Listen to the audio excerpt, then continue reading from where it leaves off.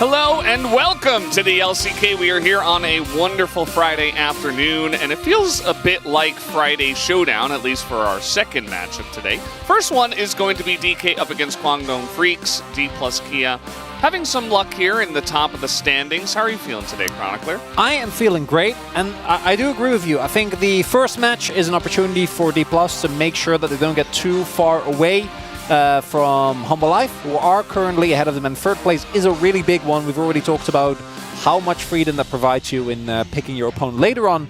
And then for Kwangdong, the percentages like weeks ago were looking amazing, but right now for them, things are not looking so hot. But that second series, make sure that if you know after the first one, you stick around, because that one might end up being one of the biggest deciders of who makes playoffs. It's going to be really important for sure. Let's take a look at the standings here and delve a little bit deeper into what we were talking about. DK, they want to keep up with Humble Life Esports, although at this point, for Humble Life and DK, either you're facing one of Bro, DRX, Live Sandbox, or you're facing T1. And at this point, I'm not sure which one of those teams is stronger. I mean, T1 has lost twice now to DRX. They're really, really struggling. So at this point, of course, as you mentioned, you want to get as high a seed as possible, but you're feeling pretty good to make it into round 2 regardless. And so you really just want to try to keep that streak going and keep your hopes high for playoffs. Yeah, I think the main thing is just the flexibility, because if Faker does come back, I don't expect T1 to suddenly be completely revitalized, but will make a big difference as both teams aiming here for a better spot, D plus for third, and Kwangdong trying to reclaim the 6th place that they had lost.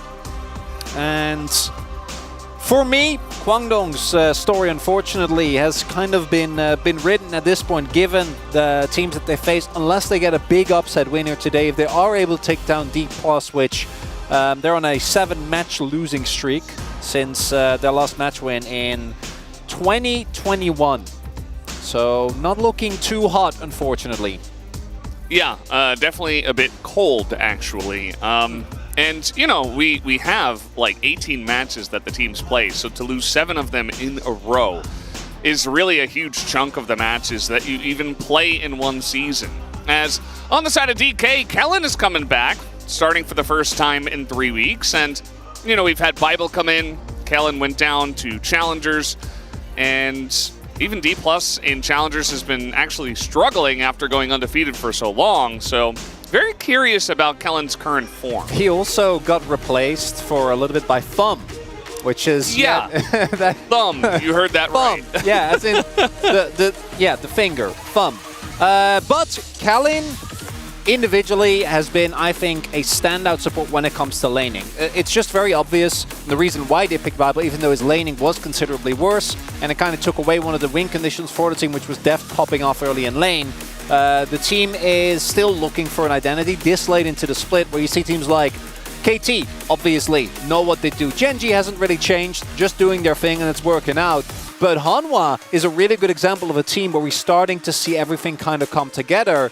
And then for D+, we haven't really seen that yet. And I think this support swap is another attempt, as Kellen, when it comes to, I think, just being an all-round great support, definitely going to be an upgrade here. Yeah, absolutely. In terms of his hands and his gameplay, I would agree. Oh, yeah. The shot calling, definitely something to look for DK as the season comes along. Now, on the side of Kwangdong Freaks, they used to have a guy in the support lane in the support role, who was kind of the shot caller in June, but things were really heading down south, so they brought in Andil, who does seem to be an upgrade in terms of hands, but as a team, don't really seem to have an identity anymore. This used to be the team kind of like Bro, that even though they were on the east side of the standings, they would oftentimes get early leads, and you saw some flashes of brilliance from Dudu, obviously, and from Bulldog as well, but they have not seen that light. We have not seen that spark for a long time. No. Bulldog, I think in particular, really underperforming, but even Dudu, we've seen this with Keen, for example, as well. Like, looking at the round 2 stats, Dudu just hasn't had that many moments. And when your kill participation is 67% as a top laner, that's not good. That's bad. Something is going wrong. That's not good. Something in your team is going horribly wrong. We do see the solo kills here being the highest for Dudu. But then when you look at the KDA, right, and I'm sure if we look at the isolated devs, we see that this player is forced to play aggressive. He's forced to play and flip Because if he doesn't get a lead and he doesn't carry, life is not good for Guangdong Freaks at the moment. And yeah, I do agree. I think Andale, when it comes to his mechanics, has actually looked really good. Has been kind of a standout. Has actually been able to win early lanes with Taeyoon.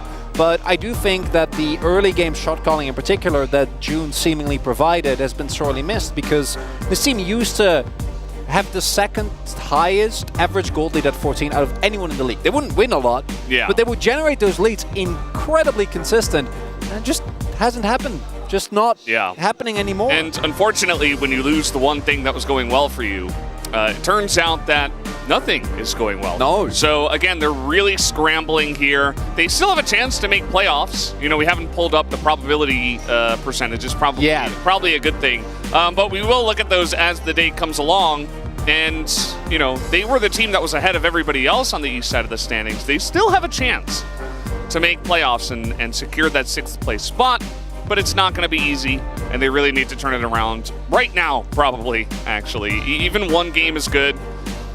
As mega sign. Yeah. We've had all these different sizes in the signs. The sign meta is continuously evolving. Yeah.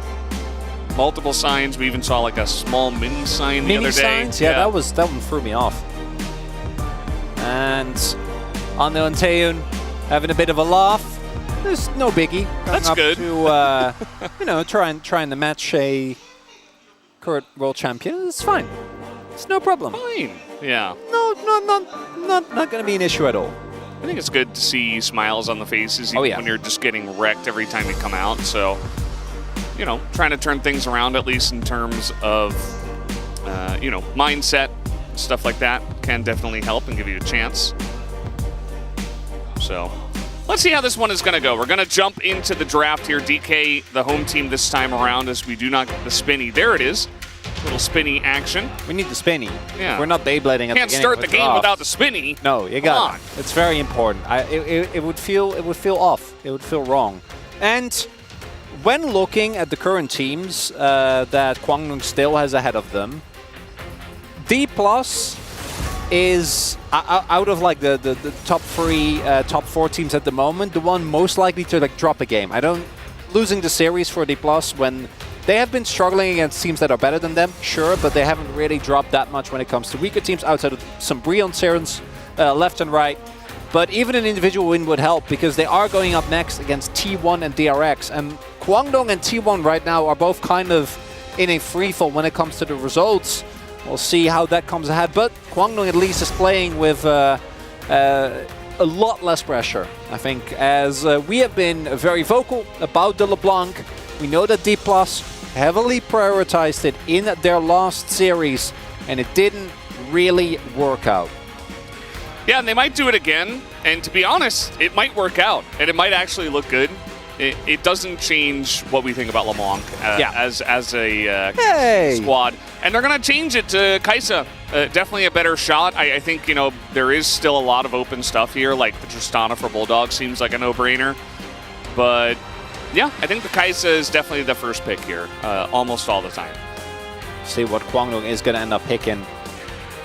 I would personally prefer trying to lock down maybe a good mid or jungle matchup here, given that the Ashe should also be available. Maybe they want to go for like Ashe Heimer and really push the early aggression.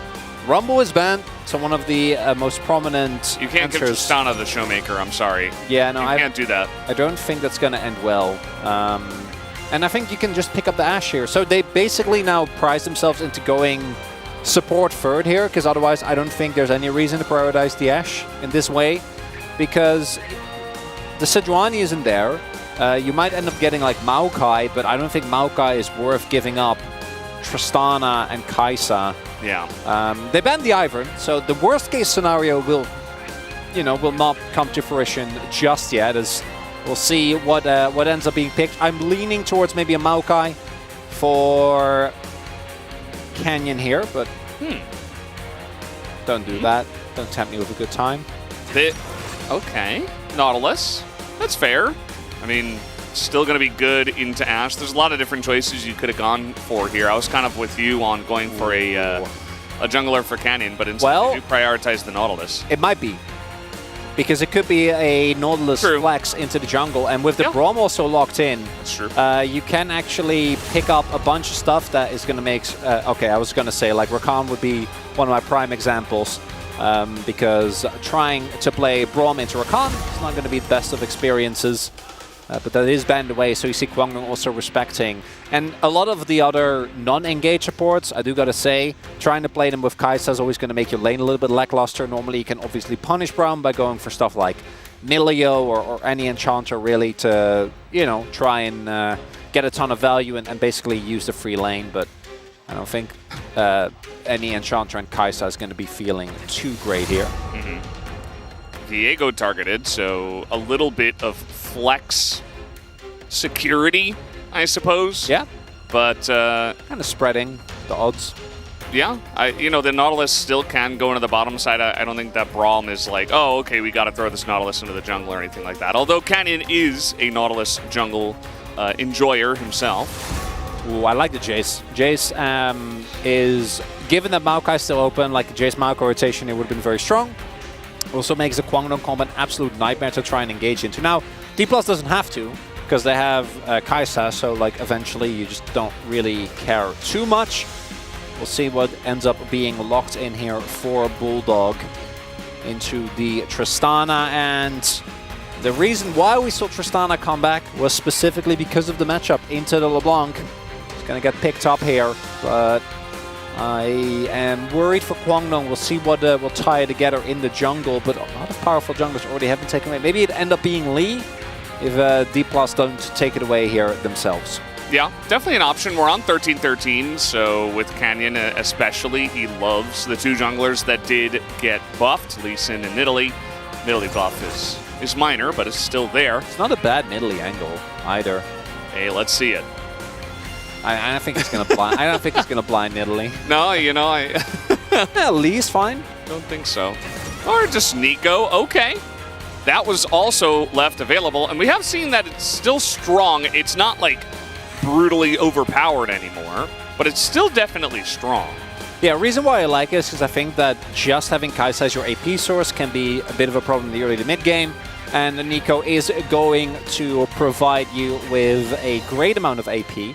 And I also think Canyon just looks better on carries as opposed to playing things like Nautilus. We've seen the player have the best impact when he is on stuff that can play make. Some of his earlier plays comes to mind. And Kha'Zix and LeBlanc, when it comes to the setup, not necessarily the combo that I think you're looking for. We'll see. I think Kwangdong's draft, if it's a different team, if the nameplates are off, I could see it work. But the problem is just that I think the top side is going to be pretty neutral, depending on jungle intervention. I think that mid lane should be heavily favored towards Showmaker, given his Tristana performances and the fact that we've seen the LeBlanc really struggle.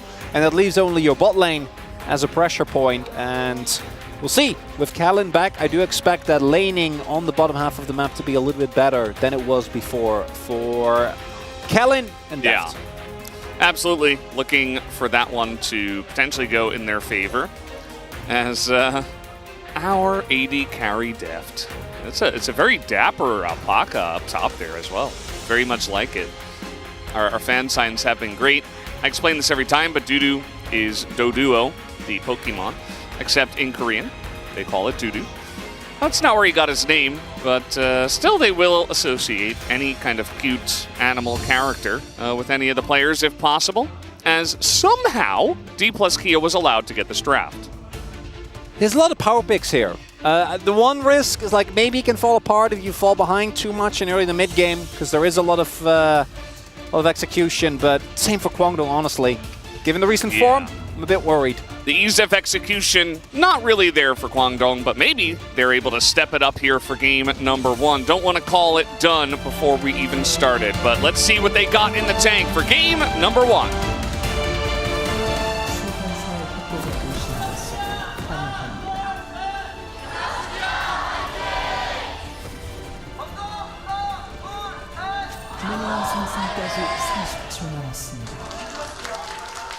And here we go, game number one. D+ Kia looking to get as many 2-0s as possible, try to finish off the season in third place ahead of a streaking Humble Life Esports. not going to be easy, but definitely this is a series they will try their hardest to get a 2-0 in. And what's important as well is if you look at the current race for third, as Kellen is going to get tagged here. Level 1 Brom, obviously insanely strong, but is Nautilus. Should be able to create some distance. Might have to flash. Yeah. He's just going to get out of there. And you know what? Atlas, he's on the desks today. He says worth. For Kellen. You enable Hex Flash. Because he enables Hex Flash. Yeah. Yep, there you go. Now he can just use it over and over from the brush. So it's actually, it's a win. Yeah. Yeah, when it comes to the health bar, obviously not going to feel as great. Taking the early damage, not going to be feeling amazing. As I do want to highlight, before we really go into the specifics of this game, looking at the schedule ahead, right? Provided that D+ do well today, the RX do well. D+ is going to be facing Genji towards the ends of the week.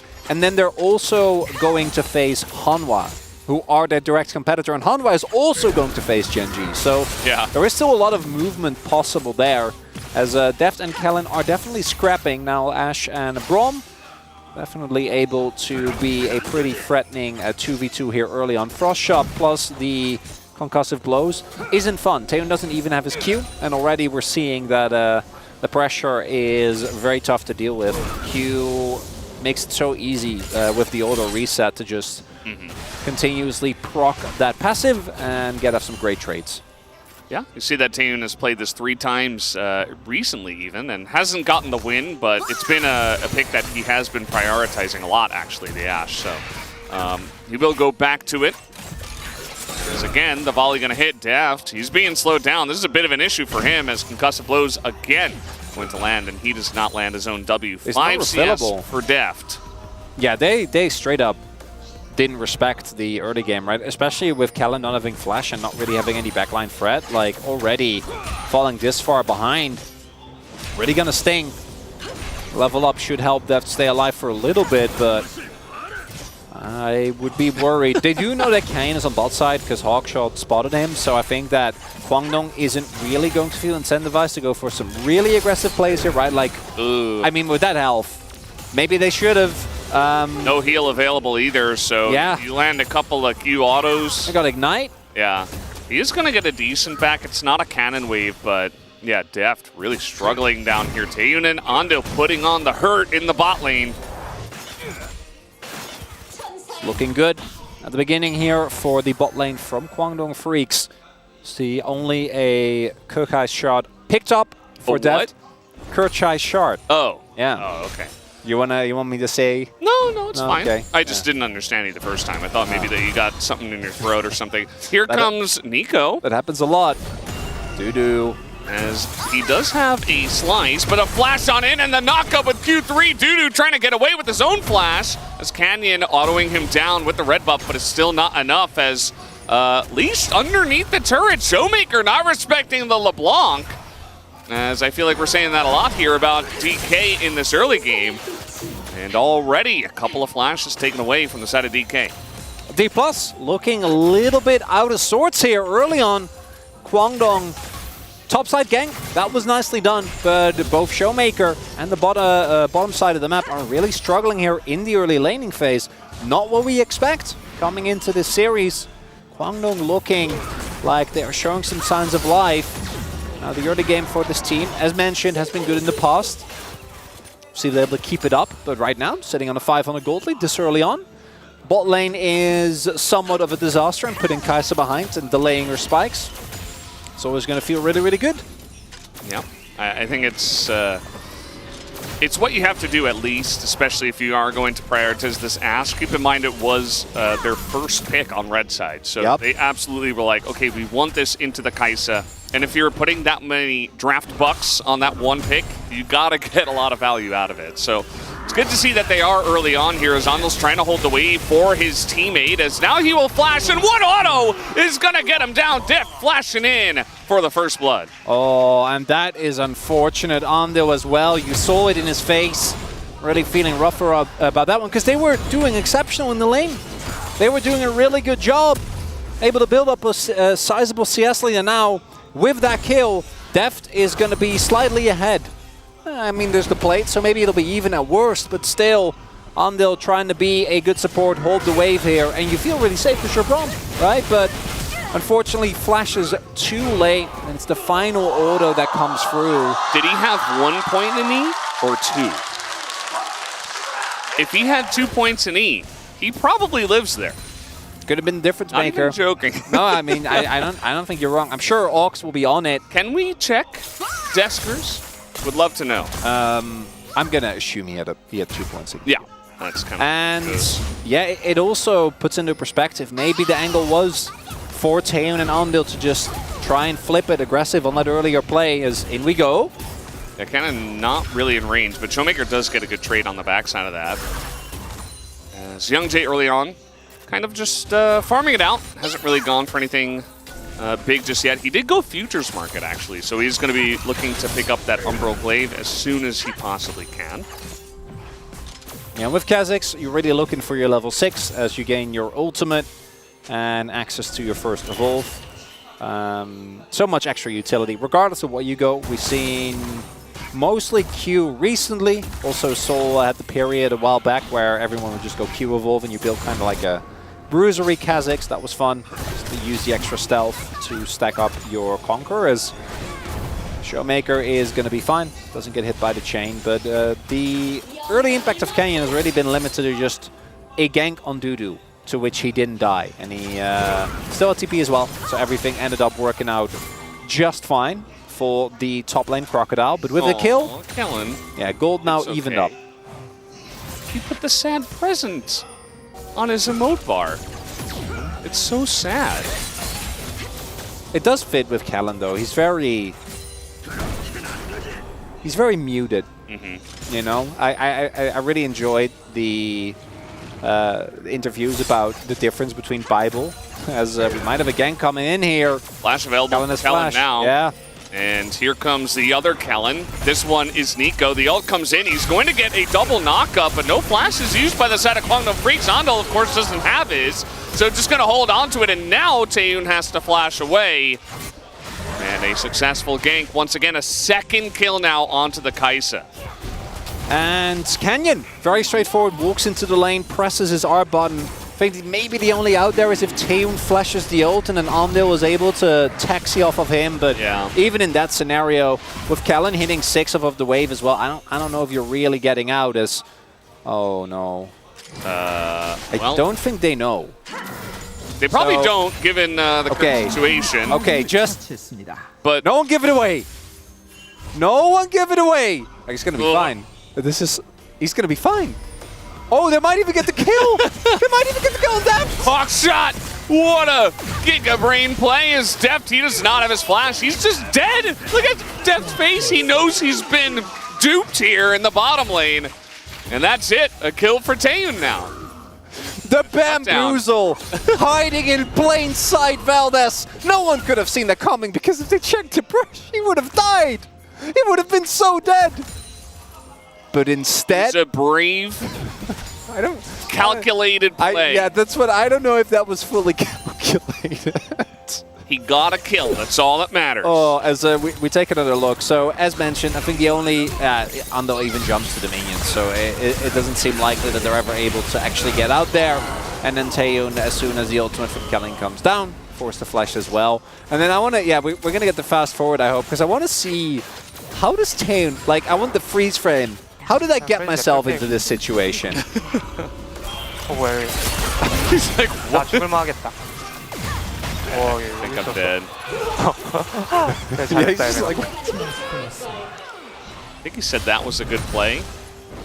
Maybe we should give Taeyeon the benefit of the doubt, and it was just all a big brain. It was very high risk again, but I guess it worked out. So it's a good play. It's a good play because it worked. Results-based analysis says that he got the kill afterwards, so it was good. Yeah, I feel like if he was like hiding in the alcove, it would have felt deliberate as opposed to him just being in that brush. But we didn't really get to see how he got there.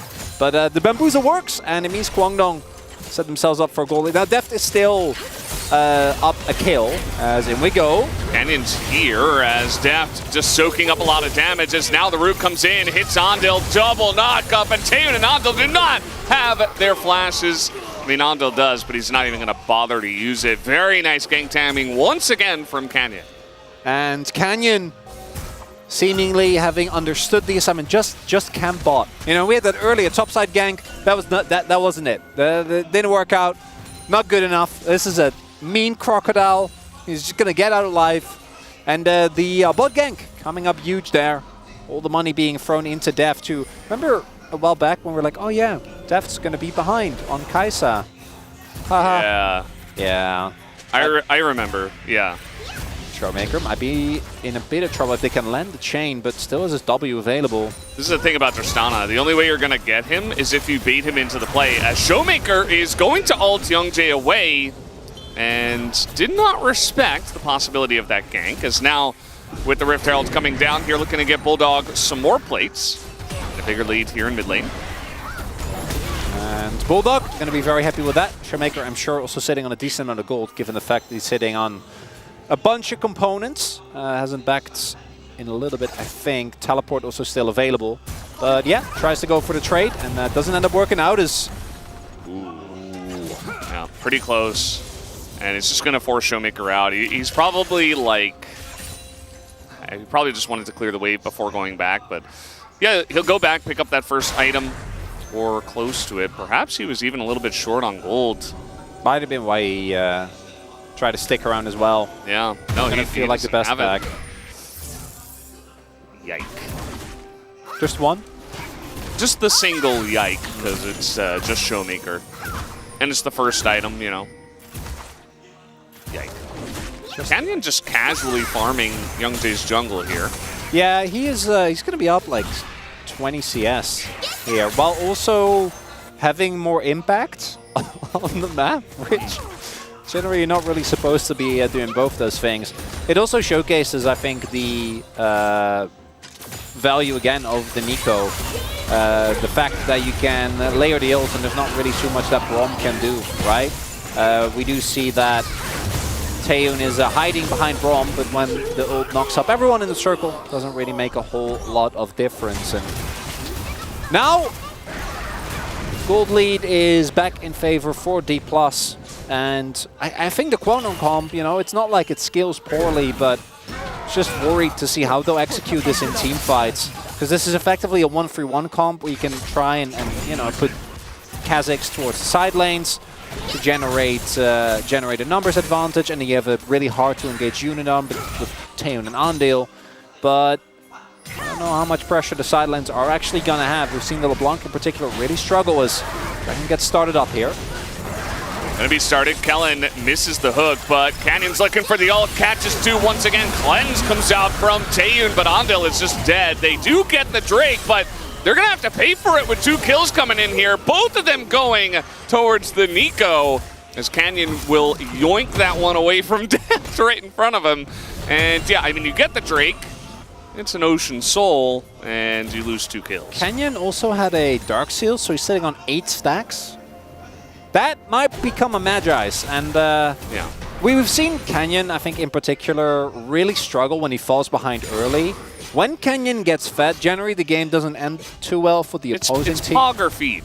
Yes. Chronicler, you figured this out like in week 1. You're like, okay, this is the way it is. Guess what? We know which direction he's leaning towards this time. Yeah. Sure. It's definitely the Pog direction. Yeah. Well, we'll see. Maybe Kwangdong can find an angle nonetheless, but right now things not looking too up, because if you can't win the team fights, it's going to come down to coordination and your ability to set up side lane plays. And not going to be feeling too up. Bulldog nicely able to dodge initially, but then as soon as Taeyoon and Andale gets focused down, there really isn't anything that you can do. And it's also, again, I want to highlight, I think this comp is really hard to play, like Kazakhs and LeBlanc. If you don't either deny vision up front to give the Kazakhs an opportunity to find someone that's isolated, and LeBlanc doesn't poke, they offer, well, Kazakhs offers a decent amount, even in a fight, but LeBlanc really doesn't. And right now, we're starting to see it snowball kind of away from Kwangdong Freaks. Yeah, if we had like an Infernal Soul or any other soul that was an Ocean, I feel like you could kind of make an argument, okay, Kwangdong Freaks, they're not too far behind. They get the dragon, one Drake, right? it's a pretty good one. Gonna have to hold that thought as Dudu is being bullied now underneath his own turret, but he is Renekton, so Canyon, does he have the damage? It's gonna get flash W'd on, as now it's Canyon in a little bit of trouble. Has to just walk that one off. And I suppose he gets the flash out of Dudu, so worth at the end of the day. And actually a really good play by Dudu, because not only does he keep himself alive, he also denies first turret block and draws a ton of pressure. So he's also able to then get the they get the mid turret and they get a second charge. So really big win actually there for Kwangdong. Swings the gold lead back in their favor. And Dudu with some heroics in the 1v2 is able to keep himself alive and simultaneously create some pressure on the map for the rest of his team. Yeah, and we're just kind of hanging out here now in the mid game of this one because, you know, push came into mid, and for DK, you're kind of sitting around with your Kai'Sa and Tristana, and you're like, okay, I mean, we're feeling pretty good about our front to back. Canyon's already showcased that even though Nico did get nerfed on this patch, still very strong in terms of her gank potential and even her team fighting. So definitely going to be looking for more of that here in just a moment as Canyon is waiting. A little dancing Tristana. Unreal no. Unreal no! Oh, not going down just yet. As Showmaker is laning against Dudu now and doesn't really care about the Croc at this point in time. Able to get down a decent amount of damage. Now Dudu has, of course, itemized pretty aggressively towards the armor side of things because, you know, you're playing into double AD carry. Even though the Kai'Sa is going to be doing mainly AP damage, still not too bad of a stat. The only damage towards Canyon, probably not going to be looking to hitting Dudu. But the main issue is that as we looked around it, the amount of pressure that's being applied by Kwangdong towards these lanes, we see that only the bot side outer is still being held on here for D+. They can take out the triple outer and actually generate themselves a decent amount of pressure here towards the side lanes. Kwangdong could take control back as Arrow gonna go wide. Yeah, close one. I think if that hits, maybe you get the Braum in there for a follow-up knock-up and probably get the flash out of Canyon, but at this point, just going to be him just walking it off. My main issue is that as soon as a Deft hits free items, life is going to get a lot less fun for Kwangdong, and your ability to, you know, maybe generate some side lane pressure with Bulldog making a good play turns into a need. Because if you don't, you will lose the stalemate because you're facing a Kai'Sa, which is an answer that not a lot of our teams have been able to fix just yet. Deft also very accelerated. Even though when it comes to the head-to-head, looking too crazy, because Tame was able to pick up a lot of turret gold with that first blood in mid. I just love the sprinting Nautilus. Yeah. He doesn't really change the way that he runs, but he's just so fast. And of course, Canyon with the blue pet in this one. Drake's already started. Yeah. And Canyon has taken a little bit of damage. That ult doesn't hit anything, as now they are going to catch Kellen, but the massive Nico ult on top of 4 of them, as now Tame just going to be pulled into the backside, and nobody's there to help him out. Dudu alone, just isolated, and man, this Nico, it's still pretty good, huh? Showmaker wasn't even there. It was a 4 versus 5 that they just won. It wasn't even close. The team fighting of Kwangdong, unfortunately, was one of the reasons why they had not been able to really... why are you even going into that team fight against everybody on the set of DK? Like, split push, that's what your comp is supposed to do. Otherwise, don't pick this kind of composition. Bulldog is like desperately trying to push aside, and he's doing decent, but this composition is not working for Kwangdong, especially after this. No, and they have control of the river, but like trying to go through this choke point, they just can't do that. Like, you know the Nico is there. If you are able to have them kite back into you, which is, by the way, your comp is perfectly fine with that, right? You can just sit back. I don't think the Xayah damage this early on is a really big problem. You can catch it with Braum, the Kai'Sa damage rather. Oh, look at this, Deft. He gets it. I know. Oh, he gets it. He's doing it. He's like, you know what? I don't need my autos and Qs to be a little bit more impactful in the team fights. I'm just going to press my W button. He gets it. Aww. So what are we going to see here? You think Luden's? Yeah. A lot of squishy guys on the other side. Yeah. I don't think it's necessarily a Leandri's game. It's nice sidestep there from Deft. Yeah, this is going to be nice. He's also stayed on just the tier 1 boots, so he's not even looking to upgrade his Z at this point, looks like. But still able to dodge the arrows. Yeah, the phrase jungle canyon has been utilized a lot. It's very apt in this scenario as well. Can't really hold it against Youngjae because Canyon, when he's looking good, is somewhat of a problem in general for a lot of teams. No, yeah. The game is about him. That's why it's Pog or not.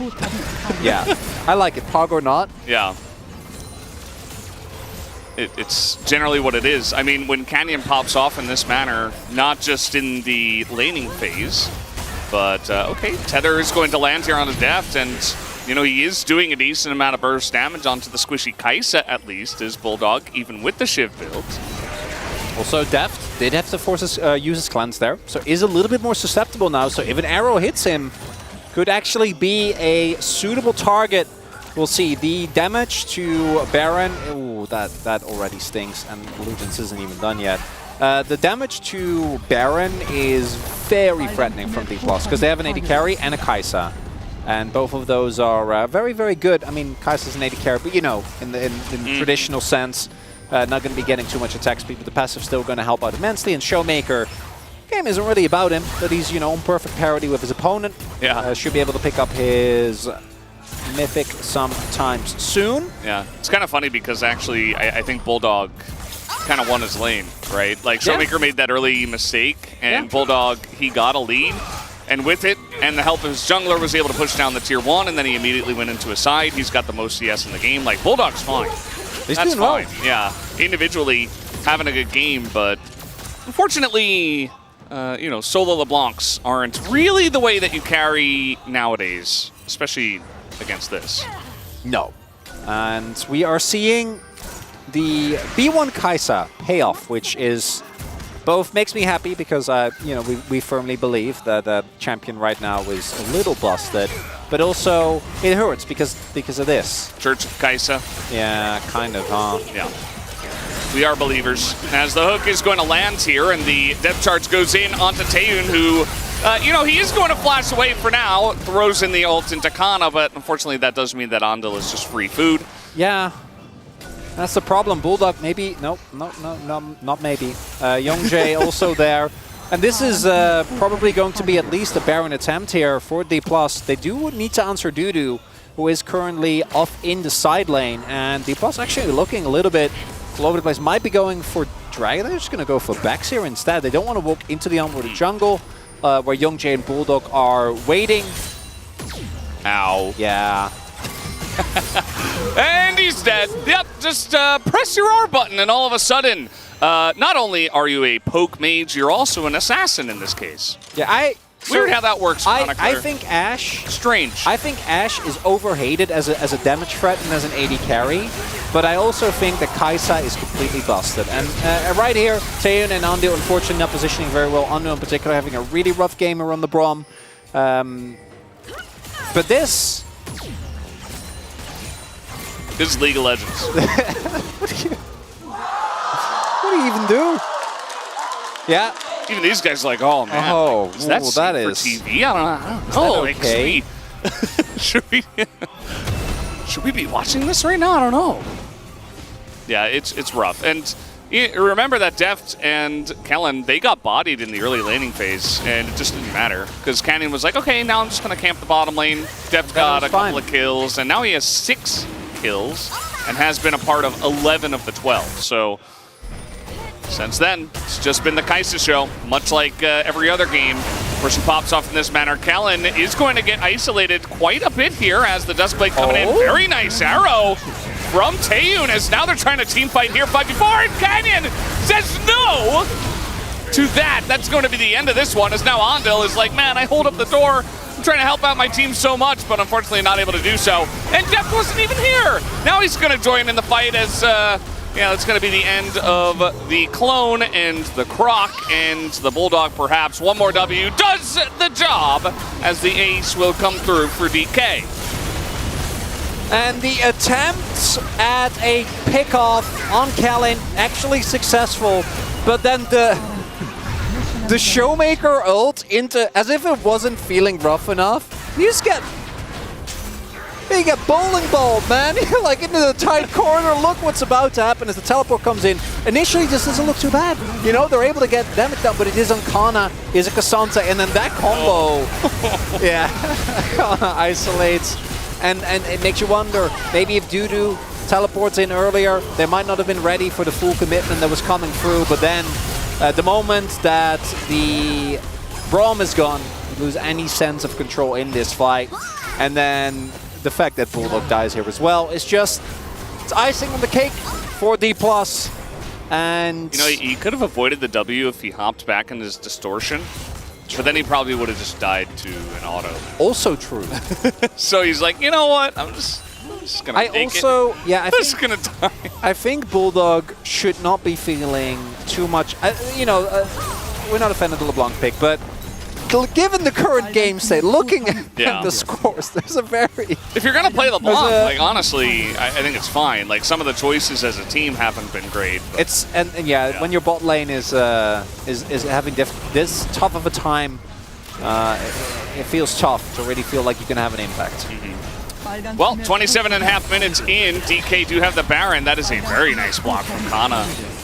That was a really nice sacrificial jump in front. Of course, he doesn't sacrifice too much. As Youngjae, he's getting hit by Ludens, and by the way, Blighting Jewel as well. So he doesn't have any health bar if he gets hit by one W. This is why this build is so strong, especially into squishy targets, or even Renekton's, you know, do a nice little chunk to him too. And that's why a lot of people have been calling for the Ludens Kai'Sa for quite a while.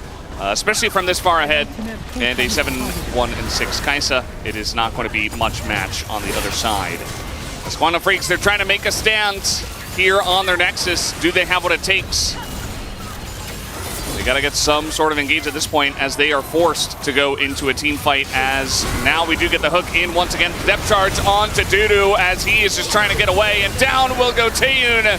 Eventually, there it is. Last auto gets the job done as in goes Youngjae trying to take out Depth, and will they even get him? One more auto will get the job done as the Nexus falls at the same time. So that's going to be DK winning game number 1 in this best of 3.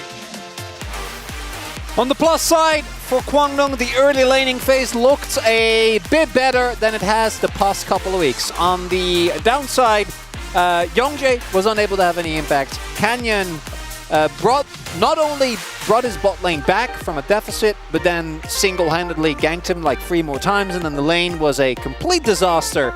And then the mid-game positioning and the team fighting struggles for Kwangdong continue in this game. Andale and Taeyun both getting picked off a lot, and Deft having a great showcase here of the power of Kai'Sa, even giving us the Ludens that we've been waiting for a while, particularly in a game like this where even, you know, by the time he got it, the game was kind of over, but seeing him be able to actually go full that poke build made me very happy, which there was one of the few sources of joy in this game. It was a pretty one-sided affair. Still counts, yeah.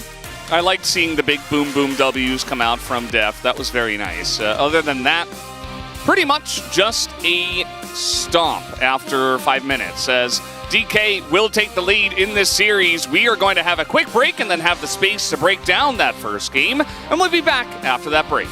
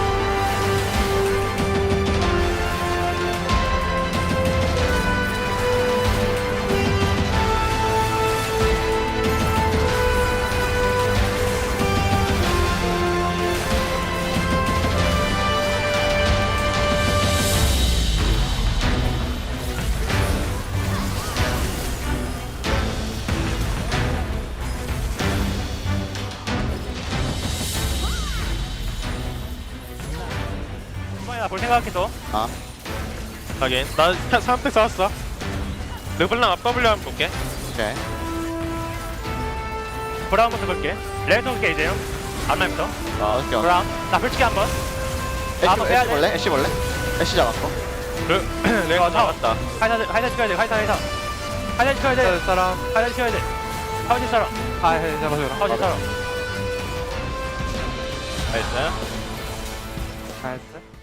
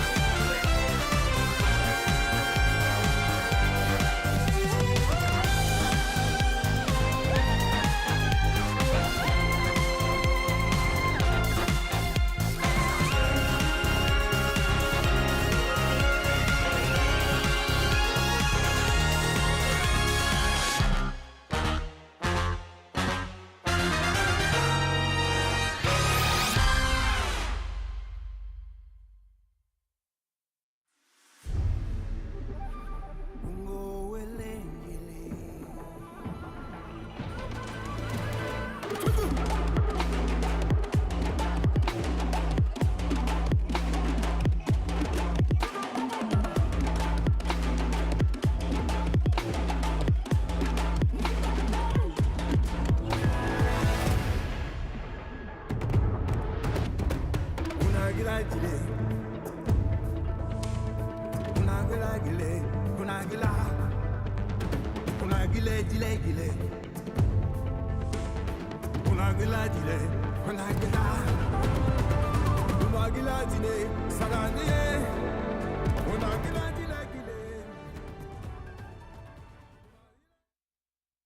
through the fire. Walk through the fire.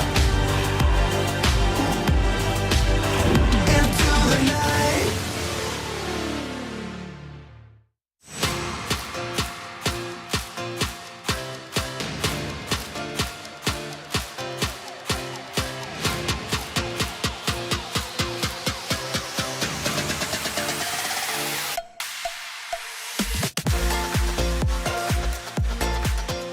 Welcome to the space, ladies and gentlemen. I'm Atlas. I'm joined by Wolf and Orcs here today to break down the phenomenal League of Legends that we have to bear witness.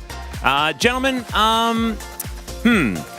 I feel like we need to jump into the draft, and perhaps there will be some things to discuss when it comes to this one. How did we feel? Well, I didn't really like the priority we saw from Kwangdong Freaks. The Ashe lane that you played into the Kai'Sa can be a good one, and clearly they prepared this right. Otherwise, they wouldn't have prioritized it that well, or that high, excuse me. I don't know if I'd say well, but the LeBlanc pick here is what you end up with, obviously, when we see the bans on damage champions here, because your draft needs damage with this Ashe. You don't have it. They picked the LeBlanc. Did okay in lane, but even though LeBlanc is good into Nico, you didn't know that was coming in this draft, and it's just too high execution for Kwangdong Freaks, and they keep trying to play these drafts that are not working out, and I don't think it's working. I think we need to kind of take a step back, and maybe we need to play Tristana. It's Bulldog, he can do it. Like, where's this prio? I think what's really telling for me was the fact that you have Kha'Zix obviously wants to farm to 6 to get his evolution, so Canyon was having more impact than Nico. Yeah, then, that's fair. But he also had like a 30 CS lead, which isn't as fair. And it's like you're being outpaced and beaten in terms of jungle impact. I also think, a bit of a hot take, but if you let the enemy team get Kai'Sa Tristana, you should just lose the game automatically. Just end the draft there. I think they're so strong right now. I even think that D+ kind of fumbled by taking the Nord early, because the Ashe Braum lane is good into that. And there were other engaged champions available. They didn't need to rush into it. But, I mean, they even could have flexed it, right? You even saw the Rakan ban come after. They could have flexed it jungle, put Rakan. That's a fantastic matchup. But instead, they went for the bad bot lane 2v2 matchup because Nico got left open in second rotation. And we know Canyon plays this. It's an AD mid, so we know that it's not like you're going to have AP mid jungle. And I just feel like the fact that D+ are willing to sacrifice bot a bit to give Canyon this pick kind of shows how good he is on it. And I just feel like Kwangdong Freaks didn't respect that. I think it's illegal to let Showmaker play Tristana. We saw this, and teams were then banning it, and then D+ weren't performing as well. I think that there's a whole lot of things that you can look into here, but we have to jump into our first highlight, because this is the bottom lane, and things did start to go relatively wrong for D+ down here, and then the Canyon situation. Yeah, I mean, Canyon made high-impact plays down here. Notice, of course, his opposition on the top side of the map right now at this timing, and you can't be that far up if you don't know where Canyon is. This ended up being, a bit of a swing back here. Taeyun duping D+ Kia here, and Def does get taken out. He's got the arrow, of course, available at level 6, so Def caught with his pants down here, makes the call right afterwards as well. It's actually pretty well played by them, but this is the only good news after the initial laning phase, because after that, this bottom side was just a point of contention where we saw constantly Canyon comes down here, gets the Kai'Sa, main character of the draft, fed, have the lane pushed. Oh, looks like an opportunity. They're too far pushed up. I wonder why they are. I wonder why they're doing that. I wonder why. And the thing is, they nearly killed Deft here, but they don't. And the damage is blocked. They don't finish him off. And it just feels like if it was an isolated 2v2, Kwangdong Freaks actually had the edge. They were up in farm, they found good moments in the 2v2, but it wasn't. And why would D+ let it be an isolated 2v2 when they have Canyon able to come down, pick up free kills, get Deft fed, and meanwhile the Kha'Zix was kind of invisible, and it just ended up in a situation where suddenly your strong bot 2v2 falls behind. We saw Deft on like 2 items compared to the one of the Ashe, and it was just like, well, game's over. Yeah, it's difficult to play out just based on what they were picking as well. So I don't think we even really need to necessarily nitpick how Kwangdong Freaks have played the game, because Kha'Zix is supposed to farm. You're supposed to try and get as much money into this guy who can carry, but you need to have lanes that are going to offer a little bit more. And this is where it all kind of went absolutely wrong in an unwinnable scenario for Quandong Freaks. I mean, Kronka pointed out, the number one thing here is don't push into this choke. Don't push into this choke when you've got a Nico on the other side. You know he's there. You've seen him. It's kind of an unforgivable mistake. You can't really give credit here. It's just walking into a bad fight. And if you try to kite back towards Drake, it's not like it gets easier, but maybe you could play around some of that LeBlanc poke, look for a backline target, push away the Nico. That's what LeBlanc is pretty good at oftentimes. If she's clumped up with the team as she was in this case, a little bit tougher, but walking through that choke was never going to be the right call, unfortunately. Yeah, and I think, I've kind of said this a lot this season, I think DRX was an example of a team who even showed they don't need to abide to this and can play more complex comps. Quandong Freaks, you're not that team right now. You need to play simple comps. Kha'Zix and LeBlanc are two nuanced champions. I think we see the top teams play it, right? We see like Peanut on it, and he knows how to like use that constant pressure, build up an advantage and stuff. I don't think Quandong Freaks are at that level. You should pick like the really straightforward, engaged champions, start fights, hopefully you win them, and play it out from there. But I'm like, I see these picks coming out for a team that is on a massive loss streak and struggling. And I'm like, why? You're just making it harder for yourself. Yeah, it's a little bit of a struggle, but it wasn't a struggle to get Canyon his 1,100 POG points. This was probably the most obvious vote ever. 4-0-13 for the Nico, and he comes down to the bottom lane that's having a tough time, finds an ult there, and just, I think he hit Taeyun and Andil with almost every Pop Blossom this game. Like, There was nutty. one Pop Blossom, which is going to be coming up here. This one might actually be it, where he barely catches Taeyun. Yeah, this one's really unfortunate for him. The cleanse isn't going to help him survive because the follow-up Nautilus ult is good, and Deft is able to get the killer instinct here. Just had a fantastic game of Nico, and even though the lanes were not being won here in mid and bottom side in the early game, he fixed it. You know, he was like, oh, you guys have a little bit of a problem with those matchups? I got you, don't worry. And I also got team fights, and it was basically a Canyon show the entire game. Nothing else happening.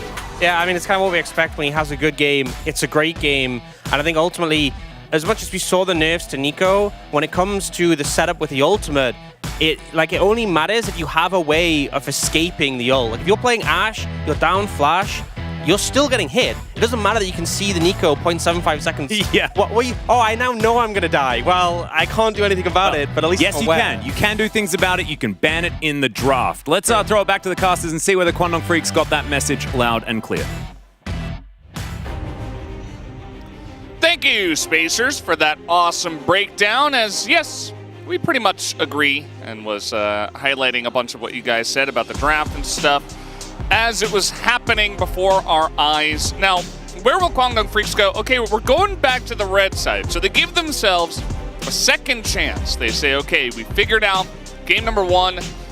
Little bit of a draft issue. Yeah, there's no way that they're going to pick exactly the same draft, right? Surely they learned from game one, right? One must imagine that after a game like that, you take the lessons from the first one, apply them, and come back with a different draft. If you're wondering, if you haven't watched that much LCK, you're like, why are these guys being all... What are they hinting towards? Well, hey, look at that. Okay, so we can drop the X. Right. Kwangdong have been a little bit consistent in just running back the same draft, even when it doesn't really work out. And we'll see if that is going to be the case here as well. Now, the one part of the draft that I actually did like was going for the Ashe and Braum. I don't think the priority should be that high, but the early laning phase was actually played well. And, you know, maybe make sure that Youngjae can actually have an impact in the 3v3. I think Kha'Zix for Youngjae against Canyon, not really the angle, as Kai'Sa B1 should still be the obvious setup here for D+. I'd be okay with Tristana as well. Tristana has been very, very strong. Showmaker looks good on the pick as well, though in the previous game it wasn't really about him. Had a couple of issues early on, but ended up working out. Yeah. We're going to get the Dusante in here for game number 2 and the Ashe priority once again. So, once again, okay, you know, we liked the Nico draft, but Quandong Freaks learned nothing from game number 1. Hey, okay? they got Cassante. You're giving okay. Showmaker Tristana again. You're giving over B1 Kai'Sa. I know. This is a problem. Yep. But you know, Nico was the problem, right? Canyon can't do this on any other jungler, right? I'm malding. Valdez. I'm malding a lot.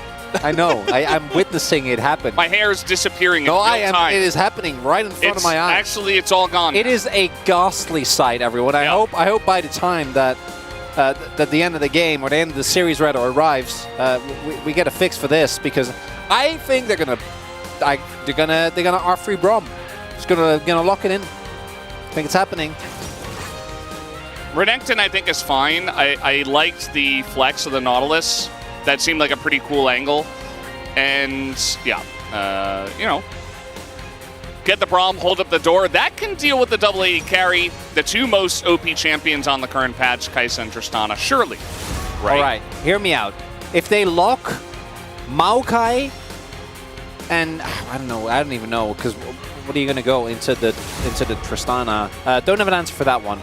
But you definitely go Maokai. If they go Kha'Zix again, I will join you in malding really, really hard. I'm willing to... Just wait for the LeBlanc 4th pick. Oh. Let's start with that. Okay. Don't do that. Come on, Guangdong. Come on, I want to believe. I want to believe. I want to believe. You know, I'm an optimistic guy, Valdez. Okay. Sure. Yeah. I want to believe. All right. That Guangdong is going to pivot. They pivoted away. They bent Nico. They got Cassandra instead of Renekton. I don't think DK have to change up their J-span here. Nah. I think it worked in game number 2. You might consider a LeBlanc ban just because of how well Bulldog played it. But again, you were able to deal with it by the end. So we're just going to take away Jace again. I think that's a good idea. I personally, all of us, don't think that LeBlanc deserves the amount of respect it's getting in the drafts right now. So just ignore it. If Bulldog wants to play it again, this time Showmaker doesn't overextend. And maybe have a better show of it. Look at that. Now... it seems like it's going to be Emmy instead. Emmy Viego, that's a lot better. That's a big upgrade. You know, I'm feeling good. Yeah. Feeling if they lock in LeBlanc here, I will not be feeling good. So please don't let me down, Guangdong. Maybe it'll be Ari. Then, hey, yep, Ari's fine as well, right? You have very obvious composition. Going aggressively as a Canyon. Come on, lock the Trundle. I know you want to. It'll be funny. It's really good into Viego. He's going to go Lee. Maybe. They do need a little bit of magic damage if you don't want to rely on only Kai'Sa. Diana? Run it back? You can. I think you can rely on just... oh, Lilia, that's fun! Yeah, I was going to say, this feels really good. Just for setting up picks and for providing space for your that's got to be carries the one. to do the damage. That's got to be the Umpty win, right? Yeah, no, it is. Yeah. From the top of my head, only one who else plays this. Now, this changes things. It's better than LeBlanc. Bulldog going to be picking up the Casio here. We've seen this attempted as an answer into the Tristana. Can obviously set up a lot better because Tristana can't W away, which that can work. Now, is this still composition that I think is really hard to execute? Yes, because you're playing Casio, and I think that the champion has not been successful, even in the hands of some of our most notable Casio players. Quad comes to mind. We'll see, and I also think 2v2, we'll see how Youngjae is able to capitalize. But I'm a glass half full kind of guy. It does look better. Now, I don't want to glance over the D plus side of things because I think that draft actually works really well. And you know, you have the setup, you have the mixed damage profile, you have Lilia Renekton, which actually is a really strong 2v2. You have Nautilus for all the setup as well. Yeah, no, it's fantastic. And Quantum Freaks, with their prioritization and their failures in the banning phase, have allowed DK to get this again. And I think that DK, the two changes that they made with the Renekton and the Lilia, they're perfect. They fit in just as well as we saw the last time. Now, you're not going to have that immediate teamfight aspect of the Nico, but you're still going to have really, really nice teamfight setup for your lanes once they do get ahead. The Renekton, also great. I mean, we saw it into the Cassante last time. Kana as well. It's fine. You play it in the top side, you're good. Kana's Renekton was one of the best last spring as well. We'll see if Guangdong can make us believers in the Cassiopeia. I want to believe. Let's see if it happens here as we hop into the Rift for game number 2.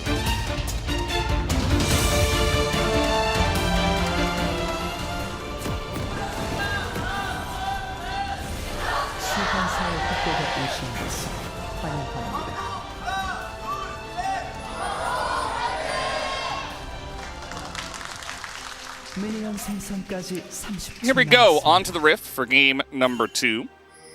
Looks like maybe Quantum Freak's going to go for the same level 1 shenanigans they did in game 1. You remember that they were able to get the flash out of Kellen. They pushed on in. They started to win the bottom lane. If you're CV Max and the coaching staff, definitely look at all that as positives and you say, okay, well, how can we build on that? Let's try to go ahead and do the same thing but play it better, which is, of course, why they pick him down this way, to the chagrin of many an analyst. But it is what it is. We'll see if it works out for game number 2. And Dev's actually going for lethal tempo, which is something we haven't seen Kaiser go for too often. It's mostly just been the Halo Blades for the early trading power, being able to reliably get that passive off even in the early laning phase when you don't really have a lot of attack speed stacked up just yet. Junglers pathing to opposite side here, it looks like. Actually, I guess, yeah, Kenyon just going to be starting on his Wolves alone, so will actually be mirrored. Interesting to see that they're both pathing towards bot side. We did see that last time around with Callan not having his flash available, the early game was played really, really well by Unknown and Taeyeon. Wasn't enough to actually get them a sizable lead, but, well, it did, but it didn't last for very long. Yeah. It was like 20 CS for... Start. Yeah, and then Undil died, and then it was very, very quickly downhill from there. It's a start and then an end. Level 2 going to be hit here by Deft and Kellen. By the way, so far, 5-0. Ashe versus Kai'Sa, Kai'Sa versus Ashe. As the hook is going to land here, W available already. Ondil's getting pretty low. The Q comes in, and he is ticking down. That's first blood for Kellen. And Undil, unfortunately, not able to keep up the performance that we saw of him in his first couple of games. Second time now that he's given up the early kill. And they didn't even get the buffer of having a good first few levels this time around. Yeah, they didn't get the flash. They lost level 2, and it was a max range hook that came in onto the Braum. And at that point, I mean, you're Braum at level 1, so you've got Q and a Dream. No looking at, you know, E levels and stuff like that. So that was the end of him. Just had to flash earlier and respect the damage out of the bottom lane. So on to one of our recent call-ups from Challenger League. They're trying to make this work, and we do see a bit of a mistake early on here that's not going to help them out. It's also important to note that the Guangdong Challengers team has not been having the best of times, as Kana will be okay. Hey, they did just 2-0 T1 in Challengers. They did. That did happen. Yeah, I was the one who saw that earlier today, and I was very perplexed. Because Guangdong have not been doing a whole lot of winning. T1 and Challengers also not having the best of time, as we'll see. As far as Challenger call-ups go, we've seen a lot of different stories throughout really the entirety of this year. Some amazing. Grizzly comes to mind. Hayes is the obvious example. And others, a little middling. I think Undil kind of falls within that. And then some, unfortunately, also not quite working out.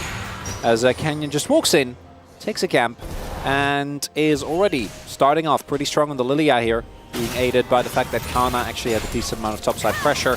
Showmaker also being able to keep Bulldog on the back foot, just sitting on a tear here as well, so just so little power as Kellen.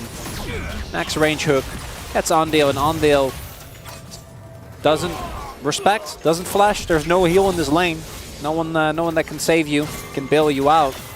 Just ends up going down. Yeah. And I feel like part of the thing is, like, yeah, Canyon does run into the jungle and takes the camp away, but he also spots exactly where Youngjae is. Yeah. And then they put a ward down because Kana had priority in topside and due to his backing, so he's able to spot him on the Krug, so they know for like a good minute or so where Youngjae is and where he is going to be, which just allows, you know, Showmaker to get more aggressive, Kellen to look for more angles. It's also important to note that even though D+ got 2-0'd by KT, they kind of dunked on KT in the early game of Game 1. And KT, I think, was given the composition, never really in a position where the game was unwinnable. But D Plus's early game, for all their faults when it comes to Canyon not performing, has actually, I think, been pretty great. And he's going to flash he's this, waiting. I think, right? Yeah. Oh, no, just going to... Never mind. I guess not, as Canyon is feeling good with the small CS lead that he's found. This is on Vision. Yeah. Very early Drake take coming in here from the side of Youngjae. And let's see how it works out, because Bulldog is here as well. Cassiopeia with full mana, definitely going to be able to take this down early. And with the push on the bottom side, does look like they should just be able to take it down unless a miraculous W steal comes in. That's not going to be the case, so Hextech Drake to Kwangdong Freaks to start us off. A little more pressure now for Kwangdong. Bulldog also actually picking up his chapter, means that his laning phase is going to be a lot better. We did see him start with tier, so in the early levels you're always going to suffer a little bit. Deft just really wants some minions, but we'll have to be happy with just experience. Does ding over to level 5, and once Callan comes back, should be in a bit of a better spot. And Canyon, imagine this is just going to be the Demonic Embrace. We'll see what build he ends up going for. Seen a lot of different Lilia builds, anything ranging from Jackshow to Leandris to Riftmaker. Yeah. She's got a lot of weird scaling in her kit and, benefits from a lot of tankiness. Oh no. As Youngjae in a little bit of trouble here. Doesn't the sleep have is going to come down. He just flashes it, as they don't quite want to dive him on the tier 2 turret, so they'll just let that go. They get the flash away, and Canyon once again, the human ward, or I guess the half-human, half-centaur ward, is now no wall out over the wall. That's going to mean that they turn this one around. Dudu is super low as a W away, and the Q comes through from Canyon, just sweeps up the kill onto Cassante. Dudu no longer with the flash and could not avoid it. 2v2 going poorly there. Somewhat of a disaster. It starts off well already for D+, right? They're able to actually get out Youngjae's flash. He doesn't have his R, so you, obviously with your R you can cancel the sleep if you time it well. Not going to be the case. And yeah, as a result, Dudu didn't have teleport, so Kana's going to get an extra plate as well. They're just spamming emotes at each other down here in the bottom lane. It's kind of cute. Aiden's level 6, so they're not going to go in on that one. Yeah, so Youngjae, because of the presence that Kane has had, falls behind early, doesn't have his ultimate, and then the decision here to go when you just let it go. Yeah, I don't think this is a Renekton. And I think what he was looking for, Dudu was trying to like get the shove and then isolate him through the wall. Yeah. But Kana crucially was able to get the stun. So Canyon was able to actually do damage, and that meant that Kana's like, I'm fine. Dudu was already too low. Even if he would have all-outed, it might not have worked. Yeah. The one saving grace is that Bulldog forced Showmaker back. So that, that was cool. That went well. He is also sitting on like a wave of CS lead. So that counter pick in the 1v1 is building small leads. Yes. Yes. Success. You're still giving up Tristana to one of the best Tristana players in the league. Yeah. And you can get him slightly behind. Tristana doesn't care because... also went Call. You don't even need to build Shiv anymore, especially with the nerfs. It doesn't clear the waves quite as well. Even as an AD champion, Showmaker's like, whatever, I'll just get Kraken Slayer. Yeah. And I'll be a menace on even one item with the big attack speed steroid on the Q. It means that even in mid-game fights, you can do a lot of work with the Tristana, what with the hops and the resets and that first item. So, yeah, I think giving over the Tristana definitely still an issue. And I agree. I do like that Dudu's still looking for plays, even though maybe it wasn't the best scenario. If he does get that all out over the wall, at least maybe you get the flash out. It's a cool play. Perhaps you try to salvage the game. Dudu definitely playing a lot more risky nowadays, as it feels like he's got a bit more pressure to try to carry the team in its current state. We've seen this with Zeus as well. I don't remember, I forgot which series it was, but he was like, not proxying like the between the outer and inner, but like proxying near the inhibitor turret, right? And then he died, obviously, because he was proxying that deep. But I think that when top laner starts doing like that, it's really easy to just be like, what's this guy doing? Does Canyon have overheal? Is this the overheal build? I saw, I think it was Molecule posted about it on Twitter, and if you go for Rod of Ages, I forget what the second item is, maybe it's Embrace, but either way, with the changes to overheal, you can get a pretty massive shield, and you also have a massive amount of AP because you're Lilia and you're going Rod of Ages. Let's see what he builds second, and I would like the Desk to confirm that if possible. All out under the turret. Kana in a lot of trouble, goes into Dominus, but the stun comes down, and the knockup is missed. Kana will take the solo kill and feel very happy about it. Gets a lot of damage to this turret as well. Oh, and Dudu again tries to go for the solo kill, sitting on 8 in round 2 only, but unfortunately doesn't work out. If he's not behind from the earlier play, maybe he is able to take down the Renekton's Canyon. Flashes in. Yeah, he's setting up the kills, and yep, that's not going to do anything. The depth charge nearly takes the kill away, and Canyon will just collect. As now bowling ball's being thrown in. Depth just going to cleanse the ult. Still a good trade for Taeyun. Again, Ashe doing what it's supposed to do, but at the end of the day, will it be enough? The answer, generally no. And it's again Canyon making his early presence known on the Rift. For Kwangdong, unfortunately, right now, it doesn't look like there is any recommends his death. Trade here. He does have his ult, but he just gets flashed on and solo killed. As Deft is not respecting this bottom lane today. No. In game 1 and game 2. So this time it's just a straight up solo kill. Charitable approach is that he had a miscommunication with Kellen and thought that, you know, Kellen was going to come over, and then That's he did. very nice of you, Chronicle. Yeah, what I think is more likely that they just disrespected Taeyun. And yeah, with Ashe, if you are going for an all-in, be sure you win, because you're not getting away. Particularly not if you just used your cleanse. And Deft does not win. Last time around when this happened. Yeah, maybe he looked at the items, he's like, oh, Taeyun didn't finish an item yet. I should be able to win. Yeah. And then he just forced the trade and lost. Yeah. And flashed. He did. And now Taeyun has Kraken Slayers. We'll watch this again. So level advantage here for Kana. Gets a brought back. We've seen many a solo killer, even with the E. But then crucially is able to get off an empowered W with the Fury. And that's the end of it. 어이구 나이스. Oh, nice, says Canyon. And we're going to take a look at this fight as well. This is the Lilia special. Q Flash hits both, sets up the kills. Sleep lasts for about 2 seconds. And then Deft, you're a level down. And okay, he levels up, but still, can't get an isolated Q either. Maybe he wanted to ult in, but then he saw the Braum and he's like, nah, I'm just dead. Maybe. So he elected to flash. If that's the case, you don't flash.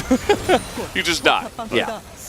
Just trying to give him the benefit of the doubt. Oh, I like it. It's a little bit of a struggle. You know, players make mistakes from time to time, even world champions. By the way, we did get the update from Ox himself. Lilia does have overheal and has shielded already 2,000 damage. Huh. In the early game, yes. It's not a whole lot has happened yet. That's a lot of shielding. Yep. That's happening here. You just get so incredibly tanky because you build these like bruiser AP items and you use the new overheal. I think it's also really funny that I mentioned free mythics. That I think Jaxos is the only one that isn't really built anymore because Jaxos was nerfed so much, but this was, you know, during the beginning of the year. But that she could all reasonably be built, and then it's just another one.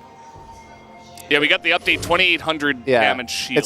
It's just another mythic that she can reasonably go. I love Lilia, man. Champion is so weird.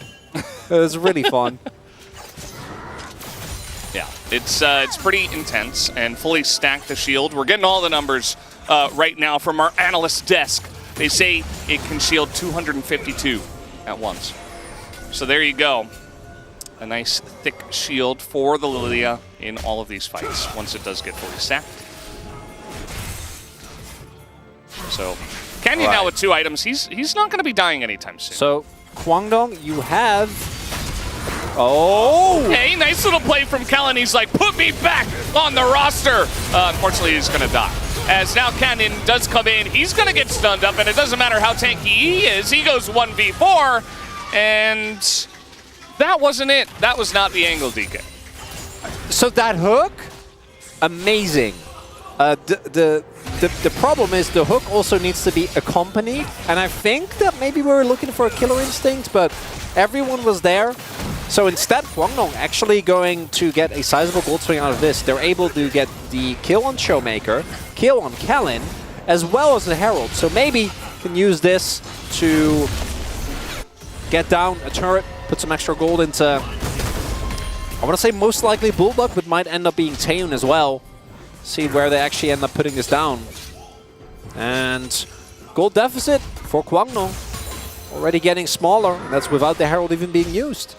As like it's a great hook on Taeun, but there's also no one. Yeah, they just like didn't press their buttons. Yeah, and then Canyon goes in and tries to salvage the situation. Doesn't work, fortunately. Yeah, pretty interesting angle to take that. Interesting or brave? Courageous. Yeah. Yeah. That's Volleyball? Bold, audacious. How many other adjectives are we going to get in here? I don't know. I think that's all of them. I think we did it. Okay. Valiant. We have exhausted the English language. It's done. I added one. But now we've exhausted it. Surely yeah, there's no now more. surely, yeah, that's it. That's it. That's the end of it. Heroic? That must be the last one. Not really in the same vein. Nah. Although you could say it sarcastically, and it could mean a similar thing. Teleport coming in here. Bulldog should be finishing. Oh, no, he's actually sitting on a bunch of components. Thought he was going to finish at least an item. Well, bowling ball is going to hit. It's Canyon just farming nearby. Everybody's showing a lot of respect to the Cloud Drakes nowadays. The movement speed is quite strong, I feel like, in this meta, and just in general. So they are indexing into the Cloud Drake fights very heavily. Showmaker is going to get poisoned up here a little bit. Rylai's finished for Bulldog first. And if Guangdong actually set up positioning, engaging on them is really hard. Between Cassante, Braum, and Cassio can be somewhat of a nightmare, and Kai'Sa isn't really online yet. See how D+ is able to navigate this. Obviously, a big Canyon ult could be big. Nice Heartbreaker from Young Jay, but now that's an ult down. As Kellen just getting the value out of his Hex Flash. He's going to have it back soon. I like it. Like the optimism. Yeah. Maybe that was the problem, as Kana is going deep into this one. Dudu really trying to force him into this fight. Q3 will be dodged, though, by the double slice and dice. That might be it for the contest. No Dominus. See if I want to try and keep going. Yeah, I think Canyon's got other ideas in mind. Or does he? Never mind. Just kidding. Arrow? Gonna sail through. Nothing really hitting, as you see Def just in the mid lane trying to take down this mid tier 1, and that will be the trade. So Guangdong Freaks get the Drake, but DK picks some money and a very important tower off the map. Now, I know Atlas will call this one worth. I'm not really going to follow. I think the mid lane presence of the turret is too important to give away. Provides you an extra bastion of safety, as Bulldog will now be finishing his crown. So going to be very hard to take down here. But Deft, we'll see which item he ends up going for. Last time around it was the Ludens, and I wouldn't mind it if he just goes for it again. Yeah.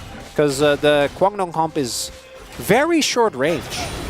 And they don't really have a great way to start fights either. I think that the composition works really well when D+ is trying to play into you, right? Because you can kite back, Ashe, your re-engage is amazing. Your chase potential with the speed of Cassio plus the resets and the fact that you have Ashe who can slow everyone down. But then if Def just sits there pressing W's, like how do you actually kill him? Because you don't really have hard engage. Well, you have Dudu, but... Dudu's down 2 levels right now. Yeah. Kind of naturally, and also unnaturally. I don't know why we say it that way, but either way, it came down to the kills in the top side. Kana got a big lead. He got a bunch of plates, so the side lane right now is pretty heavily in favor of Kana, even though Dudu did find that angle onto Kana the one time before the Drake did come in. How do we feel about this crown on Cassiopeia? I feel like there are definitely a lot of ways to proc it. what with the amount of range and poke from the Lilia and the Kai'Sa. But Cassio sometimes can kind of be a sitting duck, and any amount of survivability on kind of a battle mage can be valuable at times. So yeah, I kind of like mixed. I don't mind it as much. I think that looking into Kwangdong's comp, Dudu and Andal should be expected to tank the Kai'Sa Ws, and I think the Crown's fine. Yeah, I do agree with what you said, right? Like particularly when you're playing into something like a Lilia, might be the difference makers. Youngjae doesn't actually, I don't think he's used his ult offensively yet. It's just a way to, you know, dodge kill shots. Yeah. But that's not what you want it for. You want it to kill people. As over They got the canyons. Look at that. Healed. I'm sure we're going to get the stats on that. Oh, yeah. I'm sure at this point, Oh. Space is going to... Bowling ball. Yeah. A lot of bowling balls will be sailing by. Also, the other thing is that you don't necessarily want to go Leandries into this. Although, at the same time, I'm like, actually, I think you do. What with Renekton and Lilia especially? Lilia going full health stacking? Yeah. No, it definitely would have been No, good. I feel like the Leandries is just better. There's nothing really happening in this game, so I'm like breaking down a very small item difference. Doing the crown. Mm-hmm. The crown hatred. That's what it normally is. I think it's an edge case. Because, like, realistically, the things that are going to proc it, outside of actually getting engaged on, are Def's Ws, which, again, I don't think Cassio should be taking, or Canyon's bowling ball. In a perfect world, you would never take that. Now, the crown is really, really good. What if we keep track, and then at the end, we decide if crown was worth it? I like that. Let's do that, yeah. Yeah. So every time he gets procced by Kai'Sa... Red buff here for Kana. Dudu is trying to get... Yeah, again, he's still 2 levels down, so he's trying to get some presence in their own jungle, but he will not. So that's double blue buff, not that Renekton... I mean, it's all right. Okay, so if it's the first W that Bulldog hits, is it then okay? Also, Deft is actually going, it looks like, for the Ginsus. Yeah, he is, yeah. I'm not sure what don't know why. changed, really? I mean... Maybe it was he felt he could go because it was... All right, that's the crown gone. But I was going to ask you. I'm fine giving 1-0 to Valdez, but I feel like if it's the first W, there actually is decent value. Yeah, of course. It's like when they build it into Jace, right? Yeah. Like, Jace is going to proc it super easily, but at least you dodge a lot of damage on the first shock blast. Do we... But we still count it? Or we're saying the first W... Yes. Still counts? Still counts. No, that's fair. So that's 1-0 for... I mean, we can't really... 0, because like it's not like I can... All right, guess we have 1 to -1. There we go. We got almost back up here. I'll have you know. As Taeyun is just magnetic, man. He's just going to get hit by all of these Ws. Bulldog isolated on the left side. He's going to take a bit of a blast from the Tristana. And yeah, he doesn't have his crown. So when will it come off cooldown is really the main question. As here's Kana over the wall, finds an excellent angle as, again, Youngjae, he's going to Heartbreaker away, but this time it will not save him. As now we got the sleep coming in, that's going to hit 2 of these guys as it sets up the free hook onto Andal as down he will go. Taeyun is desperate. He is trying his best, but he is going to get rocketed away and goes down. That is 3 kills to the side of DK and should be the Baron. And with that play, Kana kind of solidifying this one as a D+ victory as well.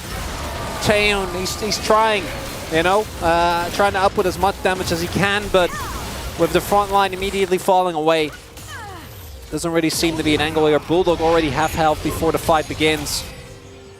And it's an attempt on Deft here, which actually sets the play for Kana. Really nice flank. The plasma stacks are already there, as Deft goes for a flash that didn't take. It's fine. He's not having his best day today. It doesn't matter. No, but it's some silly mistakes. It's fine. You know, Taeyun already knows that he's dead, so tries to trade. Almost takes down Showmaker. Could have been cool, a trade kill, but it wouldn't have changed anything. Baron is gone. Gold lead now almost insurmountable. And This one kind of just fell away from Kwangdong in like a few plays. Yeah. There was the topside kill onto Dudu. That got Kana massively ahead. Yeah. We did have the double sleep in mid. Yeah. The That set up 1v1. the kill onto Bulldog. The 1v1 really kind of ended the topside matchup. Because the 2v2 kill was like maybe, and then Dudu went for the 1v1 as well. And then it was over. You could pick any variety. It was lights out, like. you could say. You know, I'm partial to Hover because I like it was the nail in the coffin. Yes.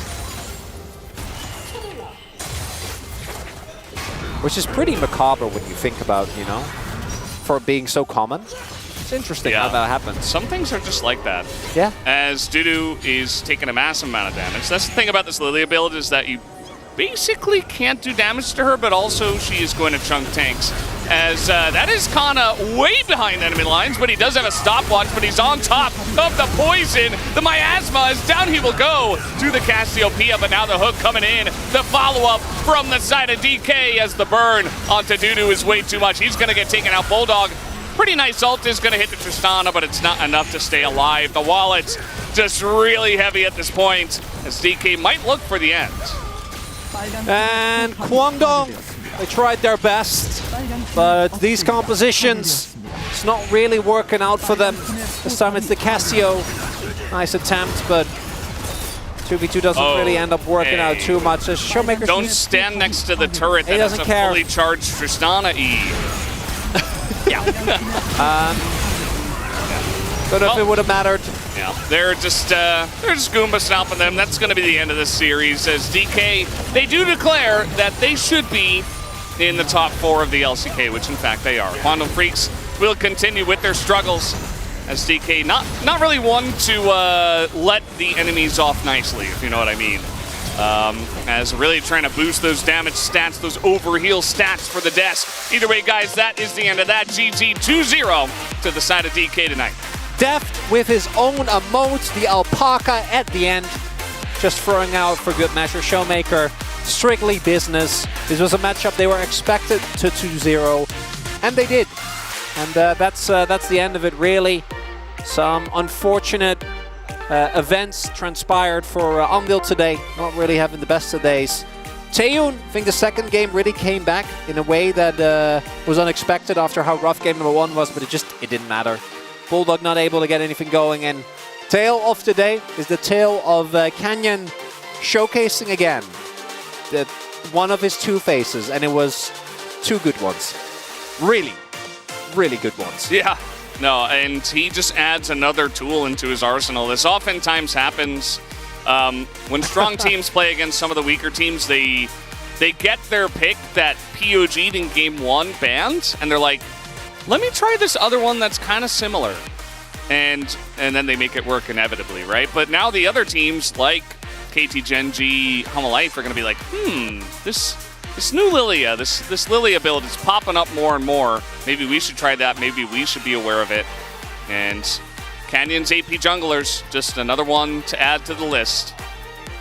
Showmaker got to play Tristana. Had a good time. Twice. Kana also showcasing again why his Renekton is so good. Able to get the early 2v2 win. Got the solo kill.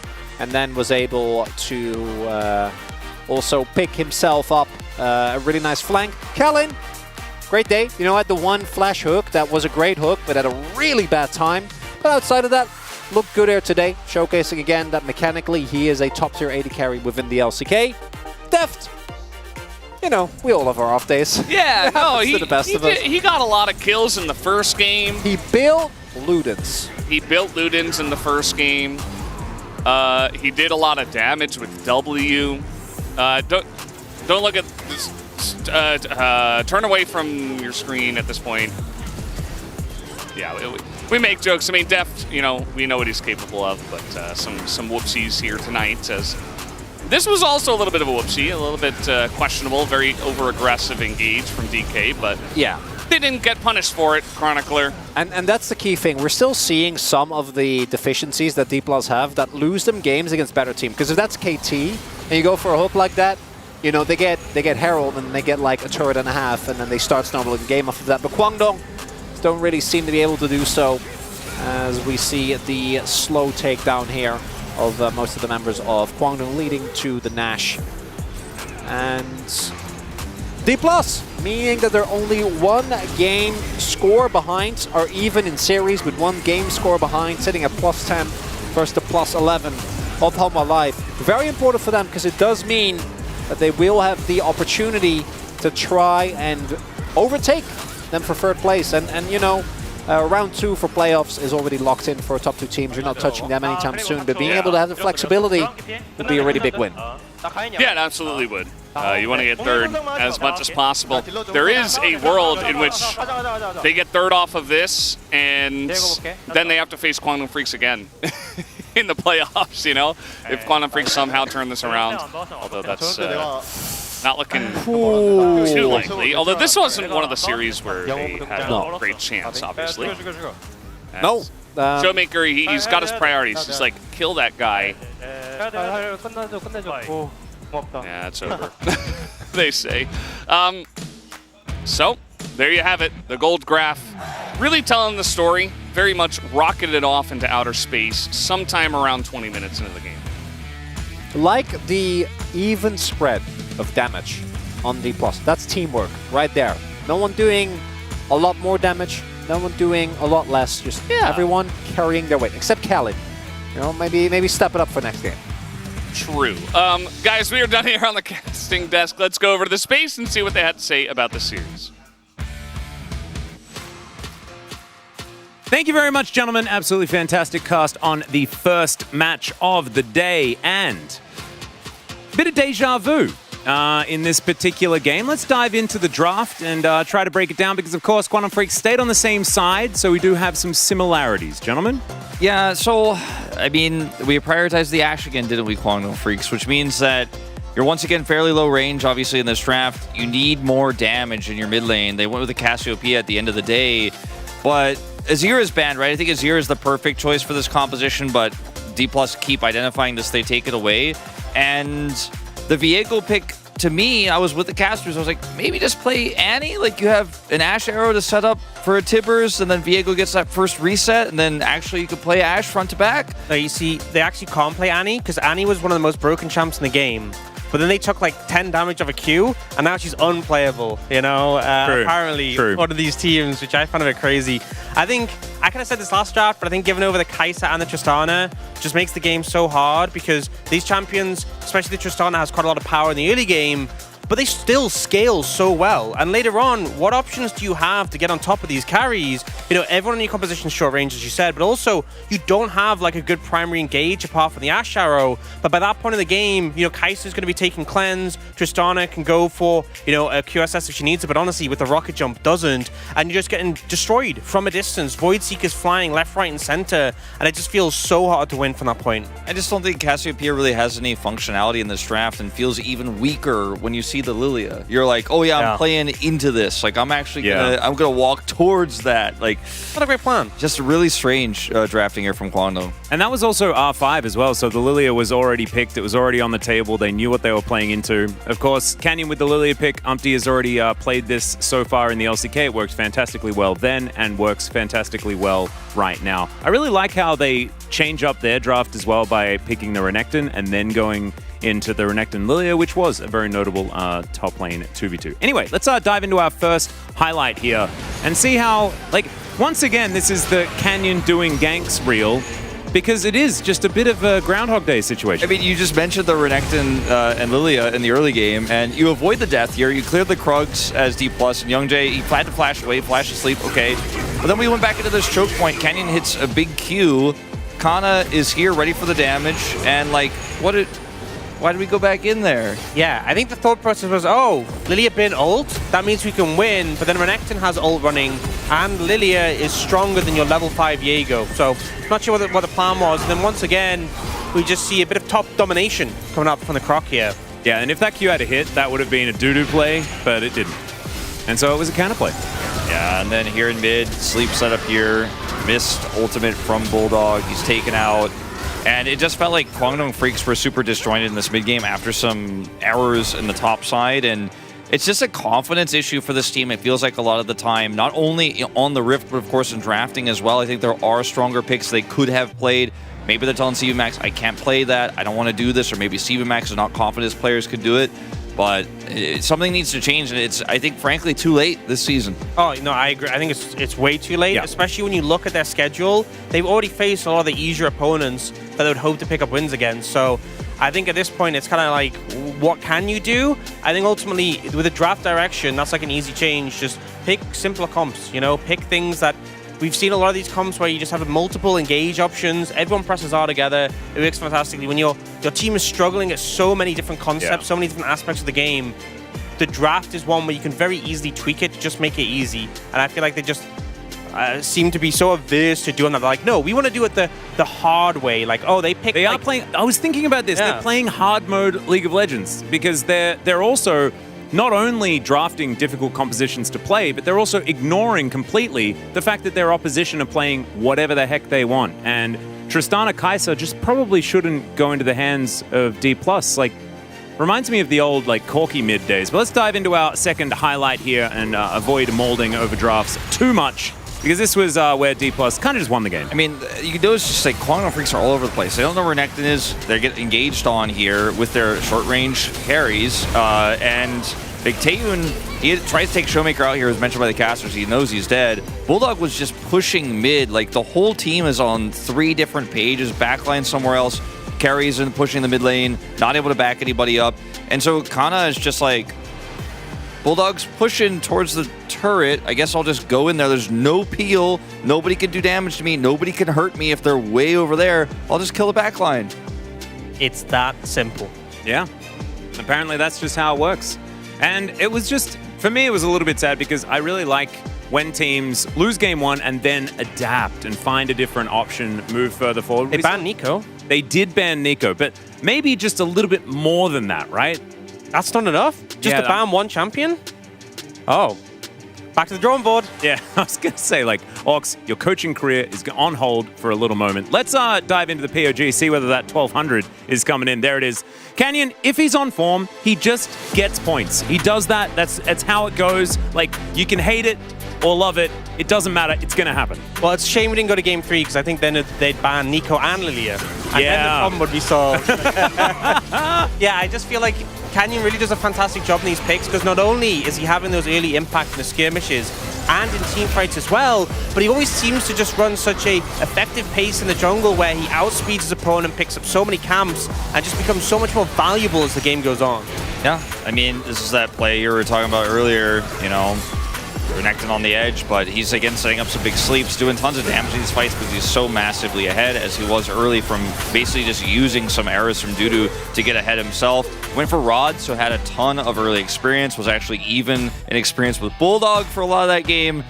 Canyon, I mean, he deserves these, you know? Yeah, that's the crazy thing, right? Because you look at D+, you're like 4th place. Like, why is Canyon destroying these POG standings? It's because when they win, it is just always a Canyon show. It's crazy. Yeah, I feel like you have to make the argument for it not being Canyon. Yeah, like, right. You know, I can pitch, you know, Kana had a pretty good game here. Yeah, we can understand those ones. Like, that's a valid one, but like... I knew Media 3 was going to do that. I just knew it. I told you guys. He actually did say that, by the way. He did as well. Yeah. Can't fault that, but I feel like it's... The default vote is just Canyon, and then someone else has to give an argument for why you should change your vote, because that's just how all the games have been going. And I think that's exactly what happened. We actually just tried to, like, justify the Kana vote. And I think we got like 40% of the way to justifying, and it just, you know, it just didn't work, unfortunately. It's just how it goes. But now it is time for Ji-Sun to join Canyon to translate an interview. Take it away. Thank you very much, guys. This is Ji-Sun for the PUG interview translation, and we are here joined by the solo PUG on the side of D+ Kia, Canyon.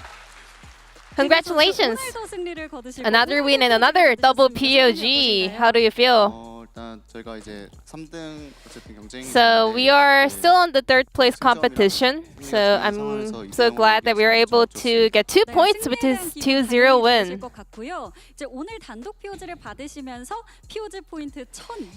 With this double POG, you are now having 1,200 POG points. How does that feel? Yeah, that's a lot of POGs actually. So I was not expecting this. but my teammates helped me out so much.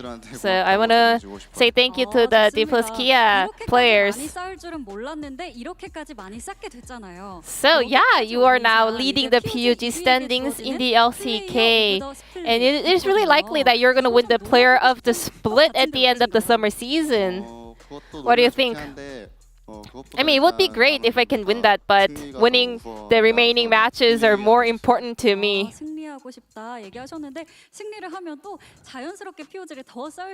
Let's see whether Canyon will keep farming that PUG points in the remainder of the summer season. Are you expecting winning more PUGs? But looking at our schedule, we have a lot of stronger teams ahead. But yeah, it would be great if I can win more matches and win more PUGs, but I'm not paying too much attention on winning the PUGs, to be honest. I just want to win more games. And Kellen finally made it back to the starting lineup after about 21 days. What was the plan behind that roster change?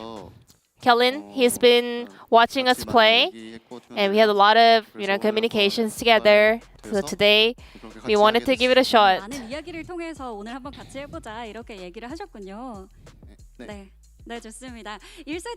Fantastic. Game number 1, you got the unanimous PUG on Nico in game 1. Well, Nico did go through a lot of nerfs, but still you were able to exert a lot of pressure. Do you still see Nico as a strong pick in the LCK? So laning phase has become a lot weaker, but it didn't really change much in the jungle role.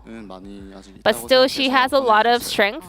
So I thought Nico is still really good as a jungler.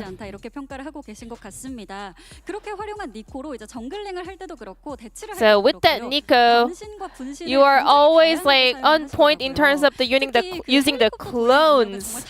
Especially your helicopters is always on fire. Is there any tips, using the clones? So when you're jungling, you have to keep changing into other, champions in order to mitigate auto from the jungle camp. So changing your forms is really important in terms of the HP. When you're jungling and you played Lilia for the first time this summer, you have not been playing Lilia recently. What made you bring Lilia back? Lilia looked pretty viable, and then I saw playing it, and also in the LPL as well. So I tried it today, and I think Lilia does have a lot of strength in specific situations, and today was one of them.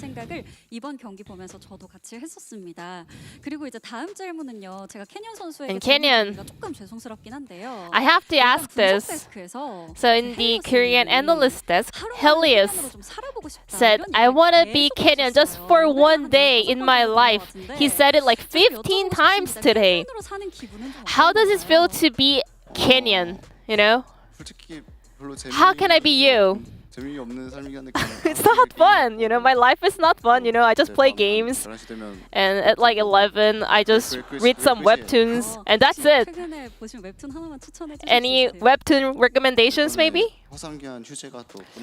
So one of my favorite webtoons are Back from a Break, but I have a lot of in my list, a lot of webtoons in my list. Now let's get back to the League of Legends. So Helios, he kept saying, I want to like swap our soul just for one day. Would you accept that? One day? Maybe. Yeah, it's not a biggie. I can also live a life as someone else. It would be fun. That you have to be on the Korean analyst desk. Is that okay with you? I don't think so. That would be rough, but maybe just for one day I can handle it. Just one day, but not permanently. No, I want to say no to permanent swaps, but yeah, I'm down for just one day. D plus Kia is still on the 3rd place competition, and Genji, Nongshim, Redforce, and Hana Life is up on your remaining schedule. What is your mindset heading into the week number 8 and 9. We have to win all 3 matches in order to solidify our position on the 3rd place, so we will make sure to make it happen. Now this will be the end of the interview from Kenyon, and back to the space. Thank you. Thank you so much, Jisun, for the exceptional translation. A bit of a difficult one because certainly jumped out of the realm of League of Legends. With Who would you swap with? Who would I swap You'd with? swap with one of the players. Who would you want to be for a day? Just say Deft, it's fine. Morgan. G-Riz. Definitely be keen for me. Definitely be keen. I want to have my own emote in the game, and to have my own emote in the game for a day, that sounds great. And I also just really like Morgan. Let's have a look at the standings, because this is really important. Kwangdong Freaks now overtake the last place position. Nongshim no longer down there. Of course, their game score not super good. And so if Kwangdong Freaks can find any sort of victory, they will move ahead. But first team to make it to 12 losses. 8 loss streak. I think that kind of puts into context the real fall from grace we've had. They were 4-4. They were in 6th. It looked like their percentage that people thought would make The percentage! I mean, also Hanwha Life and D+ 1 win difference between the two of them. They're on the exact same win-loss. So that matchup between them for 3rd place is getting really heated up. Every single game matters. And same as 1st and 2nd, right? Genji and KT, a very similar situation. But we've got the big one coming up after a short break. You will need the break. You need to prepare yourselves. One of these teams is going to be moving to 5 victories. Live Sandbox taking on OK Savings Bank Breon. Definitely don't want to miss it. We do have Review Desk as well, this time with Dundun and Sylvie. So enjoy that, and then we'll see you for the big one after the break.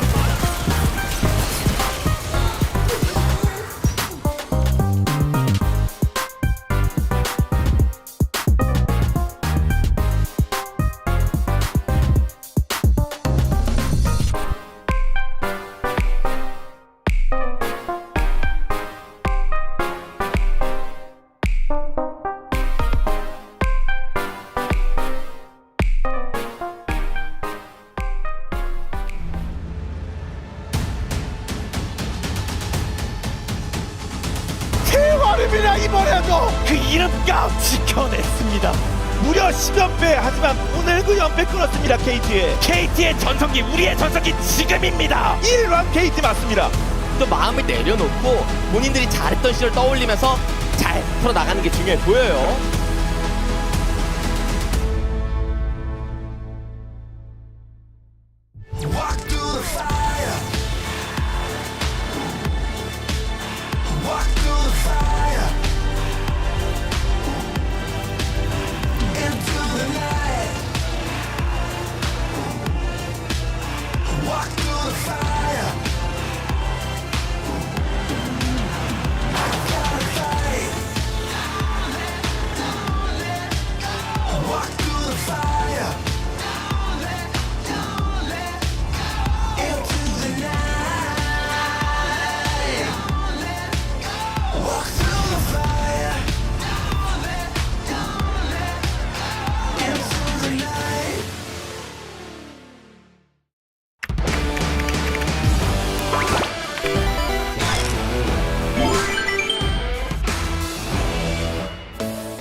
안녕하세요. 반갑습니다. 목요일에 찾아오는 여러분의 리뷰메이트 배예지입니다. 오늘 함께해 주실 선수분들 소개해드리겠습니다. 농심 레드포스의 든든한 상체죠. 든든 선수와 실비 선수 모셨습니다. 안녕하세요. 농심 레드포스 탑 든든 박고도입니다. 안녕하세요. 농심 레드포스에서 정글을 맡고 있는 실비 이승복이라 합니다. 와, 반갑습니다. 자, 오늘 기분 좋은 승리와 함께 리뷰 데스크를 찾아주셨는데요. 첫 번째 영상 보시죠.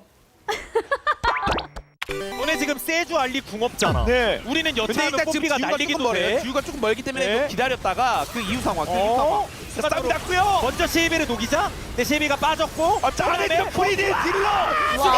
연파탔다. 그러면 뺏기고 살 사람 살자. 한번 제 플레이를 한번 보시죠. 볼게요. 잘 볼게요. 플레이. 뭘 했다고 비교? 여기서 알리스타하고 세주안이 다 저한테 박습니다. 그래서 여기서 저는 유일히 살아가나가고 저희 팀원들이 이제 마무리해주는 그런 그림. 아하, 든든 선수 어떻게 동의하시나요? 그것도 맞는데 뭐가 저는 있나요? 그것보다 중요한 게 진짜는 이제 뽀삐가 여기서 딱 텔 타고 절대 안 쫄거든요. 혼자서 그냥 들어와 들어와 못 들어오잖아. 들어와 전령도 쳐. 아칼리가 탑에 있네? 너도 들어와. 너도 이리 와봐. 이번엔 내가 들어가. 뭐 비에고는 뭐 솔직히 이거 못하면 비에고 하면 안 된다 생각하고. 근데 제가 언뜻 보면은 아지르가 토스를 또 너무 잘한 것 같기도 하거든요. 이거 봐. 이거 어때요? 네. 네. 잘해 보일 수 있거든요. 네. 플래시를 쓰지 말고 Q를 기다렸다가 W, EQ 한 다음에 궁을 썼으면 플래시를 아껴도 되는데 자기 아지를 잘한다고 겉멋만 들어가지고 딱 플래시 궁 멋지게 하려다가 이제 플래시... 조금 겁먹던 아지르였다. 솔직히 근데 저희 둘이 다 하긴 했어요. 맞아요. 나머지는 따라 건드. 할 일 했다. 자기 할 일 했다. 좋습니다. 억울하신 분들은 리뷰데스크 나오시면 됩니다. 자, 그리고 또 이후에도 한동안 경기 구도가 팽팽했는데요. 26분 때 있었던 미드 한타에서 농심 레드포스가 승리를 하고 난 이후에 승기가 완전히 또 농심 레드포스 쪽으로 굳히게 됐거든요. 골드그래프를 살펴보니까 확연하게 좀 드러나더라고요. esports.op.gg 사이트 들어가서 저희 한번 같이 볼까요? 근데 라떼는 이런 거 없었는데 요즘 좋아졌네. 26분. 그러네. 뭐 이때부터 그냥 확 솟구치기 시작하네요. 근데 이 한타도 이게 또 제가 또 한번 잘 빨아들여가지고 얼마나 잘했길래. 저희가 이제 미드 대치를 하다가 여기 길을 쓰려는 세주안이를 살짝 때리려 했거든요. 선수가 근데 순간적으로 각을 잘 봐서 이렇게 들어갔는데 이 알리스타가 저한테 다 봤거든요. 상대방 선수들이. 근데 이제 여기서 궁을 쓰면서 카이사가 날라오는 거를 이제 왼쪽으로 플레이 쓰면서 빨아가지고 아무것도 없는 카이사를 저희 팀이 또 마저 죽여주는. 괜찮은데요? 든든 선수 어때요? 이 장면. 근데 이거는 네. 뭐 이것도 잘해 보일 수는 있는데 좀 아쉬운 게 좀 많네 이게. 그래요? 여기 맞추고 오케이 네. 잘 맞췄어요. 그리고 때리기까지 잘했는데 이걸 굳이 아니지. 맞고 피가 다 나는 날아가지고 안 죽는다는 생각이 있어. 나 솔직히 이때 겁나 불안했어. 나는 분명히 아칼리 마크하러 간다 해가지고 어떻게 하는 거 보이시더지. 싸우나? 어떻게 하다가 갔는데 이때 딱 여기를 보고 있는데 너무 불안해 보여. 결과는 좋았지만 네. 과정이 좋지 과정이 않을까? 뭔가 살짝 아쉬웠어. 근데 결과가 좋으면 다기 때문에 그쵸. 할 말은 없네. 자, 그래도 1세트 정말 승리로 또 기록을 해주셨고요. 3세트 영상도 바로 한번 확인해 보겠습니다. 3세트 영상 보시죠. 뽀삐는 뽀삐 뽀삐 지금 해볼래? 정면으로부터요? 해볼래 한번? 네. 실비가 붙으면 난리요. 날렸으면 누가? 나 되게 생각보다 안 좋고. 이거. 정화 쓰기 썼는데 최대한 그러면서 다시 친구 부르고. 탈리아 궁극기 간다. 그리고 피해차를. 근데 비에고가. 뒤에서 갈아입어. 근데 이때도 너무 쏠렸다. 다시 보면. 이거 딱 이 장면.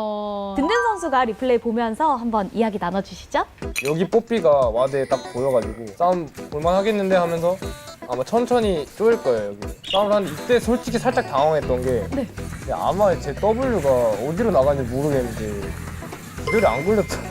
붕? W를 했는데 W 기절 걸렸네.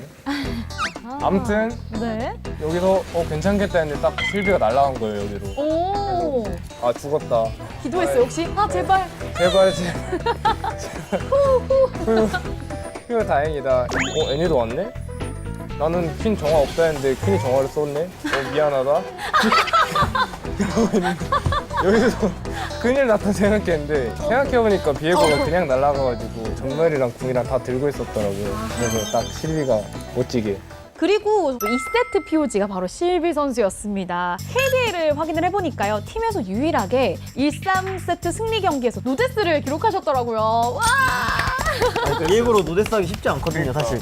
그러니까요. 평소에는 비에고로 킬 다 먹고 제압 골드 한 600원 더 한 다음에 갑자기 한 번 던지거든요.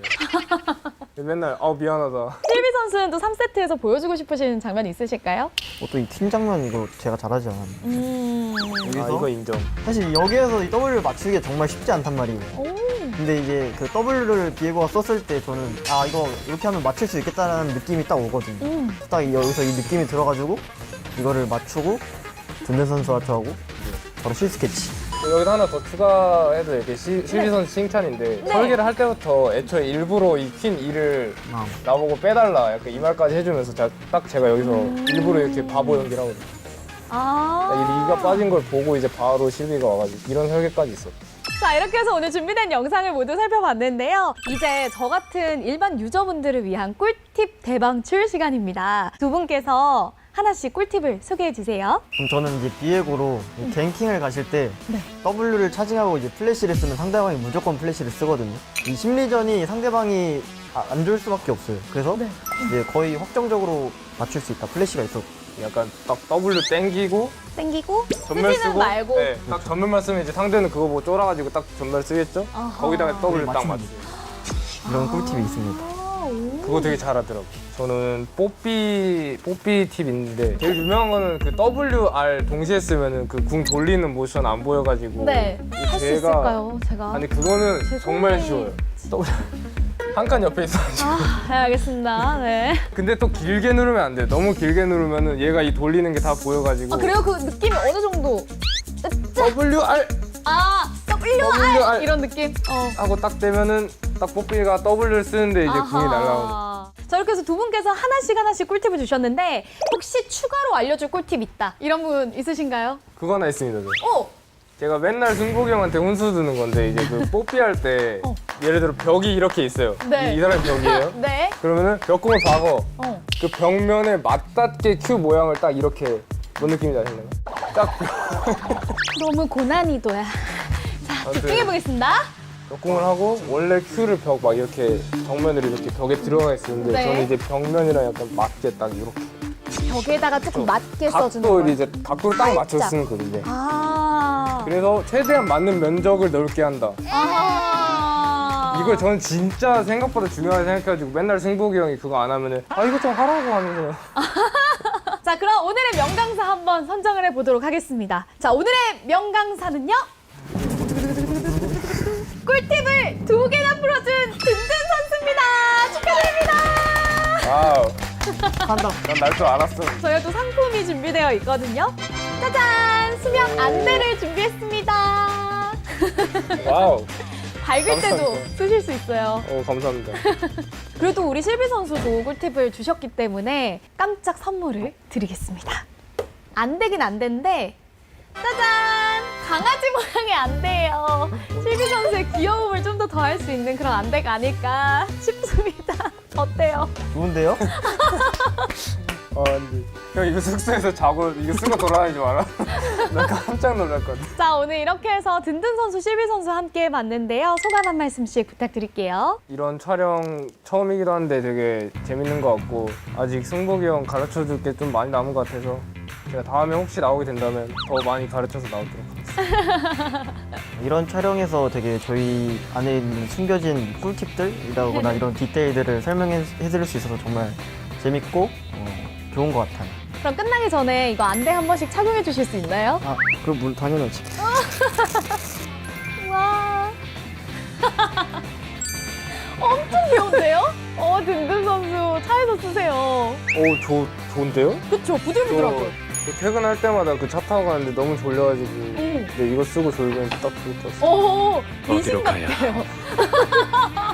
자, 그럼 오늘 함께해 주신 여러분 너무 감사드리고요. 동시 레드포트 선수분들 얼른 가셔서 푹 쉬세요. 함께해 주셔서 감사합니다. 안녕. 안녕.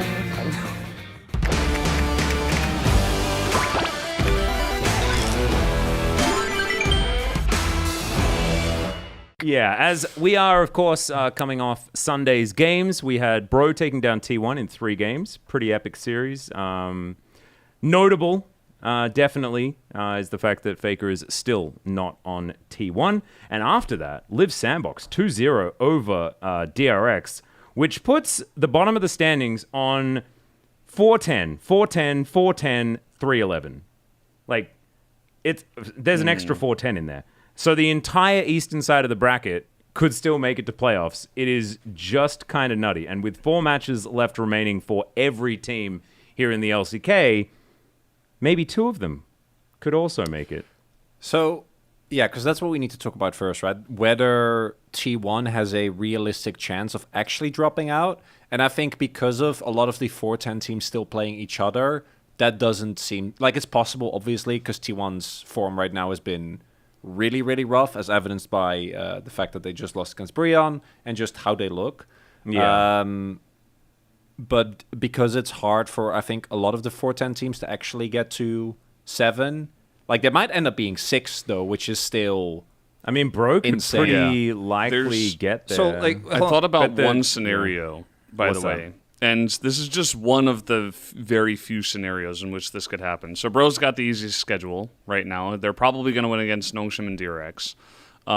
So there's a decent chance that they make it through. But if Nongshim and DRX lose, then it's probably going to have to be either Kwangdong or Liv Sandbox that make it through. But their schedules are really difficult, right? So it would require someone like Sandbox to defeat like T1 and Hanwha to make it through alongside of Bro. It's actually like even easier to simplify this because the 4-10 teams can only get 8 wins maximum, right? T1 is on 7 wins.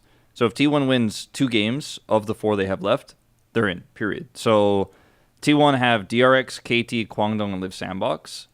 DRX, the rematch with DRX's current form, I give T1 the edge there against KT. Yeah, T1 probably not going to win that one, but to expect them to beat one of Kwangdong and Liv Sandbox, I think is pretty reasonable. And that's, of course, assuming that one of these teams on the east side wins every single game. And they would then have to do... 2 of them would have to. Well, right? yeah. So 2 of them would have to. That's why it's so nearly impossible, right? And also, like, the game difference between T1 and the closest, which is Kwangdong, is 10 games. So it's just... It's not mathematical, but... It's probably like one scenario. Actually, yeah, it's one scenario, and it's not Bro and Liv Sandbox. It actually can't be Bro and Liv Sandbox, right? It can, because they're facing off against each other. Yeah, it has to be someone. If they are, then it can't be those 2. Yeah, it has to be someone that T1 is facing. So I guess Kwangdong and Bro probably. So Kwangdong and Bro could be an option, but it has to be so T1 has to lose to them theoretically as well, right? I think realistically, yeah. T1 to me would be like 7th or 8th right now, if you look. Because Brion, I think, actually is a team where we've seen... Based on literally, current performance, then, literally, like recently, right? Like, we've seen all our good teams. I think KT might not have faced them yet, or 2-0 them, but like, Hanwha dropped a game, D+ dropped a game. Like, Bro right now is just in good form. And I think that Nongshim and DRX are the 2 that still look worse, and Kwangdong probably, because that team is just... doesn't seem to really look good right now. But I take Sandbox, particularly given what they showed today, and Brion both over T1 right now. But because they're already on 7 wins, and as you pointed out, the match score is really good for them, I think it's still unlikely that they like last-minute drop out. Yeah, so we're assuming that T1 is going to be in 5th place. Yeah. And then it's 6th that all of these teams are vying for. Based on schedule, it looks like Bro have the easiest run to get there, but they do have to go through Liv Sandbox in order to do it. So Liv Sandbox kind of have, if they continue their form, and the reason I'm talking about Liv Sandbox a fair bit is because I was very impressed by how they played against DRX tonight. Like, we actually got a little bit of a hint of what all of these players are actually capable of if they all do the things we knew they were capable of. Because they did them in and spring. haven't been doing at all. And like, yeah, they did it in spring, but Teddy came back and we saw him have some like decent games. We're like, oh, right. So Teddy's form hasn't completely fallen off a cliff, but why is Closer like just running it down for some reason in this game? And like, they've never had like the perfect storm of everyone's actually doing good things together. Yeah. They've always had like someone throwing. It was about the drafting, right? They just had a draft where you all have to be together, it doesn't work, and then they went together. That was basically as simple as it is. And unfortunately, the performance from DRX was also weak. Like, I think it was uncharacteristically weak from them, but they've been on a bit of a loss streak themselves. They're on 5 losses in a row. Their last win actually being against T1, I believe, where they were able to upset. 2-0, yeah. So, you know, when you're not watching at those flanks or anything like that, it just becomes really easy to play out. But Live Sandbox, knowing their win conditions, playing to them and playing basic compositions, I think that's kind of what whoever is going to take that 6th place spot needs to do. We found that, like, the Eastern teams, when they try to play complicated stuff, when they're trying to do finesse, as we like to call it these days, you know, maybe let's move away from that, because that's where it gets risky. That's when you can mess up, and that's when you can take really rough losses that you otherwise wouldn't have, and then you just kind of get boomed. And that like 1 or 2 losses for any of these teams means you're probably not going to win that race. It's also why I think DRX is like the one, because they lost to Nongshim specifically. Like, that probably was for them what also broke. Yeah. Not just in terms of like actually just getting the games, but also the mental. I think that was the match that they needed to win to maybe rally, and, you know, maybe everything comes together at the end of the split. And I'm like, nope, not happening. Yeah, and then it would have been DRX in 9th place, and Nongshim would have been the one that is sitting in 10th. Yeah, because DRX, their schedule wasn't that bad, but then they lost to Nongshim. Yeah, they were looking okay. But I mean, the same thing can be said for Kwangdong Freaks as well. There's a reason why, like, they had a plus 50% ELO chance of getting into the playoffs. And they've lost all of the games. Kwangdong Freaks have KT, D+, T1, and then DRX. That's their remaining schedules. So they might. I mean, I could actually see a world where they go on a 10-loss streak, and 4 is as big as it goes for wins for them. Yeah, because it's also worse to face the team that you're supposed to beat after you've just been getting pummeled by a bunch of other teams, which is what's probably going to happen. And also, they've taught me a valuable lesson, that when you listen to Scrimbucks at the beginning of the season, you should not listen to them, actually. Yeah. And you should throw them out and just believe in yourself. Because I'm more of a legendary cash guy myself. Yeah. That would have been better. So let's put this in context of, like, from the cards, guys. Yeah. No, I get it. Yeah, I didn't. Okay. Yeah. Now I get it. I didn't get it. Sorry. Brandon's like, I deal in Pokemon money. I'm like, all right, tough crowd, man. Isn't that yen? It's rough.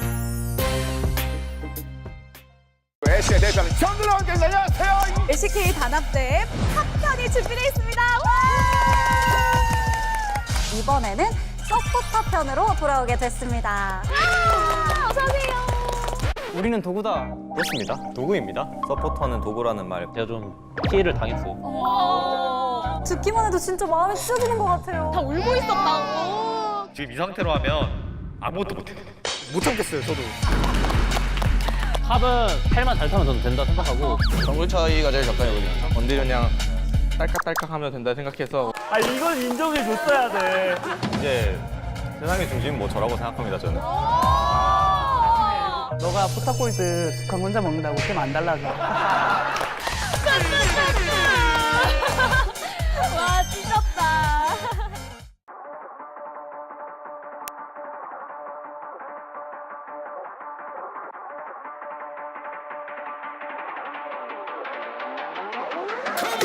I wanna feel a rush, tell them turn the pressure up. I'll be setting fires for the thrill, I can't get enough. Knocked down, never knocked out. When I'm in the clutch, leaving limits crushed. Gotta get it, ain't no giving up, nah. Got the whole world waiting on my fall. Me against the odds, bet it all. Better stack them tall, non-stop, fighting non-stop. I've been through it all, eyes locked, coming in hot, breaking through my walls, yeah. Try to count me out, but I'm on the grind, yeah. Count down till I'm going live, yeah. Feel it like a fire on the inside. Roll from the ashes to survive. I'm coming alive. Come on. Coming alive. Yeah. Roll from the ashes to survive. I'm coming alive.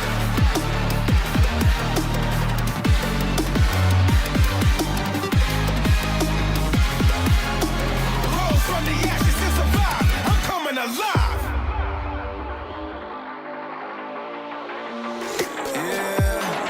As far as I'm concerned, dog, I never have to check it. Me, myself, and I got bigger plans, you might have guessed it. This is my world from sea to sky, didn't plan it. Evil combated, people will try to test your patience. Flashing through the days, catch me living, I don't hesitate. Either way, if you hear the name, you my back from the reaper who's hunting and running. You gotta decide. I'm just controlling my fate. I'm just controlling my. I'm just controlling my fate.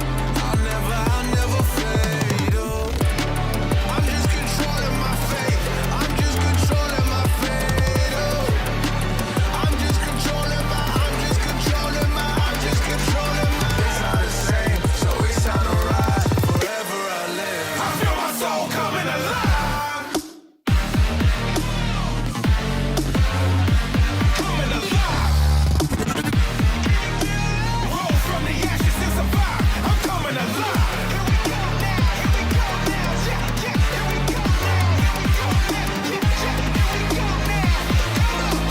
Roll from the ashes and survive. I'm coming alive.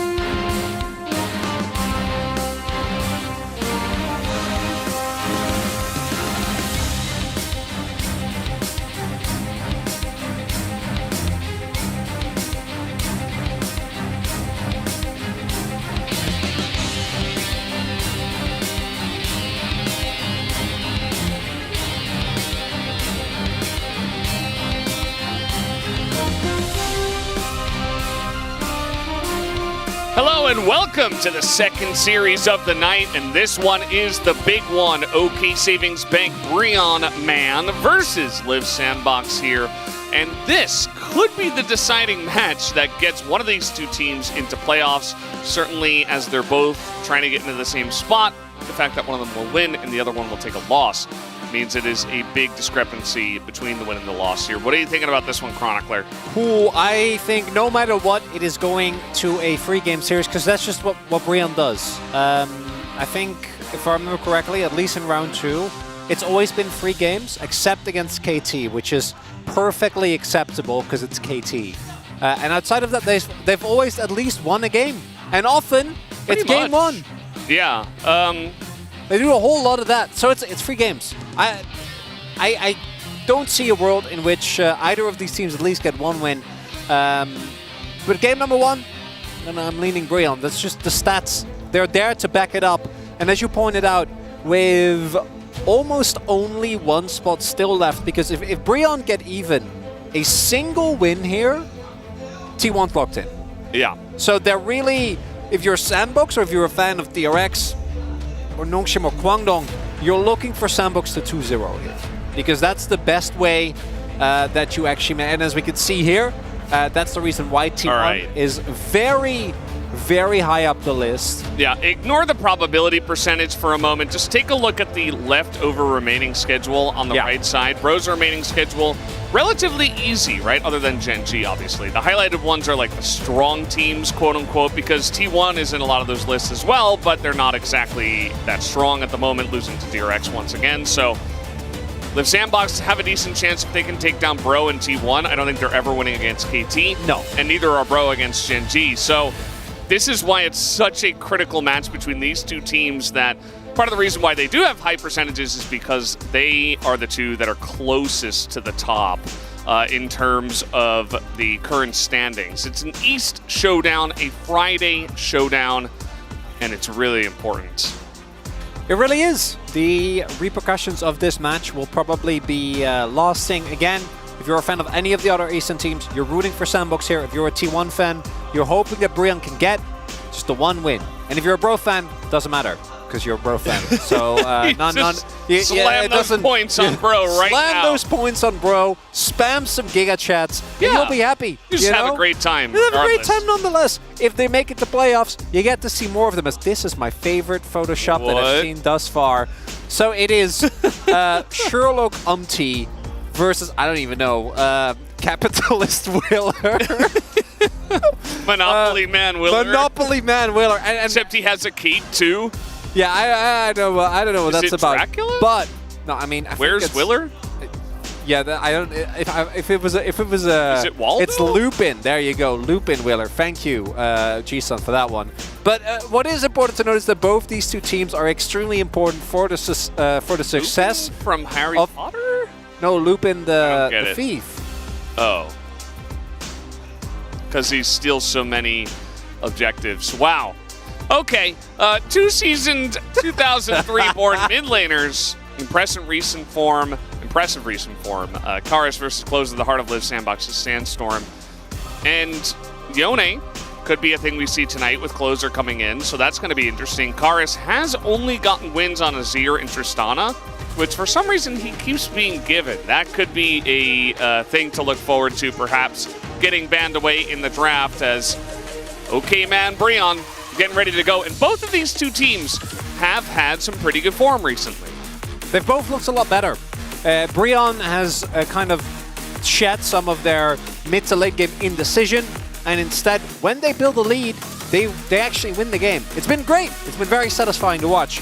And then for the roster here, Karis, his brief stint in Challengers has been absolutely pivotal. They also themselves have attributed the fact that Effort gets to play Engaged Champions again, as opposed to Milio and Yumi, like it was at the beginning, actually ended up working out very, very well for them. And they are, I think, based on schedule, the front runners to make it. But their biggest competition to make the playoff spot is Sandbox. And the introduction of Clear has revitalized this roster. Closer looks way better. Mana Shift really benefiting him as well. Kael and Willer are finally linked up again. and are making plays the way that we are used to them seeing from them in spring, right? And even Kyle last year was for the entirety of the year an incredible support.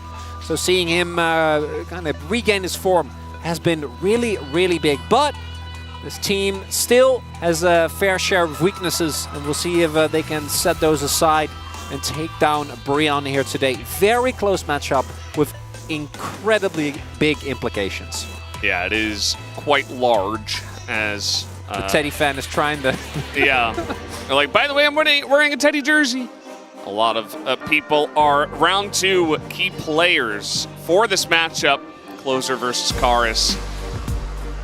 And, I mean, I think it really comes down to champion pool between these two. Like, Karis has looked great, but also he's been given a lot of comfort. Whereas Closer has also looked pretty good.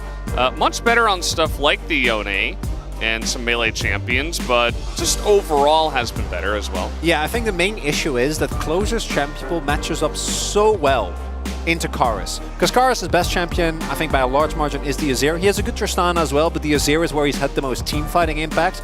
We also know Brion loves to go for the Renekton Azir because it's one of Morgan's comfort picks. It's a comp that's been played in the LCK countless times. But like, even if you ban Yone, there's Akali as well, and I don't think Akali is in the best of spots. But if Closer gets to pick melee assassins, then he's going to be a lot better, right, than he would be otherwise. We'll see. Even his Tristana, I think, in recent games have actually been good. And then we're also going to be taking a look at the mid-jungle duo, because the junglers, I think Umti has really been also pushing in terms of champions to play. Lilia is one that he was pulled out at first. The Skarner is another one. Yeah, that we'd look towards. And Skarner, not great for the 2v2, but it does work with the team fighting style that Brion has preferred recently. Also, Zeri being back, I think, could actually be big, with Henna being one of our better Zeris. Even when the champion had fallen off somewhat, the team was really, really good at playing around that pick. We'll see if we can stand up to the might of Teddy's Varus, a pick that he has mostly been prioritizing recently. Yeah, will be pretty interesting to watch those two go head-to-head. And yeah, it's just really close between these two teams. We were split in the predictions on the global side. I didn't actually take a look at the Korean predictions, but I assume they're also pretty divided when it comes down to this one. Because I think it just, you know, the recent form is better for both. And I think as well, on top of that, it will come down to how they play today in a match that is so contested. So, Bro getting signed selection, and they take away Yone right off the bat. So we're like, okay, no Yone, that's not happening. Yeah, makes sense. Wonder if we're going to also see the Azir ban as a response to that, or whether Sandbox is happy to just pick Tristana or Akali, whichever ends up being open in response. As, also a lot of the favorites of Brion are getting taken away. The Poppy is something that Umti has really run a lot of early games on. And then we also have the Crocodile for the Lord, a pick that he has an emote on. Literally, and it's a great emote.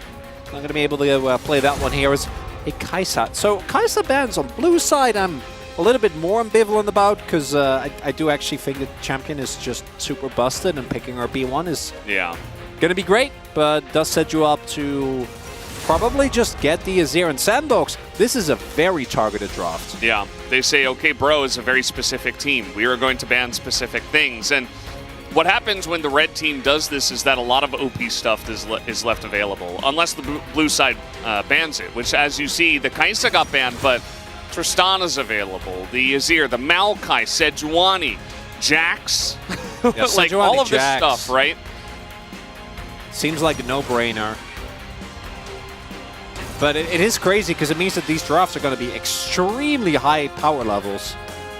Because now Brion, Azir and Maokai is pretty lackluster. You can also go Jace. Give Karis a lot more agency. That combo has been very strong in recent times. But might be afraid of Closer picking up something that has a good matchup into it, as we are really... These teams have been prepping. I think this really showcases the importance as well for this match and this series for both these two teams. The fact that Varus is getting picked away from Teddy. I don't know if it's a good thing, though. I feel like it almost might be over-indexing into trying to block out Teddy, you know what I mean? Like, it's definitely a great read. Like, Teddy's Varus is insane, but... Yeah, I'm wondering if Teddy just goes Ashe in response or if he wants to go for something differently. I think Xayah is a great champion, but does kind of run into the issue of being bullied early on by the Varus. If it's poke Varus, which we don't love, but will still make your life pretty miserable going into the mid to late game. I don't love the Cassante though. I do think that the matchup into the Jax is pretty lackluster. And this is a pick that Closer is great on, but doesn't pair very well with the Sejuani and has been very, very lackluster. Now Sandbox is going to ban Tristana, because otherwise I don't know. That just seems like maybe like Tristana Jace. Yeah. Be the angle here for Sandbox. Keep the bot lane still hidden. Yeah, I think that's a good idea. If you are going to index into this LeBlanc, which, you know, LeBlanc and Jax, you can absolutely, after a strong laning phase that focuses on the top side and maybe even some bot lane shenanigans, can go pretty easily into a 1-3-1. If you do go for kind of a straight-up AD carry support duo. Let's see what we're going to get here. Final ban from Liv Sandbox is Jace, as you called it. It's almost as if LCK teams have a pretty clear priority list according to which they ban. Weird. Ban here? Maybe. Xayah Rakan is still perfectly fine here for Sandbox. Can just go that, pick Rakan on 4, and then you can even pivot away, and that will be banned away. Do you still go Xayah? Maybe? Nautilus feels very safe. Can go a number of chimps. Can even go back to something like a Lucian, for example, to round it out here. Problem is that, ideally, I think you want to go Braum. Oh. So, I don't like Ezreal where he is as a champion at the moment. I do think that within this draft, if Sandbox can execute on it, it makes sense. Because you're leaning, particularly with the amount of team fighting power that's already there for Brion, towards a 1-3-1. Right? Like, that's actually what you're trying to go for here. You have Closer in the side lane, Clear in the side lane, you're going for the 1-3-1. And in that light, I would like the Braum a lot more than I would like the Leona. Leona gives you a lot more offensive power, and I do actually think Leona Ezreal is a decently strong lane. But if you're committing to the split push, Braum makes it so much harder to engage on really any multi-man unit.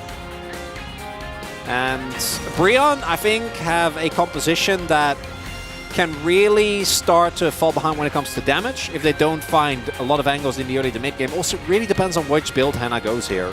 Because Lethality Varus, I think this comp will not have enough damage available. Like, I think it'll actually be a problem when we get to the later stage of the game. And if it's on hit, seems the most likely. I think you do have a lot of power with the early laning phase, the fact that you have a Nautilus to try and go for aggressive plays. In Sandbox, it's all about the 1-3-1.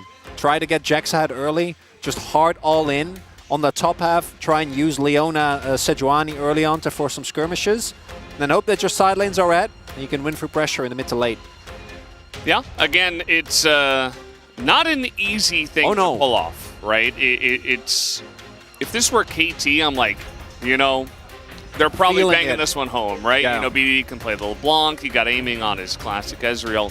Now, for Sandbox, in terms of the players, I feel like these players can also get it done in terms of Closer and Teddy, absolutely. But we definitely have not seen this work out with a lot of different teams. So it just feels to me, you know, that the teams at this point in time are definitely over-indexing into some of these picks, like the LeBlanc especially, but even the Ezreal coming out multiple times now to not a lot of success. So maybe it's just going really well in scrims and we're just not seeing it go too well on stage, and we can see the ideas behind it, but have yet to see it really pan out in an easy way here for a team here. So let's see what happens, as this will be the draft from both sides. Let's hop onto the rift for game number 1.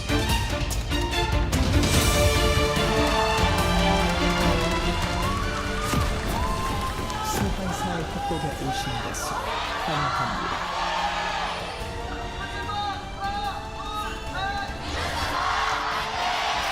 미니언 생성까지 30초 남았습니다. And here we go, game 1. Match 76. We're getting towards the end of the season, which is why all these playoff probability graphs keep making their way in. Skiw's going to miss, and that gives the prior information to effort to just back away. It's totally fine. I think the one thing, like, I'm not sure how you feel about this Chronicler, but I kind of favor Bro's draft at this time. I think it's much easier to play. But the one thing is that Umpty's not playing like a Lilia or a playmaking kind of jungle. I mean, Maokai can still press Twisted Advance and make plays happen, but not necessarily that type of champ nowadays. I agree. And there's also what I mentioned before, and I really want to echo again. If Karis and or Hannah get substantially put behind, I think the Brion draft has a really tough time. As a closer, gonna have to go for a W as Hannah got him. Does take a Q, but that'll be all.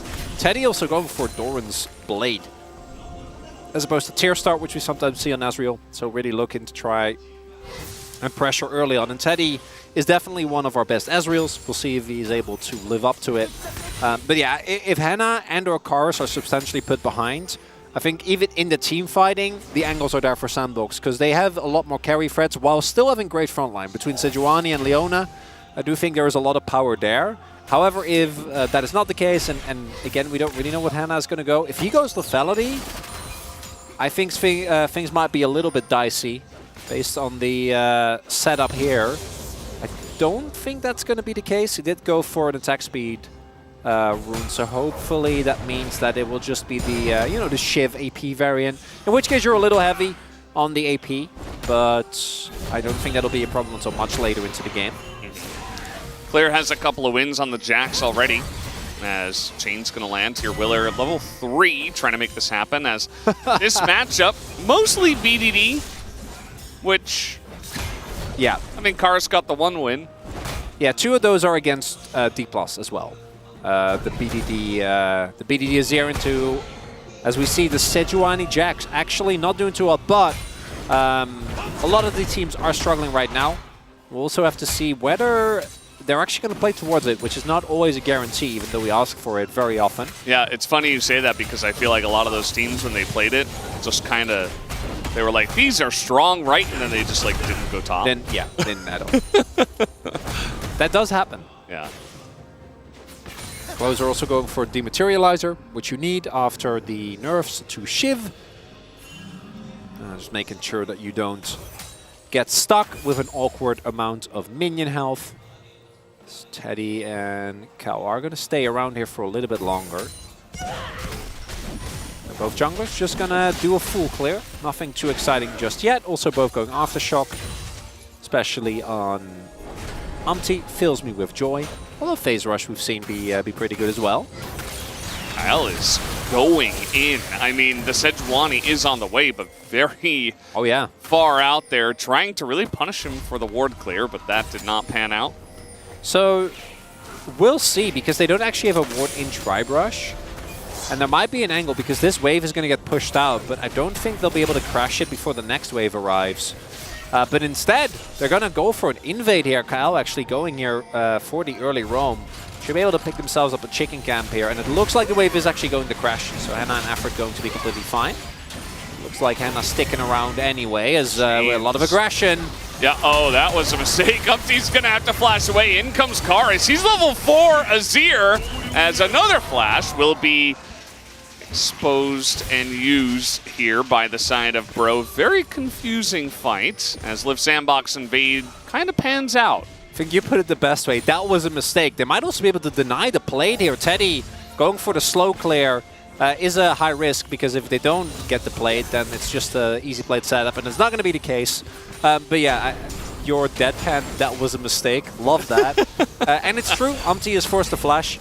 And this is, to me, the biggest difference in Sandbox now and a few weeks ago, is Kael and Willer being on the same page and actually figuring out stuff together. Now, when it comes to gold, we do see that the game state is very, very even still. It was only Summoners forced on the Brion side, so it's not like they gave up any kills.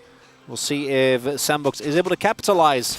At least they're setting off on an aggressive foot, which I think is essential when you have picks like the LeBlanc, the Sejuani, and the Leona, just trying to sit back and scale and wait to go into the team fights on an even note. Doesn't sound like the best idea. Early Drake would fit with that as well.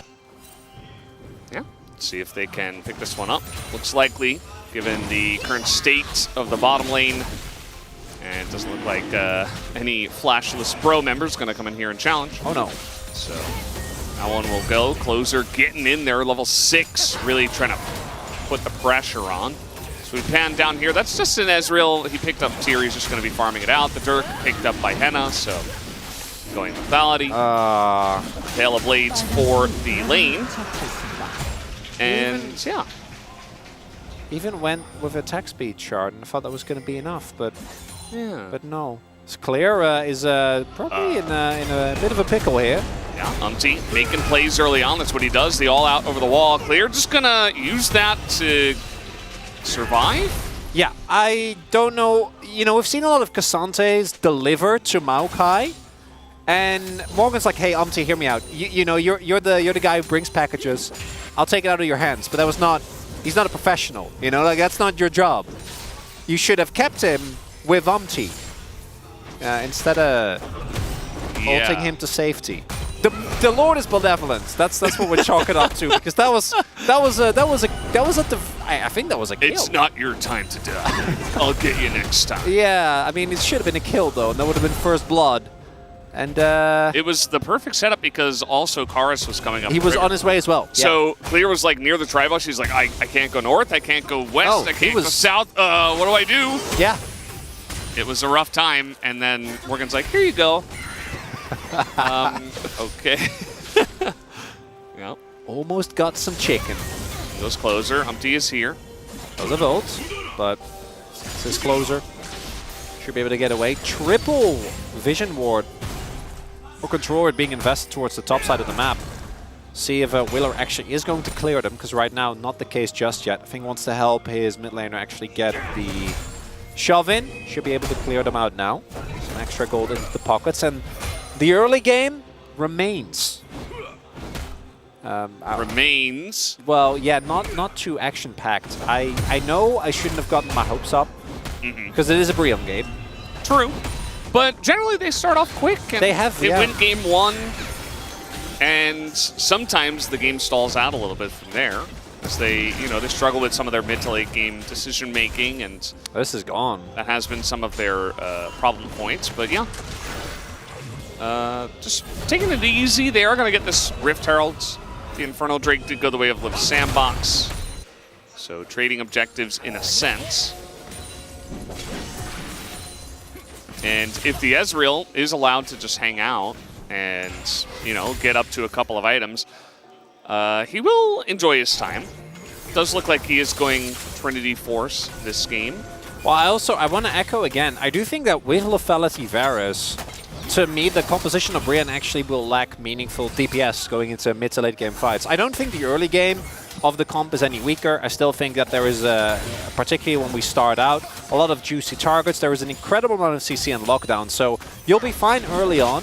But as we get to late game, like Jax and LeBlanc and Azria are actually going to be meaningful threats, and it's going to be hard for you to chew through Wheeler and KL. So it leads to a situation where Bro don't necessarily have as much late game guarantee, I think. Although Karis being on the Azir should definitely help. Champion does an incredible amount of damage as we get later into the game.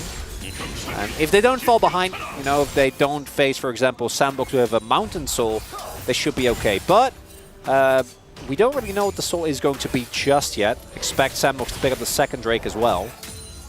Well, the first series was very one-sided, so Ox during the break, just hanging out, not paying too much attention. No, he's going to pay attention, right? He's going to get some food right now, and the second Drake is going to go down really quickly, and all of a sudden we'll find ourselves with a Chemtech Soul. No, not in this series. Big Cloud or Mountain. You got to make sure that Ox is paying attention, otherwise we are doomed. Oh, cannon denial! Even Ocean. Yeah, for a 1-3-1 comp, that'd be cool. Let's do that.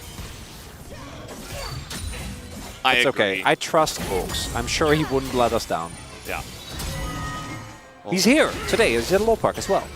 That should help. That does increase the chances that he is paying attention. I'll give you that. Okay, a little play up on the top side, but Clear not getting too close to the sun, not going to be pulled back in, still has Counter-Strike. Top laners are farming.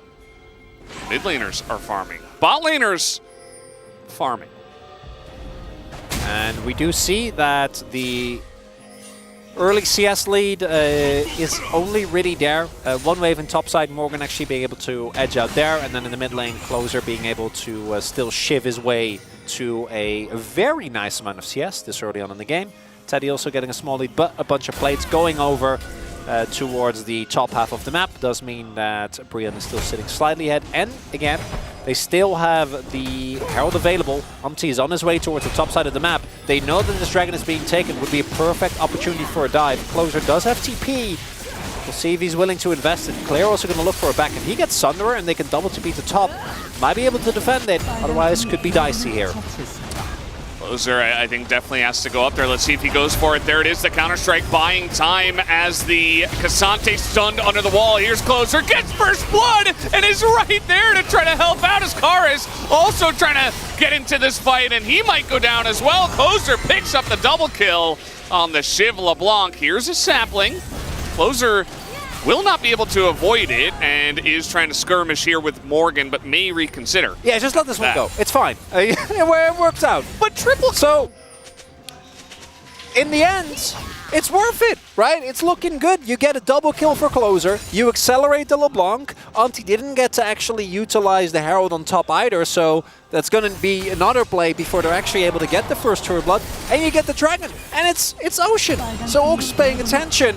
As we take a look, as mentioned, we were expecting Clear to maybe back. Doesn't actually get that off, but between his ultimate and the Counter-Strike, actually dealing damage is so hard. And I think the idea of having Karis TP in as well, like, is a nice one, but he needs to be there from the beginning. They just don't have the damage to take down the Jax, and Closer is there, able to get so much damage down. Then Morgan waits it out, able to keep himself alive as Herald ended up being thrown down in mid. I don't know if Kara's got any gold, and now this is the state where we have seen this LeBlanc work, right? When you do get an early lead. Yeah, well, I mean, any champ will do well with a 1,300 gold lead in the game, but especially LeBlanc, because she is really annoying, right? She is great at pushing side waves. Closer has 11 CS per minute as well. Certainly helps that he was able to pick up a Shiv very early on, but doesn't really matter. Still very impressive, and that's going to just push them ahead. And she will be a huge side lane threat for quite a while. The Azir will struggle to push back on that one. So Sandbox definitely have a lot of nice win conditions in this one now, especially with the top lane and that denial on the back. But yeah, the top lane also going pretty well, although Morgan did pick up the 1 kill in the trade. Yeah, Morgan is also was able rather to pick up a bunch of plates, and additionally is really getting the most out of the early phase of this matchup. Eventually, I think once Clear finishes the second item, the longer trades are going to go his way. And then once he gets to 3 and 4, eventually Cassante just doesn't really get to win in the side lane anymore. But a bit of a gold lead, you can push that moment forward just a bit. What we do see, though, is that with the cancel that they found on Karis, Closer actually gets to deny so much, right? This is another wave that's going to go into the turret. They end up sending Morgan to Closer here, but he's 2 levels up and also isn't really going to be too afraid of the Cassante with the amount of safety that he has. And this is, I think, the real advantage of the LeBlanc. You've cleared the wave, and now you get to join the play. You don't have teleport, you have a teleport disadvantage. Morgan is available, but you still get to be here. Yeah, and if you're there early, that will increase your value, right? Because that's what you want to do. Yeah.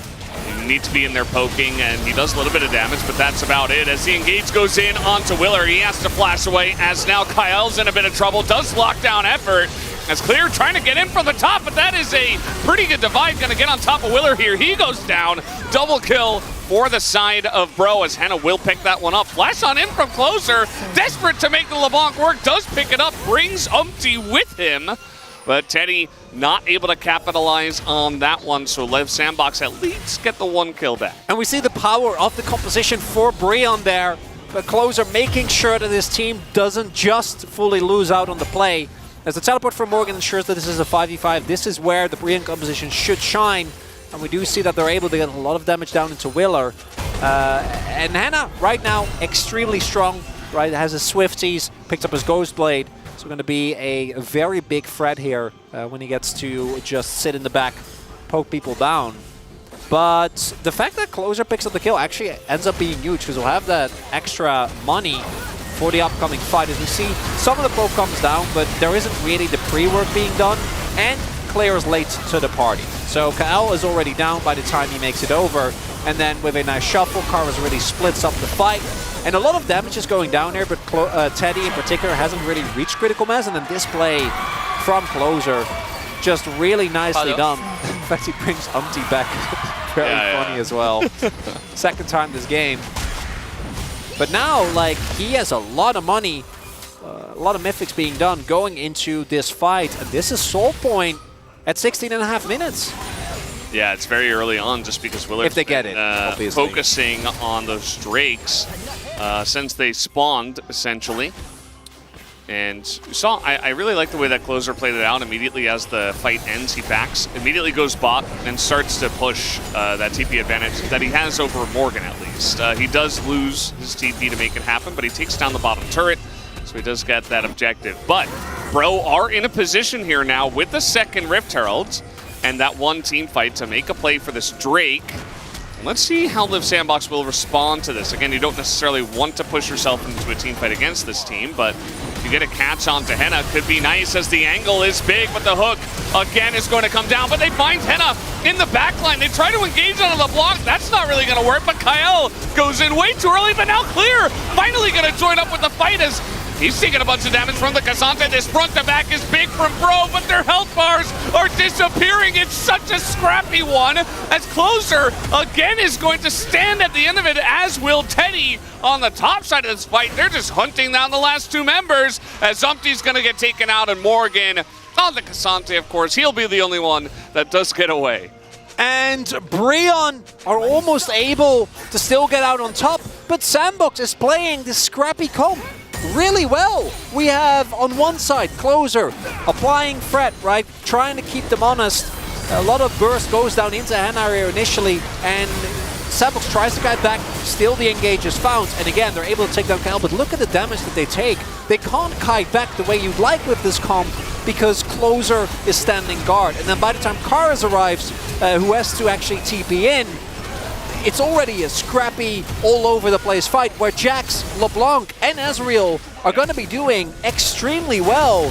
And I didn't expect Sandbox to actually be able to kind of drag Breon down, and now they're going to pick up Soul Point.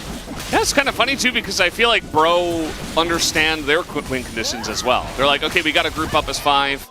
We got to make this happen, but the execution, again, as always, does seem to be the issue. And Liv Sandbox, understanding their win conditions, are playing it out better. They're pulling Bro apart, so it's been a really nice back and forth battle so far. But now, Ezreal's getting fed. He's got a red buff. The LeBlanc is a huge problem. And Jax is only getting more and more off the chain the longer we go. And very important, I know pro leavers would never dare to not believe in Breon. They do still have a composition that, given the right engage, right, effort finding a hook, Karas getting a big shuffle, Umpty setting up with an ultimate, can win a fight.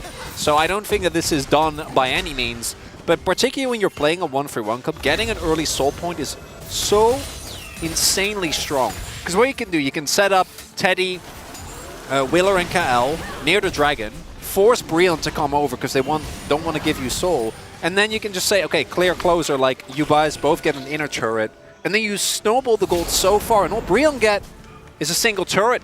Not really going to be a worthwhile trade. We see if Sandbox can actually execute upon that, because I do think the Breon comp leaves very little room for mistakes, as Kael does not find that one. Yeah. No cleanse. Would have been an angle for a kill if he hits that, even with effort in the area. Yeah, absolutely. So the gold difference in the mid lane, it is ginormous. Yeah. And it's not just the kills and the assists, it's the 60 CS gap that does come from, you know, Karas is trying to group with this team. He's trying to be there. He's not spending a lot of time in the side lane, at least not as much as the LeBlanc, who also has probably the best minion farming item in the game, which is the Shiv, even with the nerfs. So Closer, of course, getting up there, and now he's even threatening a kill. Not going to stick around for the leash, but now Karis is down to 20% health, just like that. Pressure being generated here. Really big, and he has to back. Closer has his teleport available. We'll see if he's able to get anything going. As we do see, Hannah, of course, is approaching 2-item spike. I think that is where the Varus will still remain really strong. Assume he'll go for Cyrildas. Third is playing into a lot of front line on the enemy team. Tanky gentleman. Yeah, but after that, like eventually Claire also reaches a point where it's like, okay, you have poke damage, and then the Jax just gets on top of you and you don't get to do a whole lot. And we'll see if Brion is able to navigate around that. Because right now, things are looking good for Sandbox, but game hasn't been broken by any means. I think holding onto the mid lane turret has been really big here because it means that you always have places to go back to. This just keeps happening. And there's nothing really that Karis can do about it. You know, this is part of why LeBlanc gets played a lot, right? As the leash comes in, Closer avoids the Emperor's Divide. He does have to use his flash to get away from the Emperor's Divide. But again, now it's Karis out of lane very simply. Yeah, and that might be the topside turret finally going down, because even if you try to collapse here and force a play, it's going to be the teleport instead. Karis has been able to go back, will now make his way towards the rest of his team. They're holding on. Clear doesn't have his cleaver just yet, so isn't really able to chew through Morgan as of right now. Also see Teddy looking to go for a third item. I assume it will be Cyrildas, but we'll see. Morgan is very, very tanky, and the tank busting capabilities, that's real or not really what he's known for. Hannah, though, definitely going to be feeling it if he gets hit by an ultimate. Yeah, Hannah hasn't really been allowed to play the game so far. Bottom lane was pretty much actionless, and the team fights have been him getting dove over and over. The Baron is getting a little bit angry, but Bro not going to stick around long enough to see that. As no item built upon that last Whisper just yet, as ult will be committed to here. Closer in a lot of trouble, actually using 3 guys to get on top of him. He does not have his Mimic, as now he's trying to survive. Actually, he walks it off. How does he get out of that? That's just insane. 3 members not able to lock down LeBlanc. A story told as old as time, is now Umpty trying to get in there, trying to survive, but it's just one hit from Teddy. Kyle gonna take that kill. His effort might be able to get away with the skin of his teeth, and Closer can just walk back to the fight. Here's an ultimate, and there it is! Teddy with the snipe and the smite. Smote him from the sky. That's a tilter. I can't believe Closer gets away there. And the worst part of that is, even if he would have died, with the rest of Sandbox being there, yeah, that's not fun. I don't think that the play would have worked out, but at the very least they might have had an angle. But instead, they throw so much into trying to kill this LeBlanc, get the shutdown. The turret is still standing! Don't even kill Closer and they're gonna lose the soul for it! Just saying they're all here. They started attacking the Mimic. They started attacking the clone. Yeah. And again, that's why he lives. Again, even if he dies, this doesn't go, because he's out of the fight now, right? Karis already went down, and this is where we see the issue. Claire can just go forward with impunity. Not really enough damage available. Teddy on the snipe gets it. Now Hannah, I think that Q actually ends up being really big. Oh, Teddy!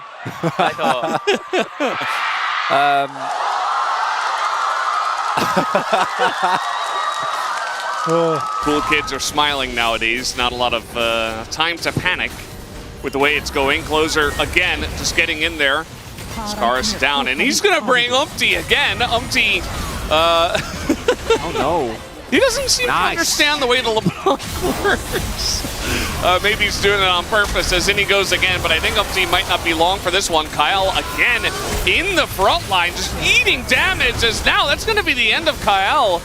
As Liv Sandbox weren't even all here. A lot of low health bars here on the side of Bro, as Liv Sandbox might attempt this one, especially with Ocean Soul. Should be easy enough, but let's see. Bro gonna stop the back. The damage isn't that high. but Brion did use a lot of ultimates there. Kara still has the shuffle available.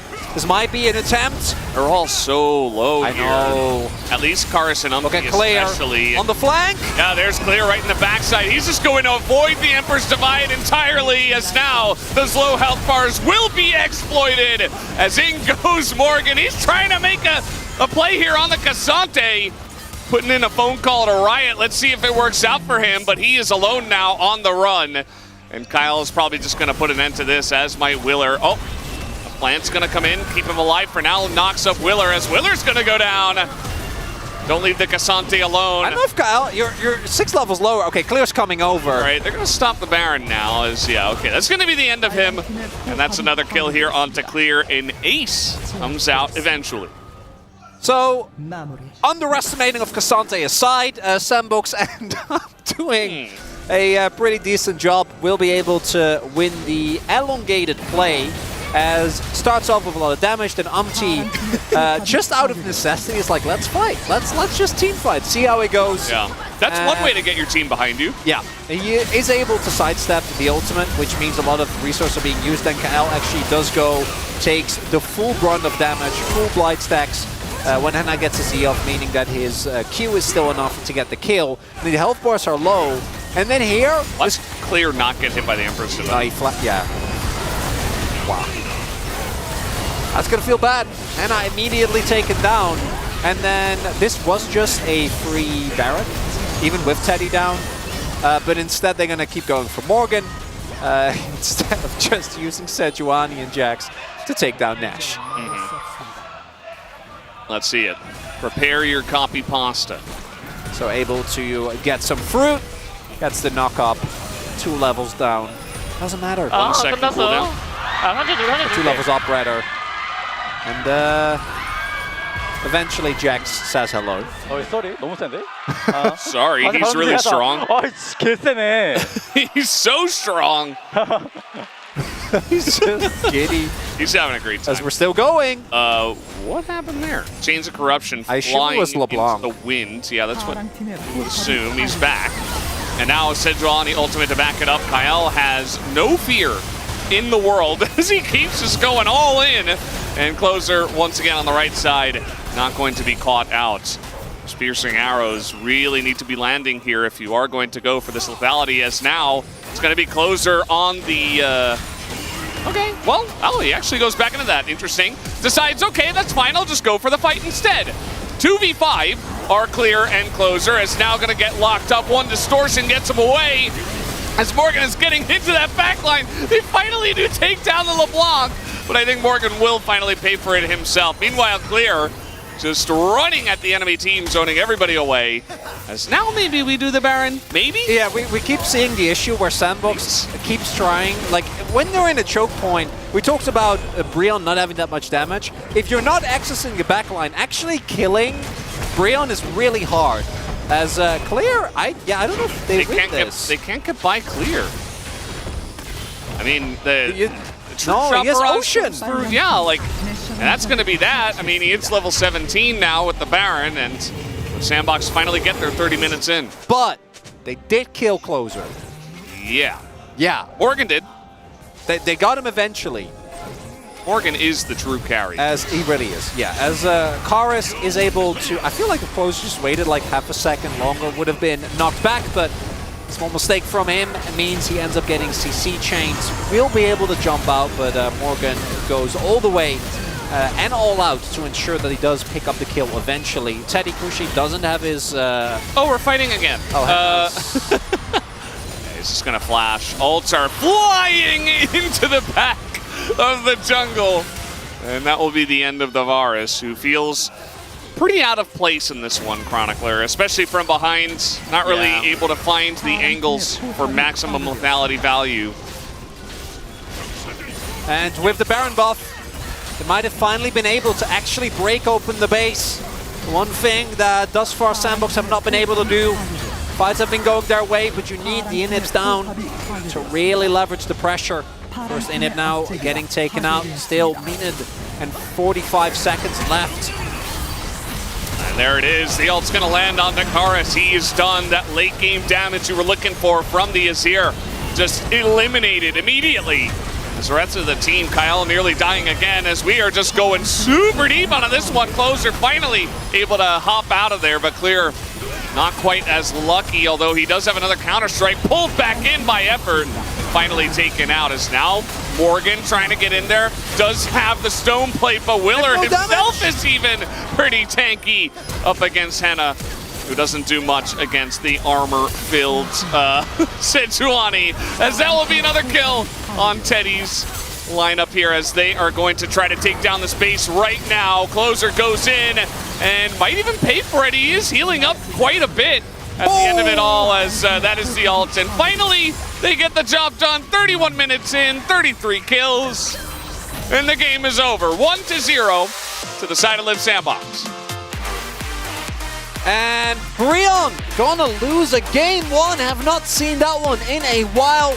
We'll see if they're able to bring it to their trademark game number 3. But in this first one, I am positively surprised by what Sandbox was able to show. I think the Brion composition showed some cases of it working. They were very, very stalwartly holding on. But once Closer got that fed and they tried to go for a bunch of plays to shut him down, even when they got him, by that point Teddy was very ready, Clear as well, having a great game on the Jax, providing the backline threat that they needed. Yeah. And either Karis was dead or Henna was being threatened by a Jax for most of this game. Yeah, it was really rough. I mean, you see the difference in damage. Morgan did second most on his team by a significant margin. Umpty did more than Karis. Just wasn't able to play the game at any point. I mean, every single time he showed his face, Closer was like, you don't exist anymore, actually. Go back to base now. And he had to. And there wasn't much you could do. Like, if you're going to play LeBlanc, play it like this. More of this. Like a maniac. With this kind of composition as well. Very skirmishy, Jax, Ezreal, LeBlanc. We weren't sure if they could pull it off, but they did it with flying colors. Really impressive game number 1. I'm hoping that we go to 3 games here, but yeah, coaching staff, give him the shoulder taps. He's earned it. Absolutely, as we are seeing some very strong Teddy there on the side. But guys, we're going to take a break and we will have the space afterwards. We will see you after that.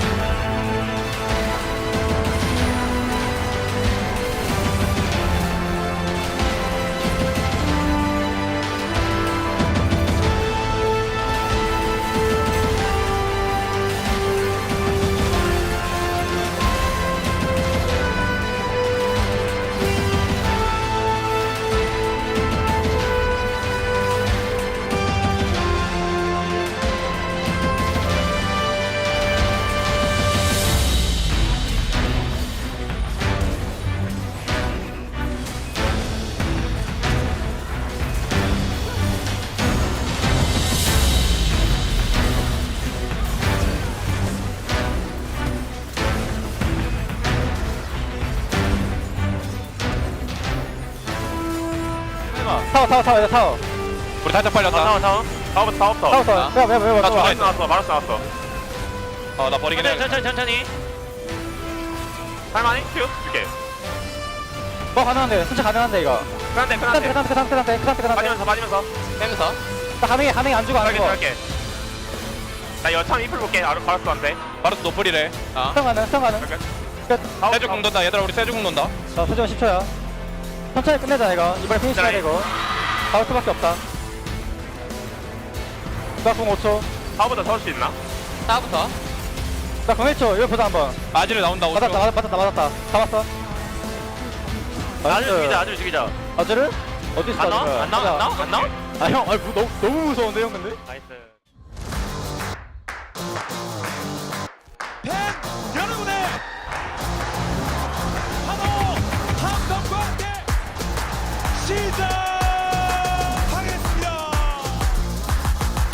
대전 마이시티.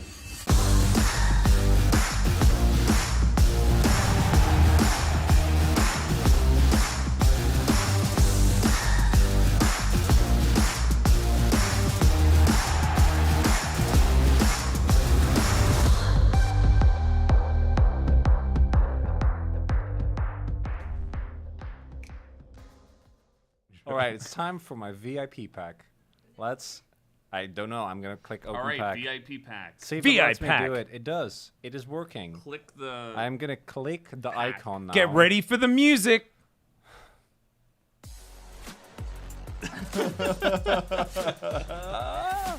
Yeah. Oh, super rare. Super rare. It's an. Did you Kana? Kanar? It's super rare. That's so rare. Yeah. Nice. All right. What's red? Rare. Just Silas. normal rare. Regular rare Sandbox. though. Closer? Okay. That's Closer pretty Silas, cool. I'll take it. Yeah, it's solid, Yeah, solid. Yeah. It's, it's iconic. Common. Oh, Sylvie a common vibes. Sylvie. Oh, we saw some Wukong. It's much rarer than Sylvie Wukong. A notion card, I'll take it. Oh, Rascal it's a common Cassante? rascal. Yeah, I think that one has deprecated a little bit in value. I have so many conflicting emotions. Let's press the Road button. to Legendary. It's got good music. Oh, You got a rare? super rare. Seri? Or is that regular rare? It's All right. Base? Yeah, that's cool. I That's love good. Base. There you Big go. Base fan. Very enjoyable. That's a good one. Fiora, a doo-doo. Oh, Fiora? There you go. All right, that's actually pretty solid. That's That a- could be that's the a really good one. cool stick highlight clip thing. Yeah. And Morgan. Did you, okay, fake Oh, it, great. Faker card. Fake Okay, it. so card. Oh, Faker, the guy who made Graka Smith a thing? Yeah. This might actually be the match in which he did it as well. Like halfway, like 2 quarters through spring.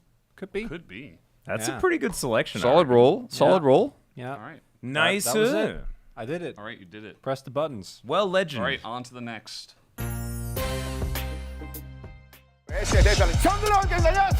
LCK 단합대 탑편이 준비되어 있습니다. 와! 이번에는 서포터 편으로 돌아오게 됐습니다. 어서오세요. 우리는 도구다. 그렇습니다. 도구입니다. 서포터는 도구라는 말 제가 좀 피해를 당했어요. 듣기만 해도 진짜 마음이 찢어지는 것 같아요. 다 울고 있었다고. 지금 이 상태로 하면 아무것도 못해. 못 참겠어요, 저도. 탑은 팔만 잘 타면 저는 된다 생각하고 정글 차이가 제일 적당이거든요. 원딜은 그냥 딸깍딸깍 하면 된다 생각해서 아 이건 인정해 줬어야 돼. 이제 세상의 중심 뭐 저라고 생각합니다 저는. 너가 포탑골드 두 칸 혼자 먹는다고 게임 안 달라져. 와, 찢었다.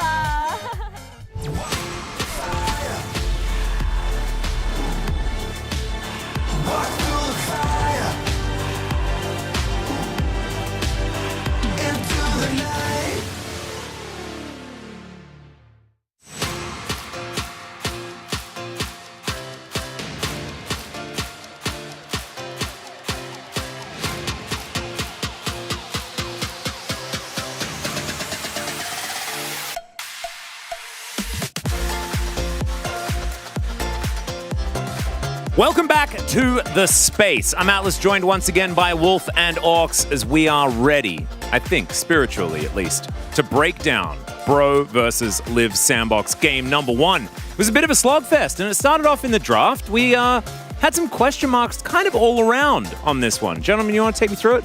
Yeah, I mean, I just didn't really feel like the draft of Breon was going to work with their playstyle, nor was it going to be able to really be relevant late game. Struggle to get that one out, but running into Jax, So did Bro. Ezreal, and Shiv LeBlanc in the late game feels really unplayable if you have only the Cassante there and Lethality Varus, which is the only variant that we really have right now in this meta. This isn't going to stand up to Ezreal's late game when you have such a strong front line. I think for me, I really want to focus on like the early picks because I think Jack Sejuani is just so hard to give away to the side, especially if you don't have like a top that can contest that. Like we've seen Rumble be really good into Jax. You could also pick like a strong skirmishing jungle, but they went Maokai Cassante, so immediately you have this weak top jungle in comparison to the Jack Sejuani when it comes to those skirmishes, and then you also end up taking the Azir into LeBlanc. So we saw the LeBlanc get super fed mostly because you kind of piggybacked off the Jack Sejuani. You join the fights that they're in, and they are just running rampant, and you just clean up the kills. And it's that simple. I think, you know, we've been very critical of the LeBlanc because it's hard to execute. When it's behind, it feels like it's not effective. But in a game like this, where you're into a very passive top side and you can easily pick up kills, you can still see when ahead how powerful it can be. Not to mention the fact that Closer got very, very far ahead because Karis didn't really turn up today, unfortunately. Didn't have very much of a performance on the Azir that we know he's been very good at in the past. He's in fact one of the players that has been able to take a victory over the LeBlanc in this matchup. We saw that lower third during the game. Not today. It just didn't really feel like a Karis day. And we're going to dive into our first highlight here and see where it started to go wrong. Henna's performance on the Varus here as well really left me scratching my head quite a bit. Like, his positioning was often questionable. They tried to hard force a lot of these fights, and Henna is a player, I feel, who does really well on champions like Aphelios, Zeri, Lucian in these early game skirmishes, or in this case, kind of mid-game skirmishes, where you have a lot more backbone. You actually have the ability to fight it out and actually use some of that maneuverability. Even though he has been a good Varus player in the past, that's not really Bro's identity right now, and him dying early in this fight and subsequent fights that we saw throughout the game also was a problem because the crux of this comp, the Varus you prioritize, doesn't have resources to actually keep him safe, so it just isn't going to work. Yeah, I think as well, we've often seen these Varuses be heavily targeted and punished and blown up before they really get a chance to lay down the poke. And in this game, when you're against a LeBlanc and an Ezreal, they will be laying poke back on you. But they're both much harder to pin down. Very hard to get on top of either the Ezreal or LeBlanc. So it kind of just felt like, okay, we'll trade a bit of poke, cool. Everyone's getting a little bit, oh, and you're dead.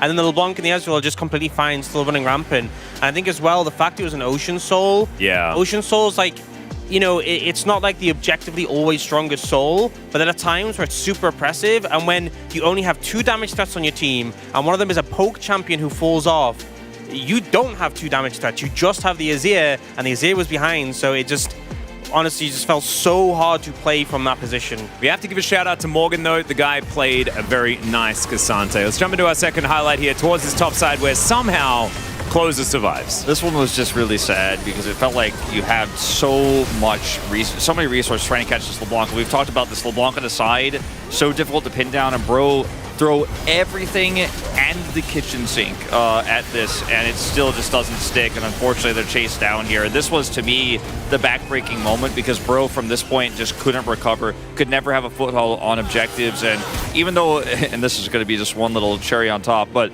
even though the fight looked like it was starting off well for Bro and it looked like an opportunistic move that might actually lead to control, it's not quite enough. There's not enough damage in this composition, too slow on the play, and I think if the Azir actually is relevant this game, you could still play some of those later fights. As Ox was saying, even if Varus gets blown up, he absorbs a lot of that pressure, but he was so far behind.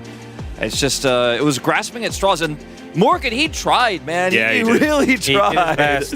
I think as well, you saw in that final one, like they're throwing everything in the kitchen sink at the LeBlanc to try and kill it, and the LeBlanc still survives, and then we just see Leona look at Varus, and he cleanses. And it was the correct decision to cleanse there, but like no one was there ready to follow up. But you know, like you can't sit through a Leona CC chain. It just felt like your summoners are just getting burned every time someone even looks at you. It's so hard. It is very difficult. We are going to have a look at the POG though, and it is going to be Closer that picks it up. The LeBlanc was pretty impactful this game, over 1,000 DPM. I mean, when it works, gentlemen. Yeah, I mean, he absolutely dominated lane. He made a huge impact in team fights. He was always threatening Henna. I think I would not be shocked to see votes go to Clear. I think he had a really great game on the Jax, was really helpful in those late game team fights to be that additional front line. But Teddy, on his trademark Ezreal that he's played so many times, picking up his first win on the champion this season, could get some votes too. Yeah, and I think we've often pull the hair out of some of the LeBlanc picks, but it's clearly something that's still prioritized because the games like these, and often you can imagine scrims going similarly where LeBlanc gets ahead and it's just over. The champ does take nuance, but Closer, I think, really showed his skill with it. He was one of the first to bring it out when Shift became a thing and show him what you can do if you get that lead and you consistently, I mean, yeah, I think that's quite apt. Yeah, I would say that it's a well-deserved 11 out of 11, and we'll see whether Liv Sandbox can pick up a 2-0 against Bro. The team that was looking like a shoe-in to playoffs, this could really shake things up. Throw it back to the casters. Game number 2. Thank you, Spacers, for that awesome breakdown. Definitely a little bit of a struggle street there for the side of Bro, but Liv Sandbox was great to see them just really pulling them apart, right? They took that lead. It wasn't super clean, but it was very Sandbox, right? How many skirmishes they were taking was one of the strengths of their composition, and they really pushed it forward to grab that lead by the horns. It's also something that we haven't seen from this team in, I feel like, all of summer, which is somewhat crazy to think about, and it, to me, does come down to Kyle and Willer looking good. It started with the early invade, like level 3-4 when they first double flash. Play didn't really amount to that much in that time, besides getting some summoners, which you weren't able to use. But it's a clear signal that the team is trying to go back to what worked for them. And that started with Clear coming in. And his stability, I think, has been a really big boon for the roster as well. As still smiles all across for Breon. They have been able to push many a team to 3 games. And even if they end up losing it today, still an opportunity for them to make it. Because when it comes to the game score, they're still looking pretty good. They're still facing both Nongshim and DRX. 2 teams that are definitely on the weaker end. And as we can see, it's 4-10 versus 4-11. So even if they do end up going down here, it's not the end of the road for them. But if Sandbox win 2-0 here, that does mean that T1 isn't locked in yet. There is mathematically, in that case, still a way. I'm pretty sure it involves, like, I don't even know what would have to happen. 2 teams from the right side of the bracket would need to win all of their games, and all of those games that I just mentioned include teams such as Genji, KT. Okay, so all that needs to happen, it's no biggie, okay? Breon needs to beat Genji and Nongshim DRX, but like that's manageable. They need to beat Genji, and then either Kwangdong or Sandbox. Really, any of them. Just need to win all 3 games as well. Now, a lot of that does include T1, so they will still be in control of their own fate, as the Kai'Sa priority is unchanged. We see that the Jax is banned, so Breon not going to ban the Kai'Sa on blue side, picks it up themselves, and then Sandbox goes for the Tristana Sejuani. Not the best mid-jungle, but you can, of course, rotate this towards Teddy as well. Yeah. You absolutely can, and there was a big change-up in the first line of bans on both sides, right? Yeah. The Azir taken away, the LeBlanc and Jax taken away, so it leaves stuff available, such as Kai'Sa, Tristana, Nico, Vi as well. Vi was pretty nerfed on this patch. He still does press R, but less often, a lot less often nowadays. Nico, still really strong. I do still really like the Nico. Also, have not been the biggest fan of the Xayah into the Kai'Sa. Current iteration of the champion doesn't have as good a matchup. Does mean that Sandbox again are looking to build a very threat-heavy comp. We'll see what they end up going for here. Also, basically forces a Rakan ban out from Breon here, because you don't want to give over Xayah Rakan to Sandbox. That seems like a very rough situation. They will end up going for that as well. Also means that Sandbox is not going to use the flex potential, and I wonder, it might be a counter pick for Clear here, and they can use that whichever they want. The Renekton and Jax are both gone, so the Rumble would be on the forefront for me. Maybe Sandbox just want to R4 that. Rumble is not a pick that is easily countered, has a ton of great matchups at the moment, and it would give you team fighting power as well as a reliable AP threat. Yeah, I like that shot. I think that's a good idea. If you don't want to go into that route, you can try to take Cassante. It's not like a lot of fantastic kill potential, but it certainly can provide a front line for the double AD carry composition that you do have. Now, Maokai is taken off the board, so they don't want that in potentially, you know, the support role or even like a Sejuani top or something weird like that. So instead, that Rumble you were mentioning, which I do really like, they're not going to go for it here. It looks like Nautilus will be... Okay, never mind. Cassante. All right, the other Morgan, it's time for the rock. You gotta do. You gotta do it. You gotta lock it in. There's only AD champions on the enemy team. You're playing into Cassante. Gwen. So that's a lot of AP damage. That's a lot of AP. Insane amounts. So we might just see the AD Kai'Sa builds this time around, which has not been nearly as good.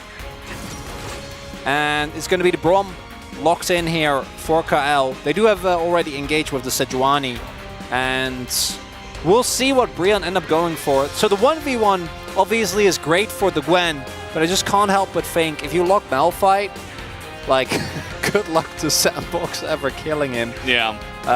Not going to be the case. Instead, it's going to be a draft with a lot more agency. I do think the Vi-Nautilus combo is one that Brion desperately needed. This team, when Umti doesn't get it going early, looks night and day compared to what we know they are capable of. But I think the Sandbox comp, obviously lacking AP damage is rough, but who on the enemy team is actually going to really benefit from that? Like, I don't think that they're without any real front line on the opposite end, as opposed to, or aside from just Nautilus, should be fine when it comes to damage profile. Cassante is still a good pick. We saw Morgan almost be able to carry with it, even though it didn't end up being enough. Just wants to be the king of the east side. And she's asking, give it over. Give that spot over. Umti and Bromon, my favorite Digimon. I don't know what How that many? is. How many? Is that just another thing we need to learn when it comes to OK Savings Man Brion? OK Savings Man? OK Savings Bank Man Brion. There you go. Yeah. Okay, well, Perfect. throw Bromon in there as well. Yeah. Okay. I did it. He's in there. He's in there. Yep. We've done it.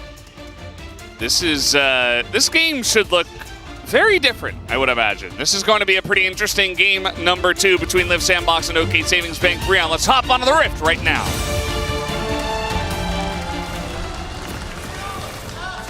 소가사의 협곡에 오신 것을 환영합니다.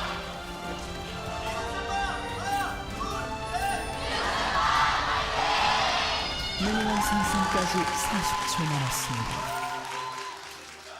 Here we go. Game number 2 on the cards once again.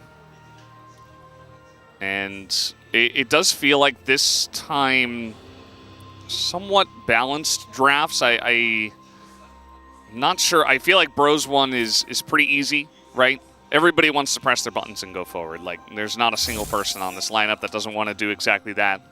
With Sandbox, a little bit more finesse with the double AD carry, potentially. We'll see. The early skirmishes are one where I'm a little worried for Brion, given that Sejuani and Brom is very unfun to play into when it comes to the amount of CC that they can reliably provide. And I do think that the Nico, specifically into Tristana, does take away some of its power because of the fact that you can bust or shut her away when she tries to go for big backline ults. On the plus side, I always like it when you're playing into a Xayah and you have a dive comp, because that is always something that is a bit scary. You make sure that you have enough buttons. And you do, right? You can force the Featherstorm relatively easily, and then you still have way tools to take down Teddy, which is really way big. Tools. Way tools. That's a thing, right? Way tools? I don't know. Like, do you want to copyright it right now? Like, we can. I mean, we already added. We want to make the brand way tools. So here's my issue with this. We often add stuff to the LCK lexicon, right? This happens a lot. Yeah. But I feel like when it's Atlas or when it's Wolf, it's always deliberate. And I feel like with me, like with steamboating, yeah, it's not quite that. It's the hook. It's just very deliberate. We saw this in our first series. Kyle, though, is not quite going to take as much damage as Andil did in his version. Yeah, you know, sometimes Chronicler, in this case, you're not a native English speaker, right? Unbelievable. That's just the way it goes. But your English is excellent, so. Well, not excellent enough. Could hardly even notice. Well, you know, my attempt at Dutch would, you know. It wouldn't work because I don't know how. I, for a fact, have heard you say Dutch words, and I think you do a stellar job. Yeah. So I learned about Nixon. Yeah. Yeah. Whatever. Yeah. Yeah, doing nothing. Yeah, just doing nothing. The act of doing nothing. Yeah. Absolutely. Very important part of Dutch culture. Yeah. I'm not very good at that. In today's, you know, in this day and age, everybody's just going from one distraction to the next, right? Very, very cutting social commentary. I am here. 14 and this is deep. Kyle, homie, eats the W with his bone planing. Be too bothered. Henna is going Shiv. Will he continue on an AP variant of the builds? So I think you kind of price yourself into it. Because going Shiv and not going... Like, it still works decently with wave clear. Like, you don't 100% have to, but I think with Kai'Sa in particular, it also has opportunity cost because it means that you won't be able to get your Q evolve nearly as fast, right? So I think that kind of changes how you go for itemization. So I would have liked the AD build as well.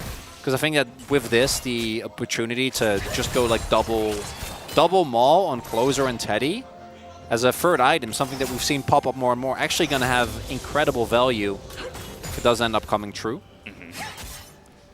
Just feels like the Ws are so oppressive from ahead with AP Kai'Sa that... They are. It just feels like...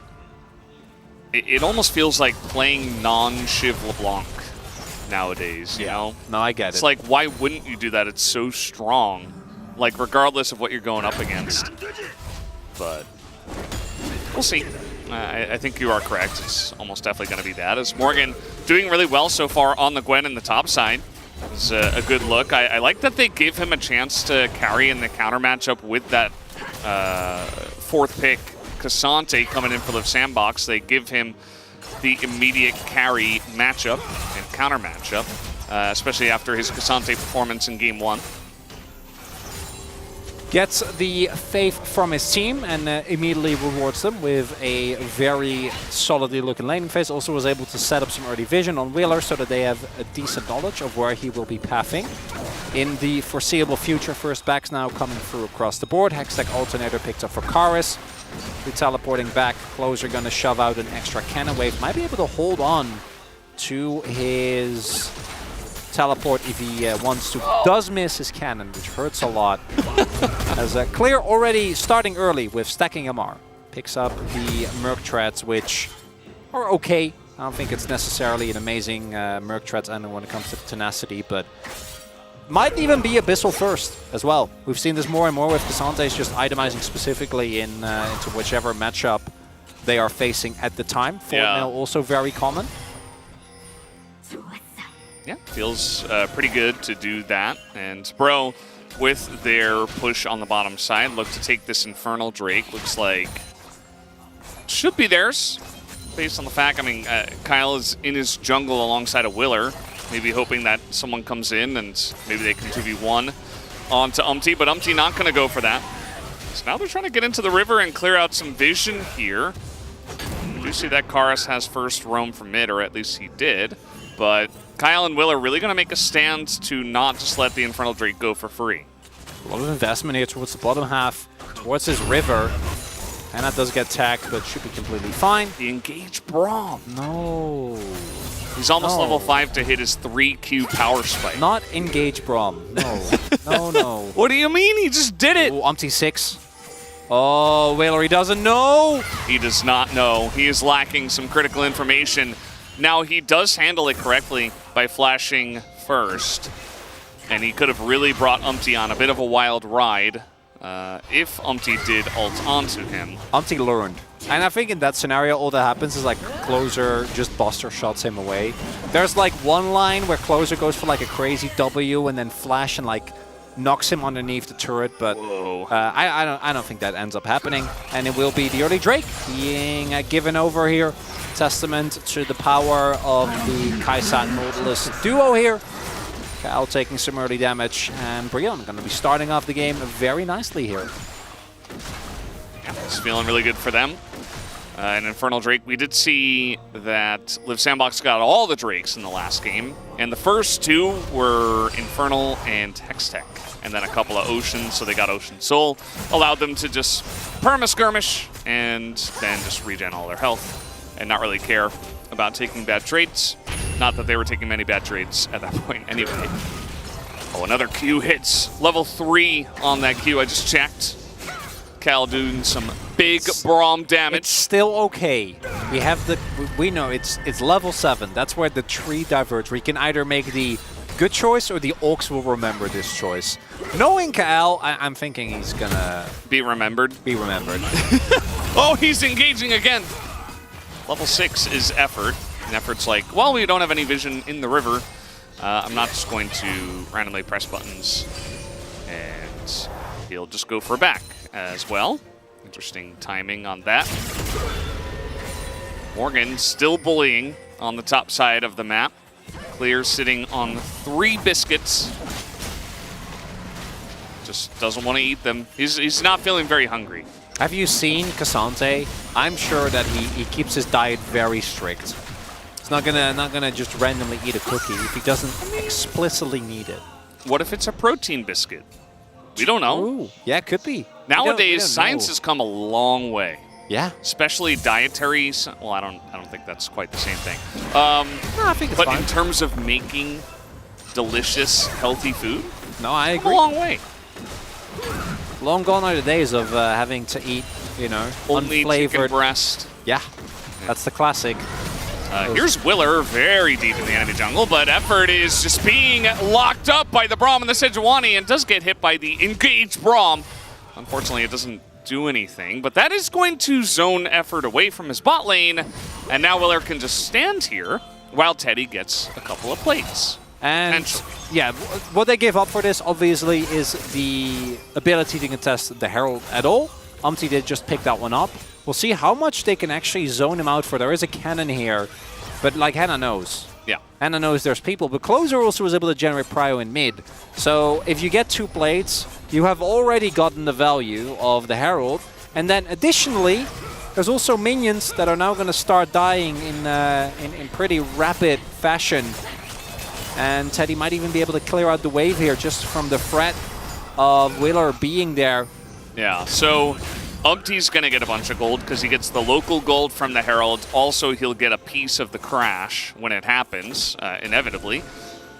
But Teddy just got 2 free plates and denied the Kaisa a bunch of farms. So I would definitely take that trade as Live Sandbox, to be honest. On the same time, we see Morgan on the top half of the map just generating a lead single-handedly. Also did, in fact, pick up his Riftmaker, which turns Gwen from a, you know, not real champion into a real one. An annoying champ into a lethal champ. Yeah. Previous to that, obviously Cassante, you're always going to do well, just with the fact that you have percentage health tree damage, which into Cassante is very nice with the amount of resistances and shielding and whatnot that he has. But when Riftmaker is online, you are able to stack that supremely quickly, which makes Clear's life very unpleasant. Has also not really received any jungle attention. As Closer gets hooked. Yeah, in a little bit of trouble, but he is Tristana. Effort doesn't even bother using the death charge. No, he knows. Yeah. Either they link the hook with a root from the Nico, or you're basically just going to give up on the play. Because I think Closer did miss the cannon. Yeah, we got the little zoom in. That's so 2 now that we've seen. Unacceptable, frankly. Yeah. I think there, you know, surely there's just mid laners that don't miss cannons. Right? Chovy batches? Maybe. If anyone, probably will be him. He's deprioritized minions, you know, for his standards, not for other people's standards. As Clear. Okay, bringing in Morgan. It is Gwen, and he is going to flash this, which, by the way, he is Flash Gwen, which, you know, we kind of rate Ghost best Yeah, well, and then maybe Flash and Ignite is up there as well. I don't mind Ignite as much. I don't think in this game we need to go, but Ghost makes Gwen in team fights so much more lethal, which I really appreciate. It's closer. A little bit of a panic dive as now they're going to get in here. Closer's just dead. He doesn't have anything left over as he tries to do a bit of damage, but his first blood given to the Nico is now. Here comes the rest of the team. Effort just running at them as that should be a kill. Can they give it to Teddy? Absolutely, they will try as one hook. Nope, not going to happen. Teddy just picks up the kill and trades it back. A lot happening there. So Closer walks in, then ults Umti away. Umti is still able to get the extension and take him down. But then, because of effort, walking in to the Sandbox River, which again, look at the vision that they already set up. Really tough to actually just go in there, particularly when you've just used a lot of your offensive tools on this Tristana. What? Get the track? I thought Onks was here. Well, he's not paying attention. That much is clear. Oh, man. As we take another look, this is blind as well. I mean, they do have an idea that he might be walking in there. Then Umti gets out of the way, but Effort is able to just get the hook on the corner. This is great. This phase check, not so much. Effort, even with no initial damage being there, ends up getting taken down. The damage from, just the base damage from Willer and KL still more than enough. And they're able to pick up the kill and the Dragon. Now the Dragon doesn't really matter because it's Chemtech. So, yeah. Clear finished Force of Nature. That's cool. That's new. Yeah. Actually, And, probably better than you know, Abyssal. Because I like you don't want to delay your Mythic too far. Yeah. And you don't have any other magic damage. Well, you have Willer, I guess, but don't really want to go Abyssal for him. Force of Nature did get nerfed at some point along the line. It did.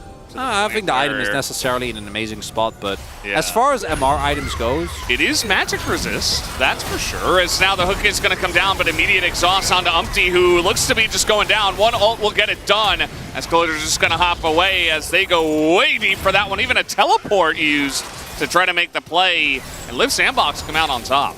One day we will learn the lesson that engaging on Braum is bait. Not today. Today is not that day. Engaging on Braum is bait. You know, when you are playing Braum, say no to the voices. Don't do it. When you see a Braum, don't hook him. Don't do it. It's not the angle. But he's such a low level, and he looks so fragile. And he doesn't have his ult yet. We have the timer. Like there's a. He maxed Q. There's Teddy standing right beside him. Doesn't even need to Feather Storm. Yeah. He used teleport as well. It's a very costly investment here for Breon.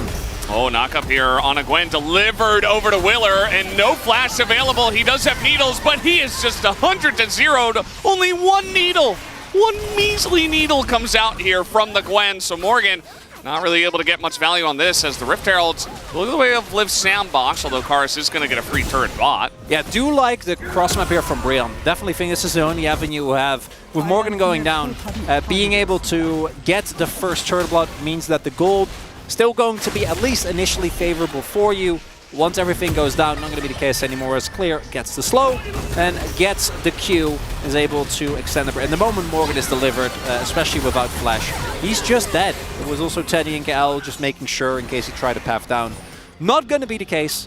And now the Herald picked up here, but as long as mid lane turret stands, I think Breon are still not going to be too sad. We'll see which side lane setup they have. It looks like for now, Clear just going to keep matching Morgan as a closer. I was about to say, like, should really finish an item at some point. Finishes his Kraken Slayer. And Hannah is actually going to go for the AP build as well. Which... Yeah, so Sante won't die. Yeah. So back-to-back, I've not been the biggest fan of the itemization choices. The Varus comes to mind as well.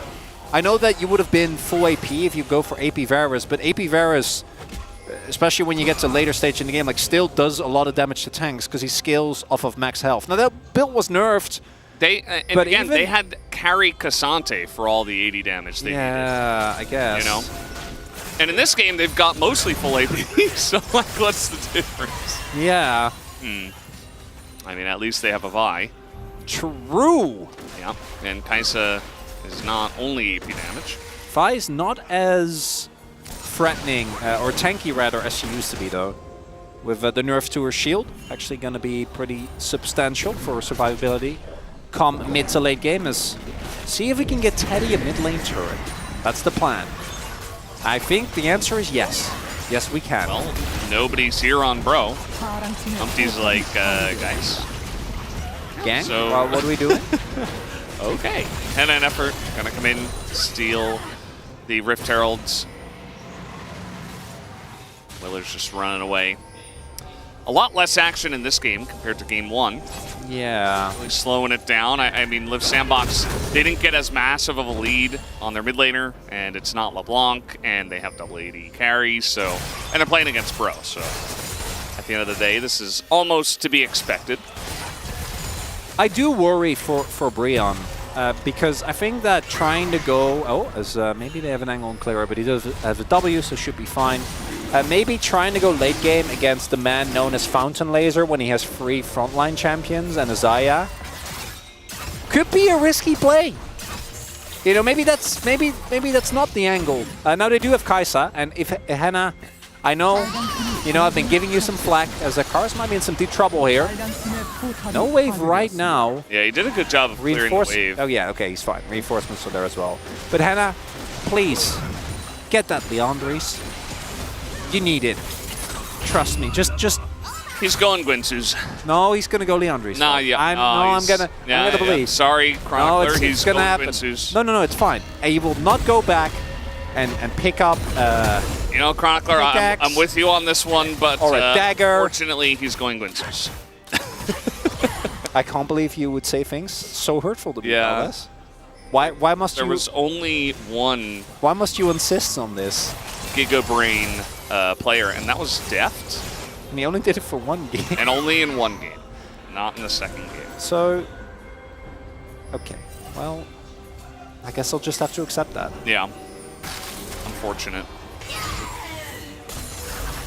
You know, I thought with all of these Mega Cones we would be getting more action, but apparently it doesn't work that way. It's strange. It's still a Brion game. Not even Mega Cones can force them to do stuff when they don't feel like it should be happening. And I do think that Brion is also perfectly fine just playing it slow, particularly the side lane matchup, even with Claire going for full AP or magic resist. That won't really help in the 1v1 against Morgan, just because of how Gwen is able to bypass so much of the normal resistances that tanks provide due to the virtue of her Riftmaker and doing true damage.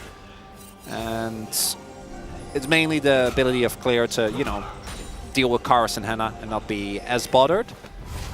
But at the same time, playing against double AD carry, I think is always going to be a risk. I think these compositions just naturally scale very, very well, as looks like the backs are spotted. Do they want to go for a crazy Baron play here? I'm quite sure. Also expecting, again... It's Bro. Yeah, they won't. Thank you. Also expecting Closer and Teddy to go for Hex or for Maw third here. Hey, Chronicler, it's Gwynsu. I know. I know. Don't have to. Yeah, just don't have to rub it in, Valdez. A bit of a confirmation. Hey, I mean, he could build that into attack speed boots and then buy a Lost Chapter. No, yeah. Or he can go Codex. Could first. Still be Codex for extra W's. It could still be Leandris. Right. It's okay. He's gonna hop in and he's gonna be attacking, doing a lot of damage. What, in about 20 minutes? When, yes. when the team fight happens? The team fight. It's capitalized. You know what I'm talking about. It's the team fight. Is the F capitalized? No, just the and team. Team fight is one word though, right? Yeah, of course. Okay. I mean, otherwise you would have to capitalize the fight. But if it's the team fight, I feel like it's a different thing. It's like a team fighting amongst themselves, which it can't be good and also would never happen because this is Brion. They're bros. They're bros. Live Sandbox. They never panic. And they're not going to panic as they slowly waltz their way into a third Chemtech Drake. Or a third Drake, which is a Chemtech Drake. I feel like Chemtech Soul, you know, we don't have a Renekton in this game, but at least Willer and Clear will be even more tanky. True. when it does come down to it. They will also be more tenacious, which Yeah. can only be a good thing. True. Like being brave. Yeah. Yeah. These turrets are not falling. We're seeing some half-hearted attempts from Sandbox to push them down, but it looks like, for now, we are just waiting for someone to make a mistake. Yeah. So I'm casting here with Mauritz Musen. Yeah. And we're going to have at least one Malmaudius purchase here for Teddy. I think we might have two. When all's said and done. One, At probably two. Do you think Willer will finish a Sunfire Cape first? Or a I don't know. different He's thing? been sitting on that Balmy for a while. Yeah. What's coming next? I don't know. The cloak is, or the mantle is kind of throwing me off. We'll see. He definitely should go MR item third. That seems like a no-brainer. Now, with Gwen, if Morgan Probably is a Bison there... Mask, I guess. Yeah, yeah, could be. Your damage on Baron is absolutely insane. You have Gwen, Kaisa, which is really good. Even Vi with her W, you know, does a respectable amount of damage towards the Baron. So Sandbox definitely needs to keep track of it. But fortunately, they are playing against Brion, who will only, you know, look at maybe getting into going for a Baron. As I say that, there we go. Started up, looking good. Gwen TPing in. It's happening. Umpty has had enough. He's like, all right, we're doing it. You guys took a little nap there. It's understandable, but it's time to wake up, says Umpty. He's going to take this one, Karius, with the clone in the brush, but Willer, the Steel King, can he get it this time? The knockup comes in, he gets it, steals it again! How does he keep doing this? It is just not fair! And Bro say, we're going to take the Baron, and Willer says, no you won't, I'm going to take the Baron. He doesn't even Look at the damage in the fight. It's like barely 2,000. He doesn't even need to flash. He doesn't even need to flash. Valdez, how do you get... You woke up. You're like, I would like that Baron, please. And then you walk out with no flash used. And nothing, it's like nothing happened because, bro, they're like, we gotta punish them. No, we don't. Hey. Let's just walk away. Clear flashed. That's a summoner that... No, I have no idea. He flashed after the fight. Yeah, well, I know that. I'm trying to find something here. We thought we had something. I told people to wake up from their naps, Chronicler. This was the moment. And it's up to Karius and Effort basically to keep Willer out. And Effort flashes out. 나이스. 나이스. 나이스. 데드 윌러. Sit. Oh, Lupin Willer. Okay. Yeah. He steals He actually everything, is. just like Lupin. He is the great thief. The great thief. There you go. I mean, I personally, I would have loved, you know, Joker from Persona 5 because I love Persona 5. It's a great game. He's a great thief as well, but we're going with Lupin. Also, a very well-known thief. I'd go with Riku from Final Fantasy X. Nice. Kyle needs to flash. Yeah. He doesn't have Hex Flash, so actually has to pay. No value. I know. What? Yeah. What is Atlas going to talk about with Kyle's flash then? I don't know. I guess we're going to have to wait for the space and see. Oh, clear. He's building Thornmill for the Grievous. Really? Yeah, I mean, Gwen autos a lot. And heals a lot, but I would much rather build. That is a full item. Yeah, so my Grievous wounds. Maybe he just picks up Bramblefest, and then he goes for Spirit Visage or for whatever he wants. Well, that'll be fine. I think actually finishing Thornmail might not be the angle. About might not, I mean don't. So it's not the angle. Yeah. So Brion, they saw an opportunity. They started. There's still only 4 kills in this game. They started Baron, then it was stolen. Yeah. And now we're just waiting again. That actually might have been the best Plankton moment. You know what I mean? We've had a lot of these where it's like, all right, now really give it to them. SpongeBob's like, here, you can have it. Like, no, don't give them the ice cream. Don't leash the Baron. Okay, this is a nice engage. The depth charge in onto Closer, but he just buster shots them away. And now we got a front line of front to back here for the double AD carry. Ingos Karis catches one and gets the Feather Swarm, but that is it. And down goes Umpty. It's a double kill for the Tristana, who is taking a bunch of turret shots. Closer got to be careful about that, but it's still a win-one fight here for Liv Sandbox. What happened to Sandbox? Why did they get so good at team fighting? I don't know. They never panicked. They never panicked. I would be. Does this game just end? Like, will? No, they should still be able to hold because only Effort and Umpty are down, and we're 28 minutes in. The death timers are not that long, but it's just the fact that they get the turret. Okay. They get away with it, and you know, if you told me up front, if I would have gotten a nickel for every time that Closer, like, it looks like he's dying, but it's actually he lives and they win a fight, I would have 2.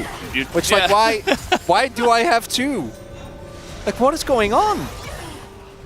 And Breon, you know, if Karis has his death cap available, Morgan, they're going to skill very well, but with the gold lead going in favor of Sandbox and the fact that they can just go, okay, he bought Thornmail, can go for defensive itemization, I just don't see it. He bought Thornmail. No, he bought Thornmail. Yeah. Into full AP. We didn't have Closer buying a Maw, by the way. No, he went BT. Yeah. But he might go maybe probably GA and then fifth item Maw. Fifth item Maw. Wow. To be so fair, based. I do think he does have a lot of tools to not be hit by anyone. Yeah. More so than Teddy does. Teddy just like Gwen's not really going to be doing AP damage to him unless if the Gwen is on top of a Tristana. Yeah. You're dead. Well, you just ult her away and then hope that the rest of your team is winning the fight. Yeah. If Nico gets an ult or an engage onto you, you're so probably again, dead. So it's a Hex Flash and Effort with a max range hook. Looks very nice. Closer isn't able to get the buffer. And then they kind of split in two. Wheeler hits a really nice ultimate there on top of Karis. And then watch Teddy actually able to get the ult down.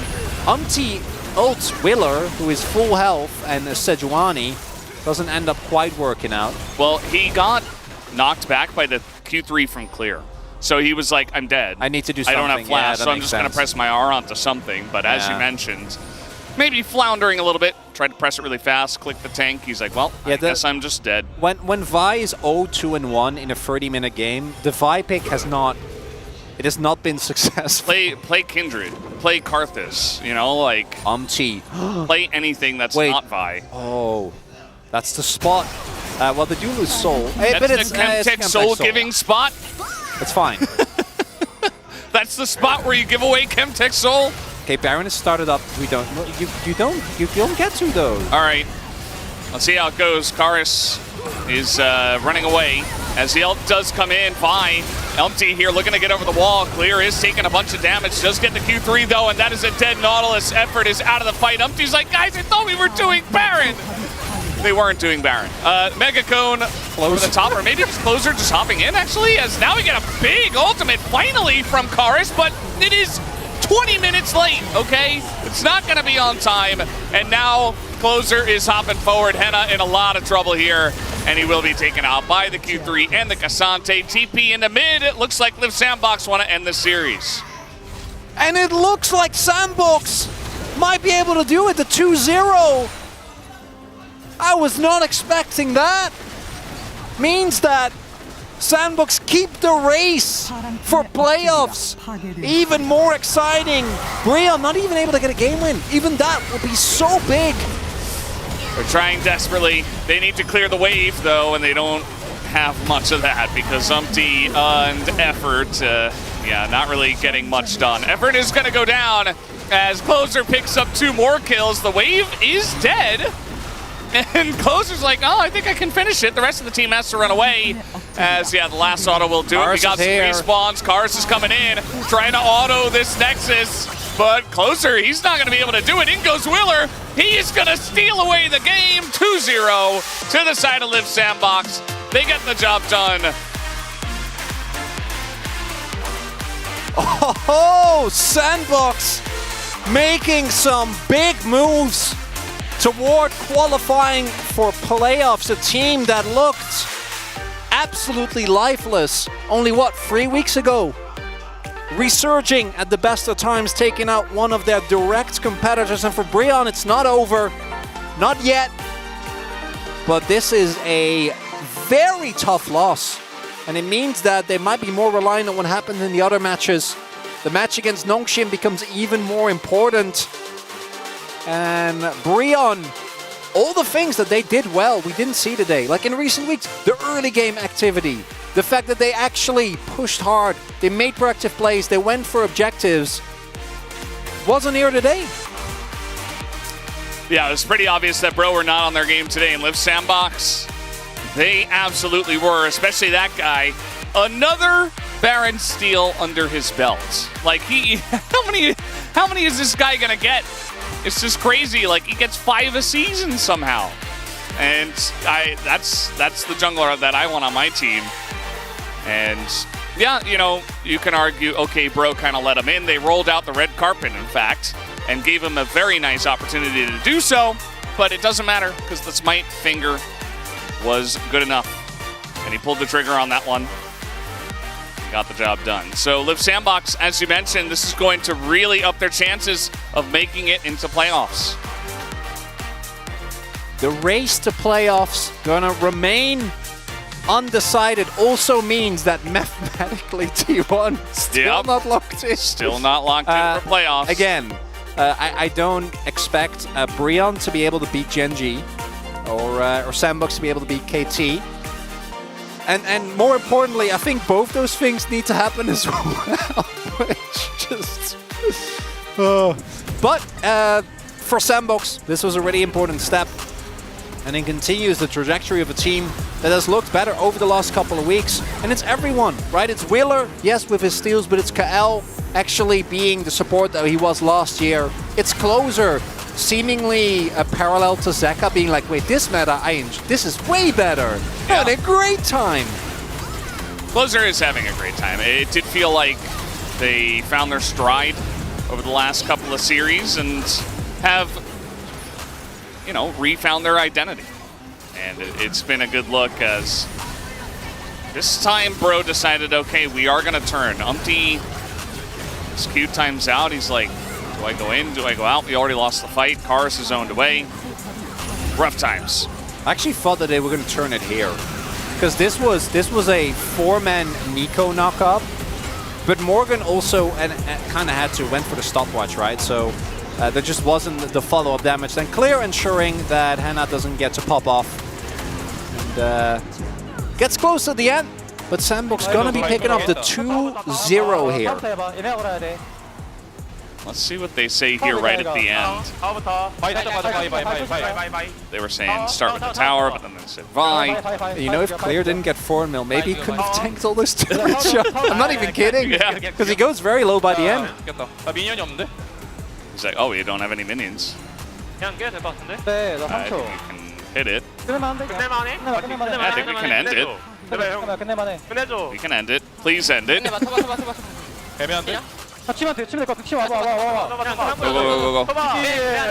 Yeah. Don't back. Closer. Yeah, definitely a little bit of a scary moment there at the end. And I think the damage numbers tell you a lot of what happened in this game, which was nothing. Not a lot, actually. It's not gonna, you know, it's not gonna dissuade any Bro-leavers.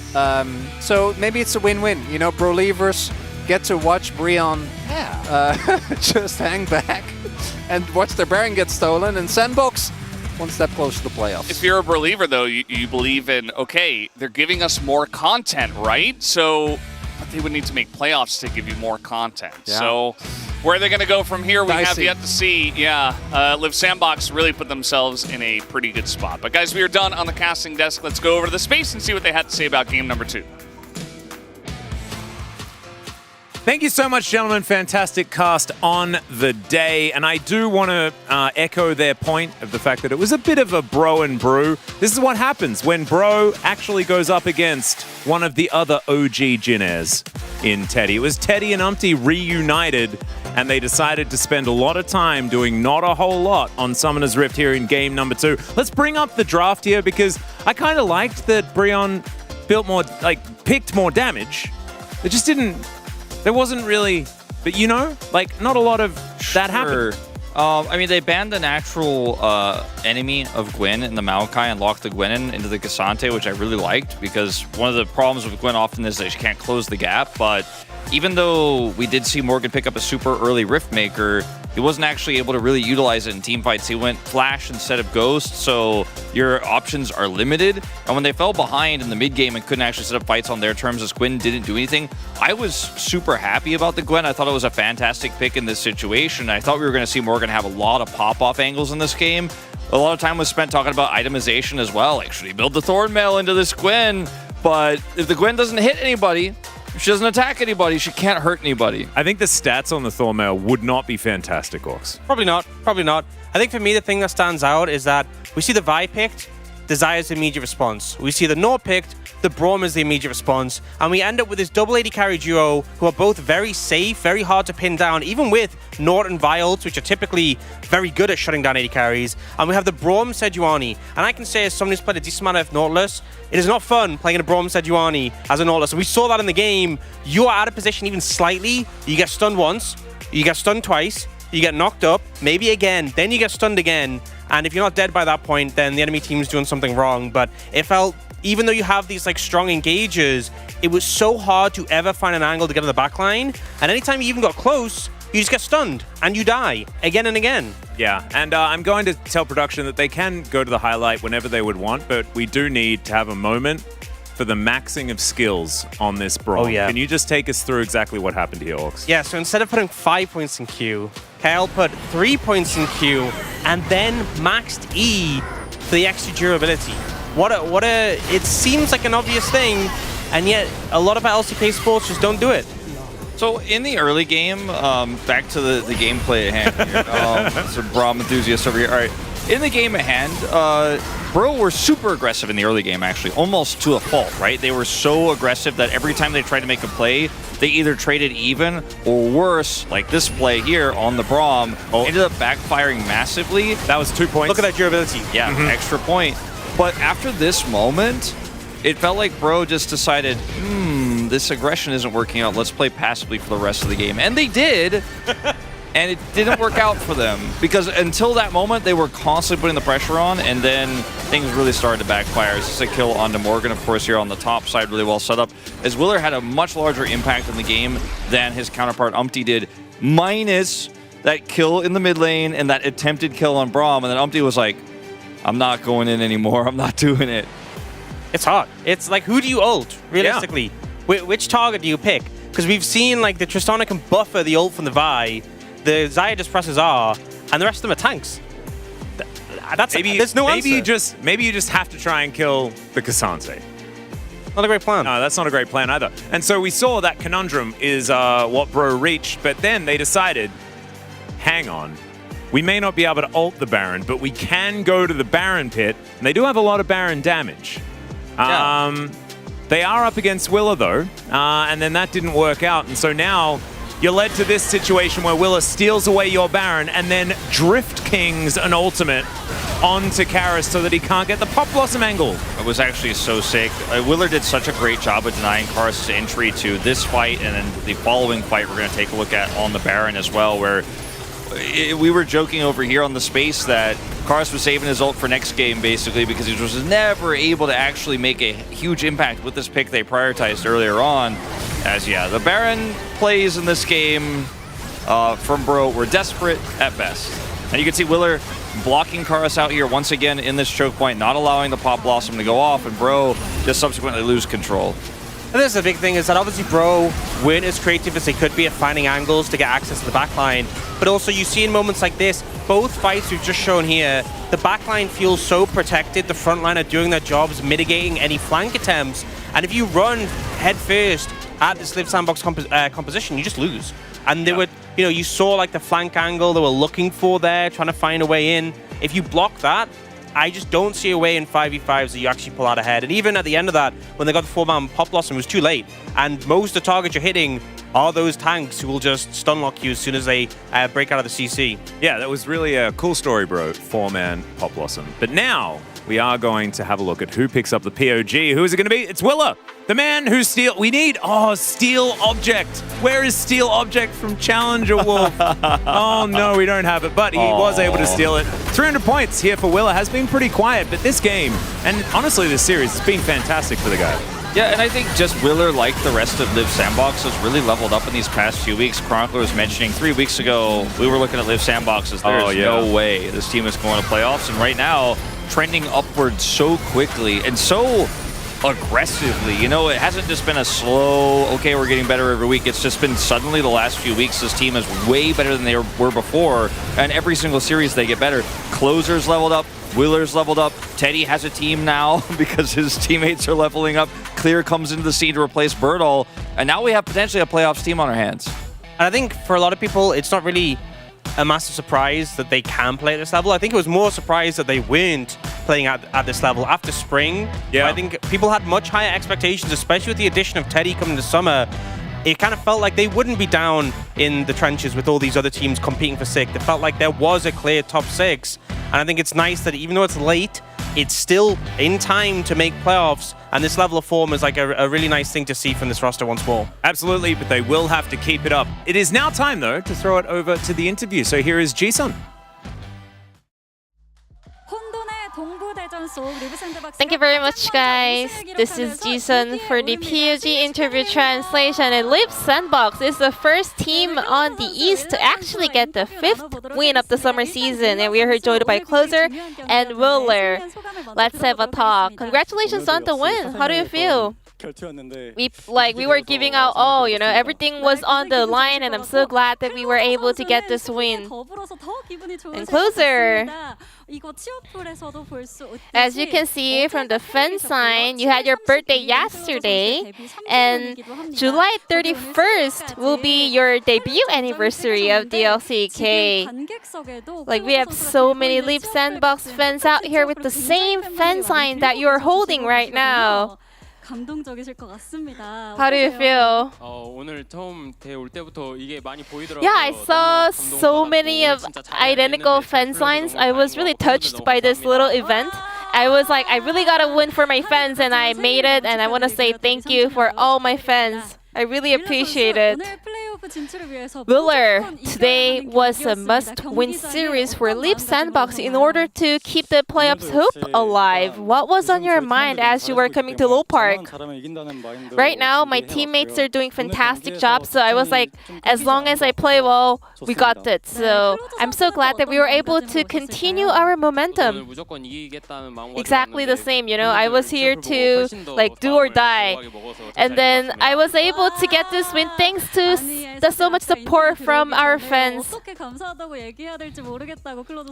Yeah, Closer, you were so kind of touched by this event from the fans, and I'm so happy that you're able to say hello to your fans after this victory. And Closer, you are popping off starting from the game number 1.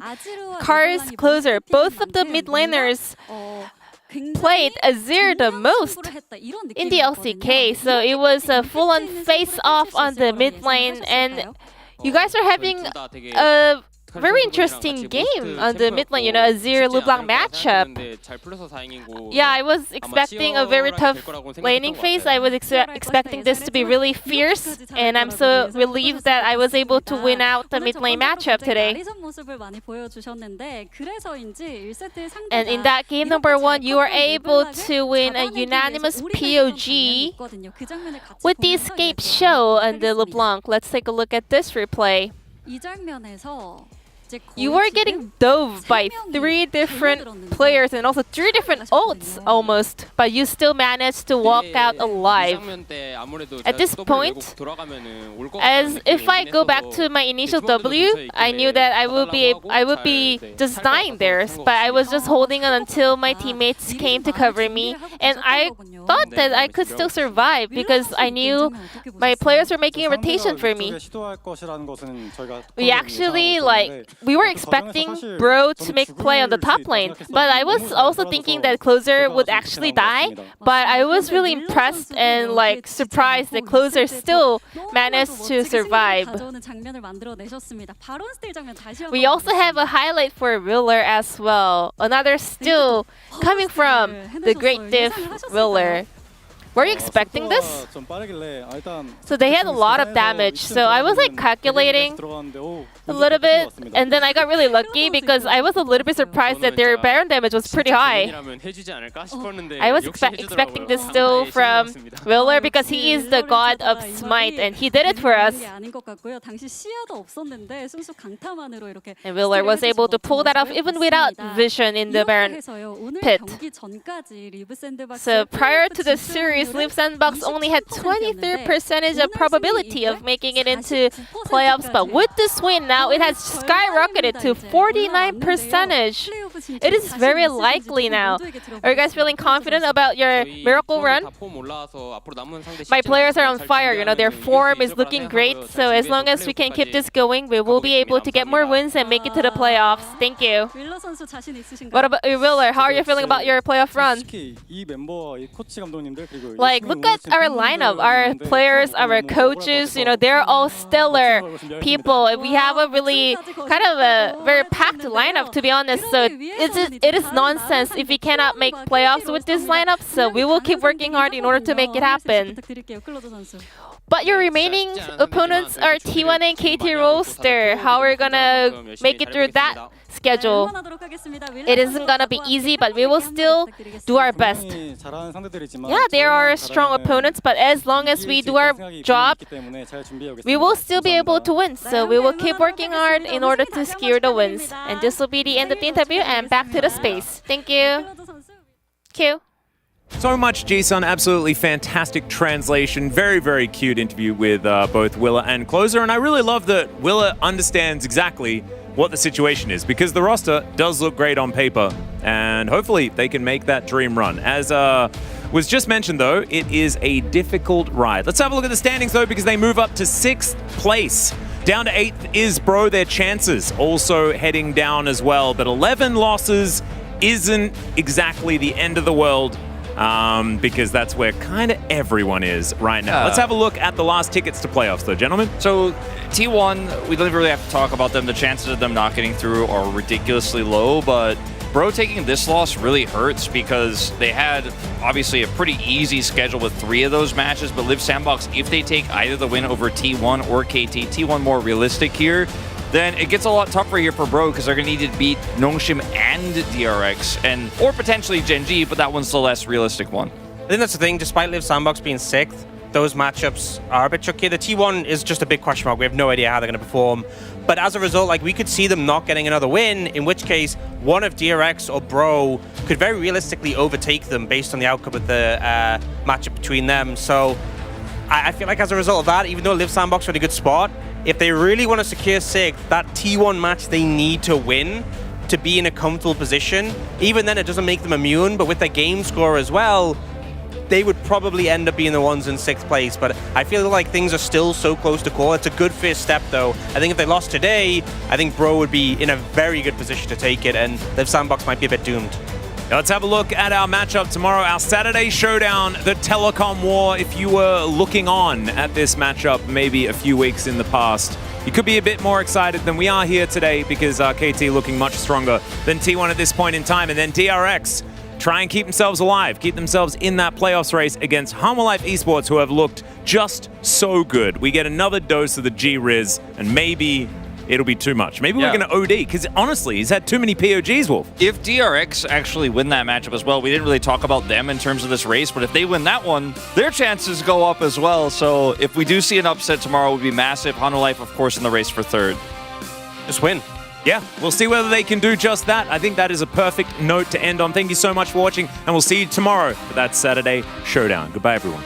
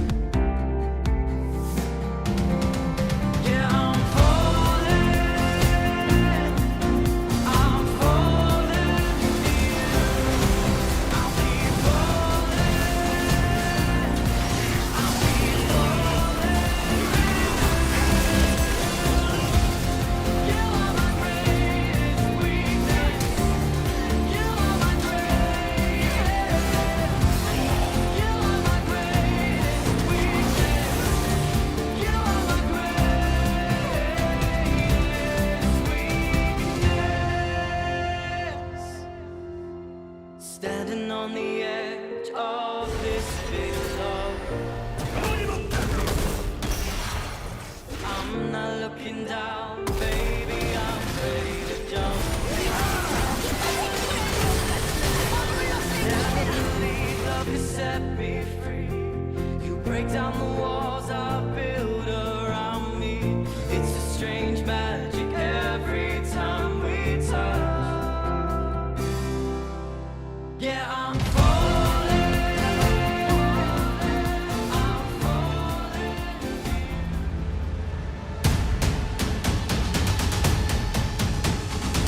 대화입니다. 이번에도 그 이름값 지켜냈습니다.